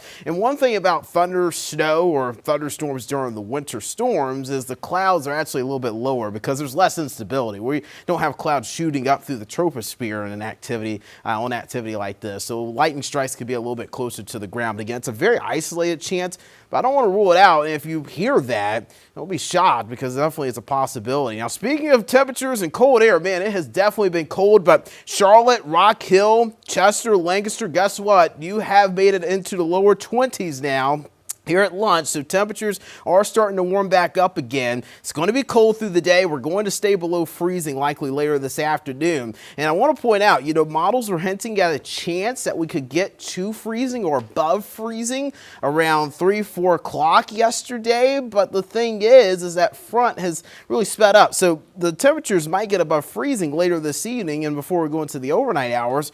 The problem is the precipitation is going to be rolling in around 4, 5, 6 o'clock, and that's when temperatures will be below freezing. So with the activity we're going to be seeing later today, we do expect it to be freezing rain instead of that activity being rain. So that's going to cause those impacts to increase later today, guys.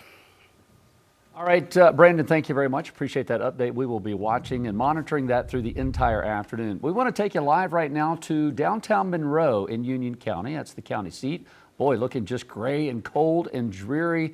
We've got officials are announcing here that they've opened up some warming shelters there, all in coordination with the American Red Cross. We've got the Monroe Middle School. They're now open for folks seeking shelter, and those planning to stay for multiple days. They're asked to bring their own supplies if you've got medications, blankets, charging cords, snacks, and clothes. If you've got domesticated pets, they are welcomed, but they'll be housed in a separate area with limited capacity. And 2 shelters are open in York County to aid some of those neighbors in need. One is at the Northside Recreation Center in Rock Hill. The other is the York Recreation Center that's in the town of York. So individuals at the shelter, they say that they need to be bringing all their medication with them as well. Again, that's the #1 thing that these shelters are asking people to bring. Again, anything that you may need, just those essentials. They say that you'll be asked to check in and to register when you arrive, but you don't need to bring any ID, just keeping a list of who's there. And for residents and families in need here in Mecklenburg County, the Grady Cole Center is open and available for shelter. The American Red Cross is also leading operations at that building. They're providing heat, power, and basic meals. Nurses are also on standby to conduct screenings. And if you are unable to drive there, CATS was offering free rides, but you're encouraged to just go ahead and look at what you need to get there. Bring your items, multiple days worth of clothing, sleeping bags, and snacks and more. All right, we have had reporters live from West Charlotte down to Fort Mill at the airport and up in Statesville. Jen Cardone has been up there since 5 a.m., guys. That's right. That's We've been watching those conditions change with her all morning long. Jen, what are you seeing now here just past 12:20? Well, Savannah, you might be able to hear it after these cars go by. The sleet is most certainly back. It's now starting to stick to my hair a little bit more, so this makes me feel like it's a little bit more wet in texture. But basically, actually, you might be able to see it a little bit on my sleeve here. It's coming down a lot more. The good news is before we came to you for this live shot, we were able to fly the drone because there was a break in the action. And we have some really cool video for you to check out over Statesville that just shows the snow that has fallen over this area over the last, well, I guess since we went to sleep last night around 9 p.m. until this point in time. But as we've been saying over and over again, it looks pretty, but underneath it, not so much. There is most certainly ice underneath that. This morning, if you've been following us all day, we had ice stuck to our car, and it took 45 minutes just to be able to thaw out to move anywhere. So we were kind of stuck for a bit during our live shots. If you're still looking at that drone video, you might be able to see some of the sand that has been thrown down by city officials that were driving around just trying to make some traction for folks who do have to be out on the roads. We're not recommending that you come out on the roads because it's hazardous and we're not used to driving on these kinds of roads. But with that said, there are some essential workers like hospital employees and that have to be out and about to take care of anyone that is in need. So if you have to go out, please take it easy. But if you can, please stay home and stay warm. Jen, we're hearing those cars behind you, some of which sound like they might be having a little bit of trouble getting through that ice and that slush on the roadway out there. Yeah, we had a little bit of issue.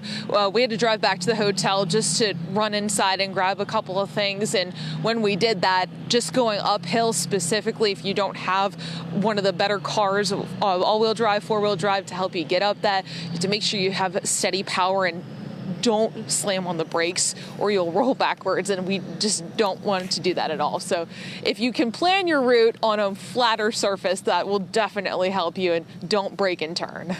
Well, the only route people need to be planning is from the refrigerator to the couch to the refrigerator to the couch. So that's it. Don't get out there. Jen. That's a good plan.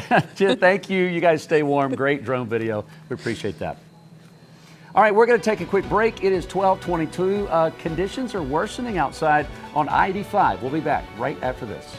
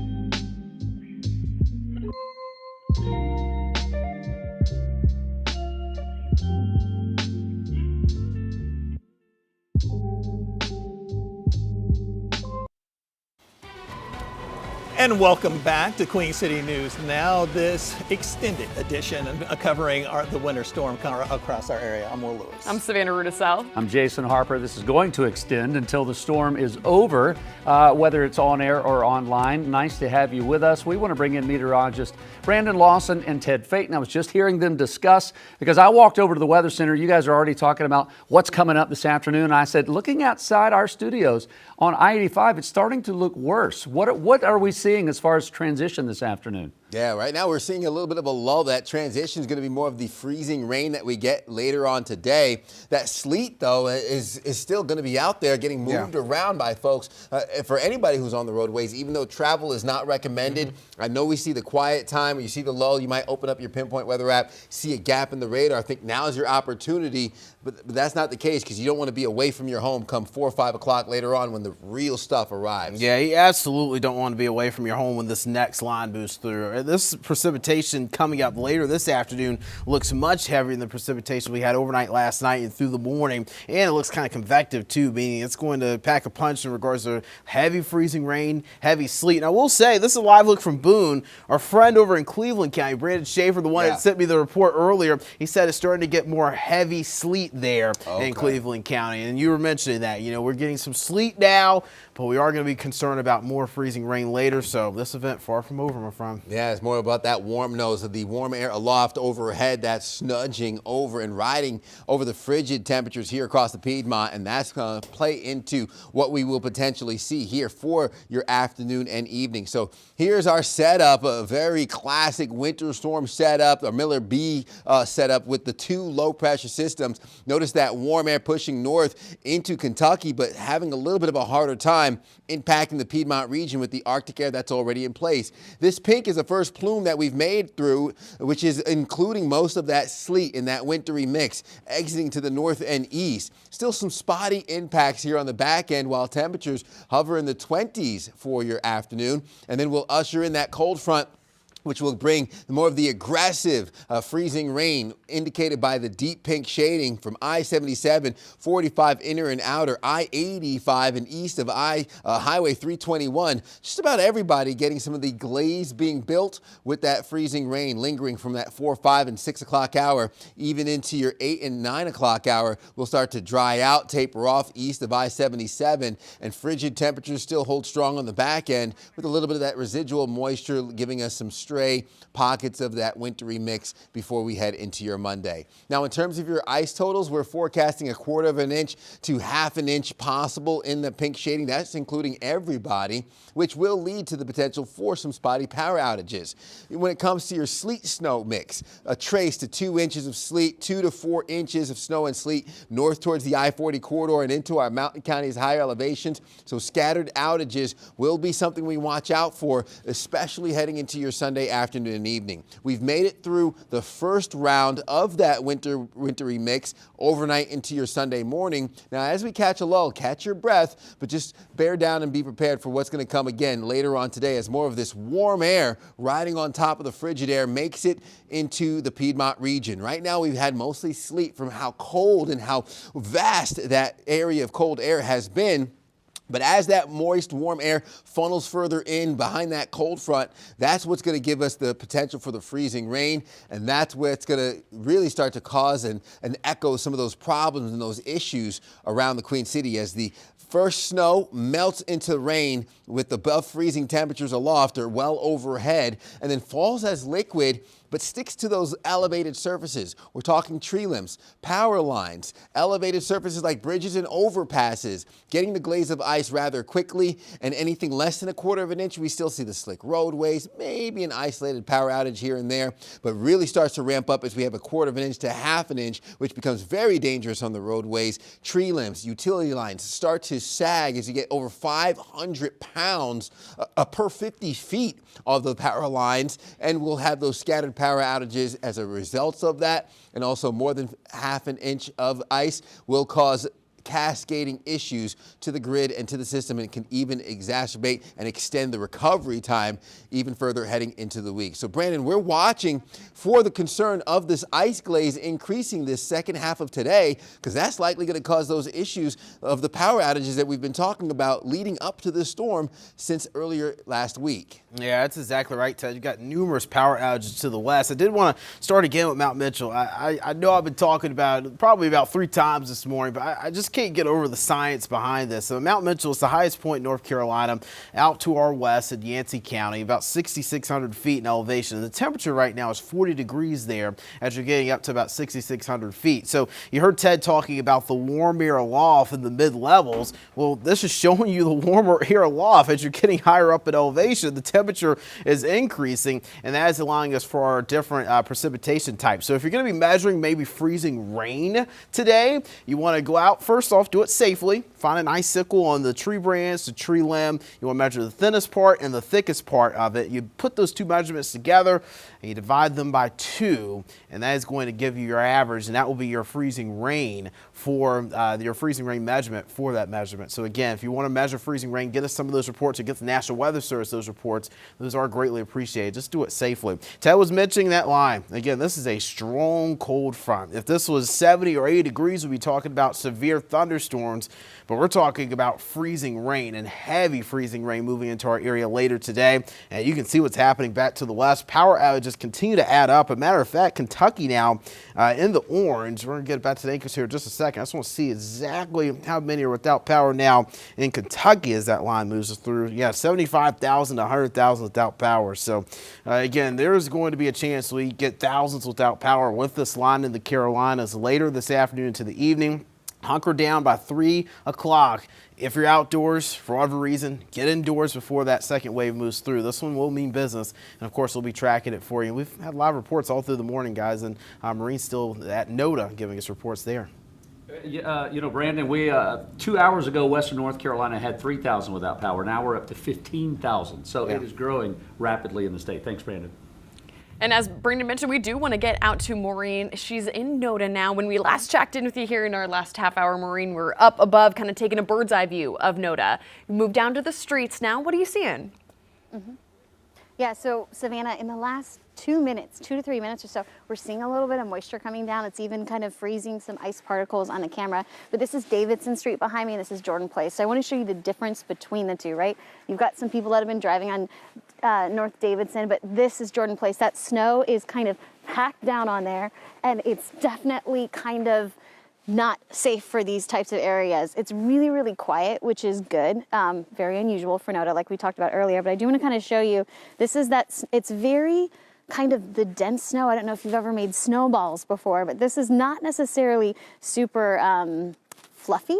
It's like you can pack it down. And so you imagine that's kind of on the sidewalks and on the roads here. So even just kind of walking out to this live shot, we could feel some of that slickness, and especially with this moisture coming down and then what we're expecting in the next couple hours, I don't think this will be as pleasant as it looks right now. And even just standing around here on this little corner, there are power lines everywhere, and I can see there's not any ice accumulation or anything on them, and that's obviously something we're going to be keeping an eye on. But yeah, a handful of cars driving around here, but mostly so quiet right now, which is really great to see. I know we've seen a couple people walking around because it's fun to see the snow, but hopefully in a couple hours people just stay inside, stay warm, and let us show you guys, let us show you guys at home kind of what it's looking like out here. All right, Maureen, listen, we thank you very much. Stay warm. You're right. It looks much better from the other side of the glass than it does to be out there live. That's why we are all over the place trying to keep you nice and warm. Maureen, thanks. Appreciate that. It is 12:34 right now. We're getting reports coming in from all around our viewing area this morning in Lancaster.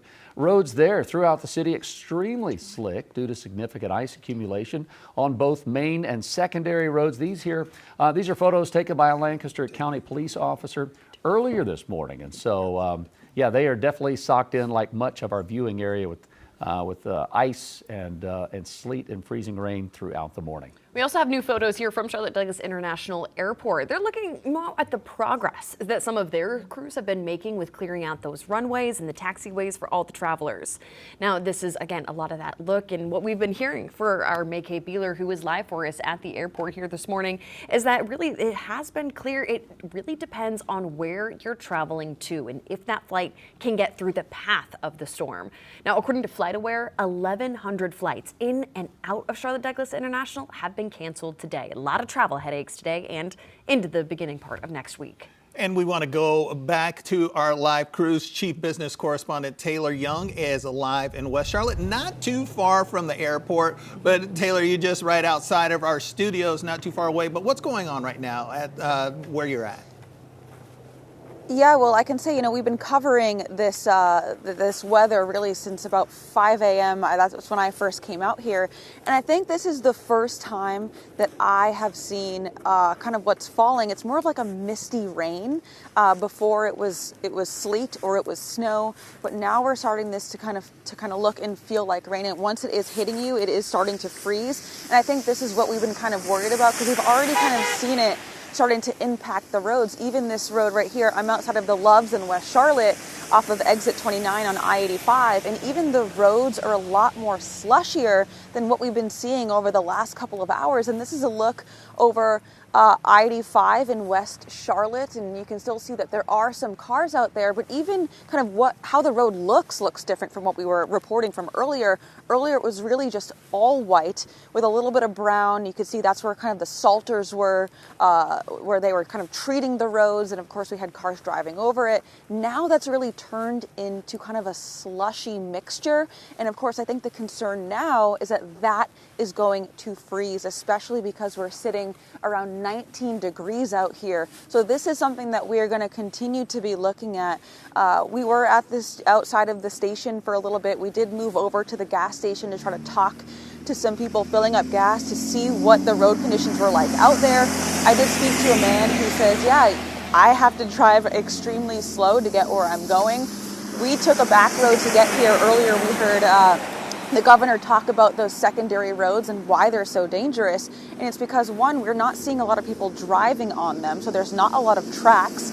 And two, really the trucks that are salting and treating roads, a lot of their attention is on the main roads, on the interstates, on maybe a road like this where there's more traffic. Of course, those secondary roads are the slickest right now. We had to drive about maybe 10, 15 miles per hour just to make sure that we were able to come to a complete stop. So if you are thinking about leaving your house, I would say this is kind of the worst that we've seen it really throughout the entire day, as that snow and that sleet kind of starts to turn into a mush. So just something to think about if you do have to leave your house for whatever reason. Guys? Much. We know that Brandon and Ted telling us that, again, we're going to get another wave. That afternoon push probably going to hit just a little bit harder than what we were seeing this morning. Taylor, we appreciate you being out there.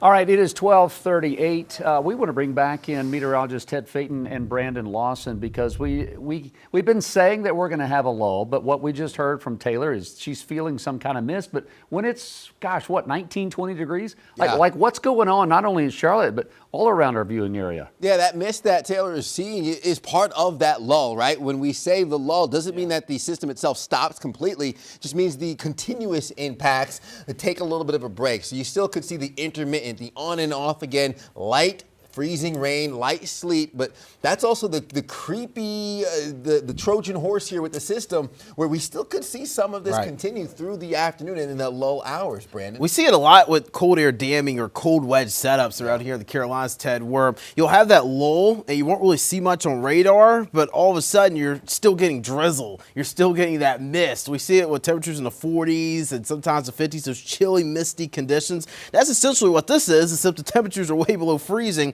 So it's more so of a freezing drizzle and some light sleet right now. Yeah, and we've been watching as that light sleet and freezing drizzle.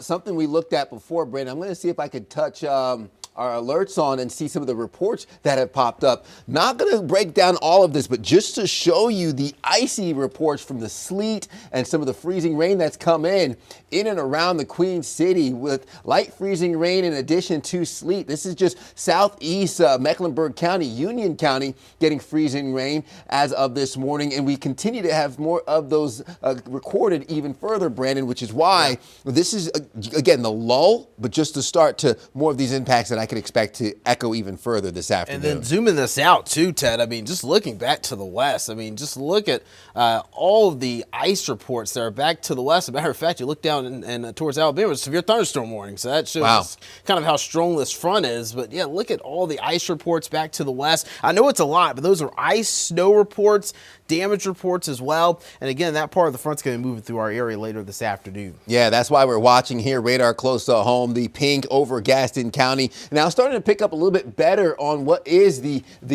sleet and freezing rain here. That's moving into Dallas. So again, as we just checked in with Taylor, just out of West Charlotte, that makes sense and that tracks that she's picking up on a little bit of that freezing rain. Radar is confirming that as of right now. Stretching up north and west towards Highway 321, High Shoals, Lincolnton, getting more of the sleet mixture here. And that's all the way up towards Newton Hickory on I-40. The impacts being felt, and that's part of the lull, which is going to give us these intermittent pockets of that freezing rain through the afternoon. As I mentioned, that Trojan horse, because we can start to get that glaze a little bit earlier than the actual torrential freezing rain that moves in later on today. Yeah, because anything that falls now is definitely going to freeze. And when you look at road temperatures, so road temperatures actually coming up a little bit, Ted. And, you know, we do have a lot of clouds around, but the sun's strong. It's our closest star. So even with the clouds, we still get some sort of heating influence from that. So that's why road temperatures are coming up, and we also have a strong southerly flow bringing our air temperatures up as well. But still, even though road temperatures are coming up, Ted, they're well below freezing.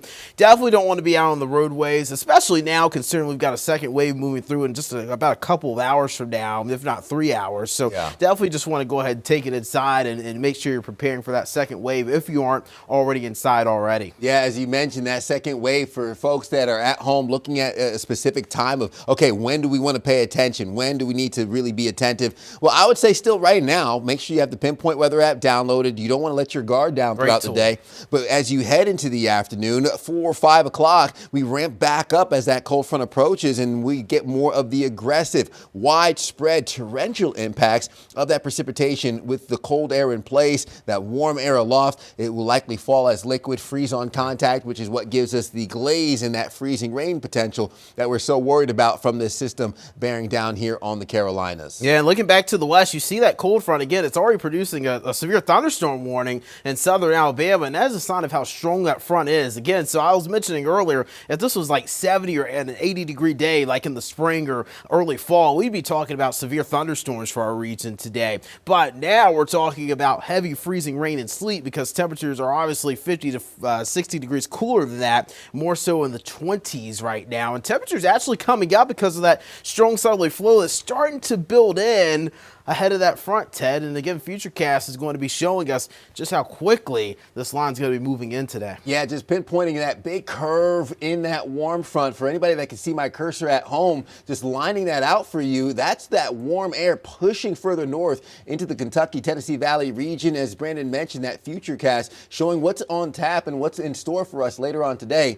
There's those intermittent impacts here a little bit through your afternoon, and then 3 o'clock, which will be coming back on 3 o'clock to give you updates. But Brandon, this is what we're watching for, which will be the significant impacts that come into play later on today. And that is heavy sleet, heavy freezing rain. This is going to be the heaviest precipitation we've seen all throughout this winter storm. This is going to be the worst part of the storm right here, Ted. You mentioned it very well earlier. You said it's not the first punch that gets you, sometimes the second punch. So this could be the strongest punch of the storm as it moves out of our area. Now, it is going to be coming in a little bit earlier, that second wave, compared to what we were looking at yesterday, moving through around 3, 4, 5, and 6 o'clock, and then by 7, 8 we start to clear things out. But again, we're going to be tracking more ice accumulations with that. Yeah, looking at anywhere from 1/4 of an inch to 1/2 an inch. Keep it locked with your Pinpoint Weather team. We'll keep you updated. 7-day forecast shows cold, frigid temperatures continuing, extending into the week. Overnight lows in the low teens and near single digits, highs in the 30s. So any brief thaw out will refreeze overnight all the way into early next weekend. We'll have another look at the latest and what you could expect with another check coming up after after a short break.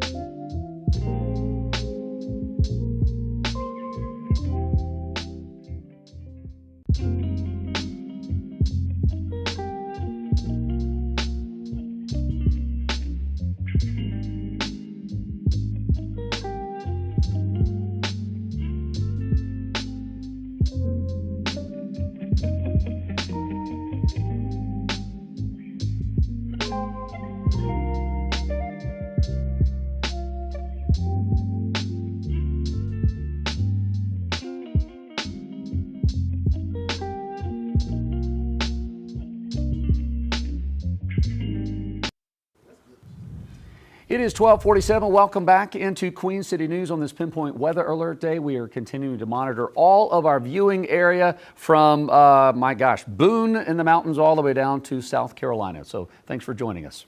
And Queen City News anchor Alicia Barnes is live in Fort Mill this afternoon. And Alicia, we hear you've made it to Kingsley Street. What's going on over there?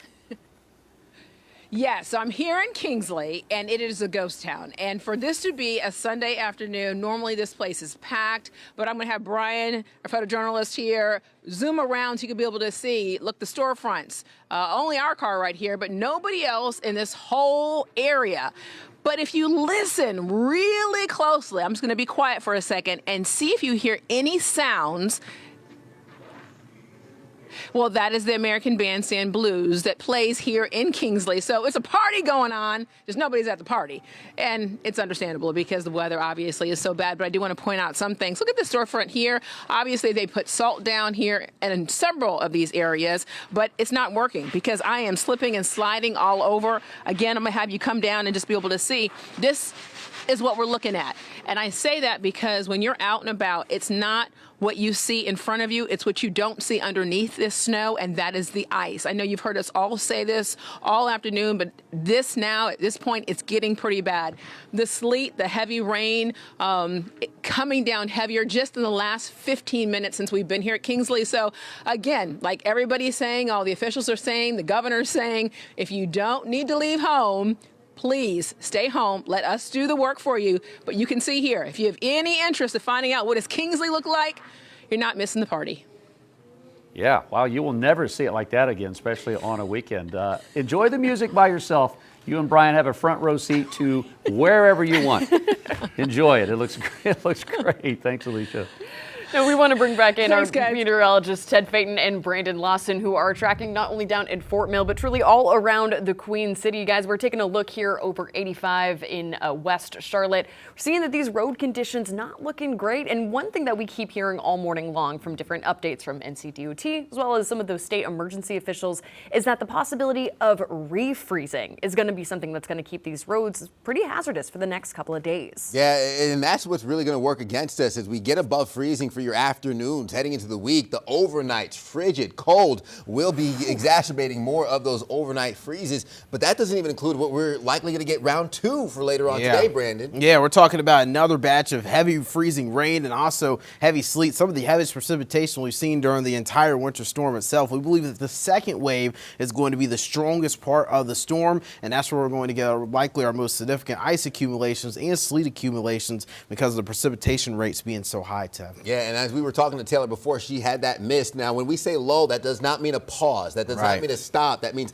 a lull, which is a lower stretch of this storm that won't be as impactful as the beginning and the end. So taking a look at your radar, again, this is what we're looking at for the lull with the spotty sleet and freezing rain in effect. Zooming in a little bit more towards Huntersville, Cornelius, likely getting some of that sleet snow mix with some of the freezing rain here north of Charlotte. I'm going to see if I can put this in motion for you and track the last, let's do 1 hour just to see how this lull is playing out for most folks. As I mentioned, spotty in nature, isolated pockets of that freezing rain and that sleet. Now, not just pushing through Gaston County past Gastonia into Belmont, but even south and east towards Union County. Waxhaw is dealing with more of the impact from that freezing rain. A little hint of the pink coming out of Marvin into Wesley Chapel. Mineral Springs, you're going to see some of the ice accumulation, just a little bit of a glaze to start, and even pushing up into Mint Hill, just to your south towards Hemby Bridge. That's where we have a little bit of that freezing rain coming in. So when we mention the lull, again, to clarify, it's not a stop in this storm. It's just a slower and lower rate of impact, which is still going to give us more of the preparation for what's on tap later today. So zooming back out, the moisture pushes north and east, and that's all ahead of a cold front that's going to bring the main event into your afternoon. Roadways still very dicey, either covered in the drifts, the sleet and the snow, and even more of that icy patch that's going to be indicated by the pink, and just icy roadways from I-85 through Rock Hill with that lower chance of that precipitation, but still very much present before we ramp up the impacts heading into that 4, 5, 6, and 7 o'clock hour. So here's your setup, that warm nose pushing further north, riding on top of the frigid and Arctic air that's in place across the Piedmont. Temperatures hovering in the 20s from now through 3 o'clock, looking at the spotty, intermittent, wintry mix, becoming more widespread and aggressive ahead of that cold front,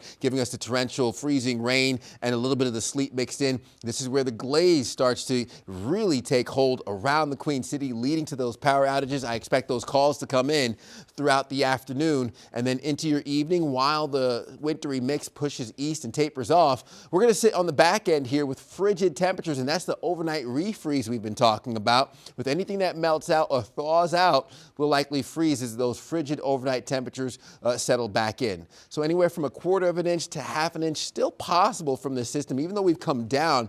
This is still significant in the impacts. So again, watching your sleet giving us a little bit of relief, but still not enough to alleviate any of the power outage chances. Trace to 2 inches, 2 to 4 inches with the snow and sleet up through the I-40 corridor. We're looking at 4+ inches in our mountain counties and even higher. So Brandon, as we watch for those impacts and we see the ice potential and the sleet potential, we know that power outages and rough travel is just a 1-2 punch that comes along with this, and that could even extend into parts of the week as we look at those power outages having multi-day issues with the grid very much being challenged by what's on tap later on today.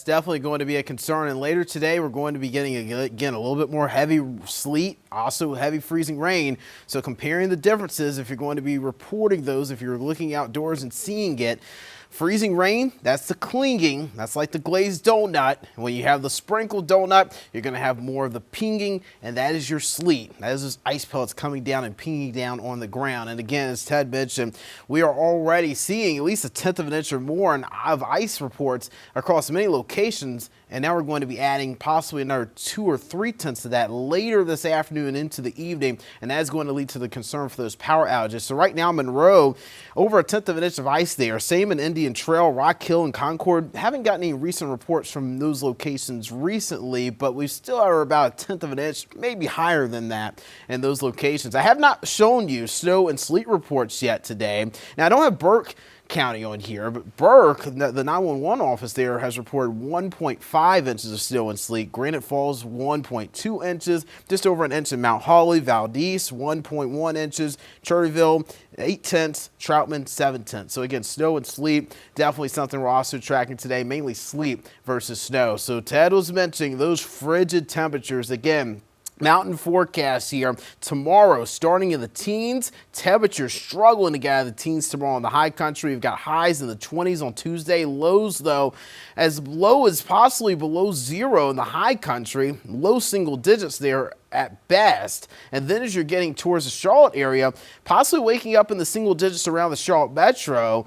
But we're only going to see highs this week in the 30s. We don't have a high temperature at 40 degrees this week in Charlotte. And we've got some really, really cool temperatures to track with that. So that's going to lead to the concern for not only delayed recovery and delayed melting from this winter storm, but also maybe more impacts because of bursted pipes. And also you have to think about maybe the concern of water main breaks. We've already seen some of those this morning too. So that's something we're going to be monitoring. And again, we'll obviously be back on at 3 o'clock later today, tracking the system with you as it moves through our area with the second wave and likely the most impactful wave as well, guys. Thank you very much, Brandon. I want to give you an update here to something that we've been following all morning long. CATS had originally delayed the start of their services until 10, then they pushed it back to noon. Now, at the latest update, CATS officials say that all of their services, including the Blue Line, the Gold Line, and bus services, are suspended. This is all due to the winter storm here impacting us right here in the Queen City. Now, officials say that barring any other major setbacks, they're going to begin services on the light rail, on the streetcar, and as well as their bus services starting at 10 o'clock tomorrow morning. That's another delay.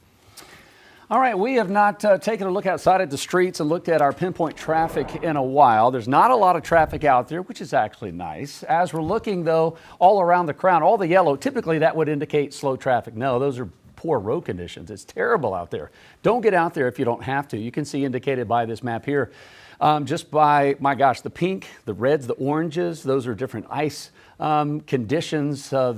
The more colorful it is, the worse the conditions are. That's basically what you need to know. That's not what you want to see when you look out there. Look at inbound Independence. Either way, inbound's on the right-hand side.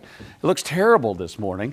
It just looks non-existent. Looks like a blizzard is coming through the Charlotte area right now. Let's continue to just show you some other areas around the crown. This is outside of our studios in West Charlotte. It is not looking good this morning, and let's just hope you don't have to go anywhere. That's Cherry Road down near Fort Mill. Here's some drive times if you have to go to the airport. Hopefully you don't have to go anywhere. Just keep it on Queen City News the rest of the day. Listen, we know that there might be some upset NASCAR fans. Thank you for bearing with us. We're trying to keep our families and our friends and viewers safe. We're going to take a break. We're going to be back on. You can follow digital. That's going to be the rest of the afternoon. We'll give you some more details here in just a second. But in the meantime, guys, look at what all we've covered since 5 a.m. Wow. Yeah. I mean, look at all these beautiful pictures. If you're looking at the snow, people listening to what officials said to stay off the road so that crews could do some work as well. So we've seen some slipping and some sliding again. A major thanks to all of our crews who have been out there this morning, many since 5 o'clock, including Jen up there in Statesville. Really, this has been a huge team effort to make sure that everybody has been able to stay as informed as possible, keeping everyone else out there safe and our crew safe as well. And big thanks, of course, to Ted and to Brandon as well, who have been covering everything from our Pinpoint Weather Center. Oh, big shout out, meteorologist Brandon Lawson here since 5 a.m., keeping you updated minute by minute, and we'll be with you all throughout the storm. And again, when we say the lull, this is not an excuse to let your guard down. We still have that Trojan horse of some of those light freezing rain showers moving through, something to watch out for even through the afternoon. I know, Brandon, we are not out of the woods yet with this. Yeah, we're thinking 3, 4 o'clock. The second wave moves in, lasts through about 6 or 7, and that could create some higher impacts. So shout out to our reporters too. They've had some great reports and really a good idea of what's happening out there and what's falling. Listen, keep it here. We're going to keep you updated on the coverage of the winter storm as it moves to the area, picking up again at 3 o'clock this afternoon. We'll continue bringing you the latest updates right up to the NFC Championship game between LA and Seattle. And you can also make sure you watch us on our digital platforms as well. Thank you for watching. Stay safe, everyone.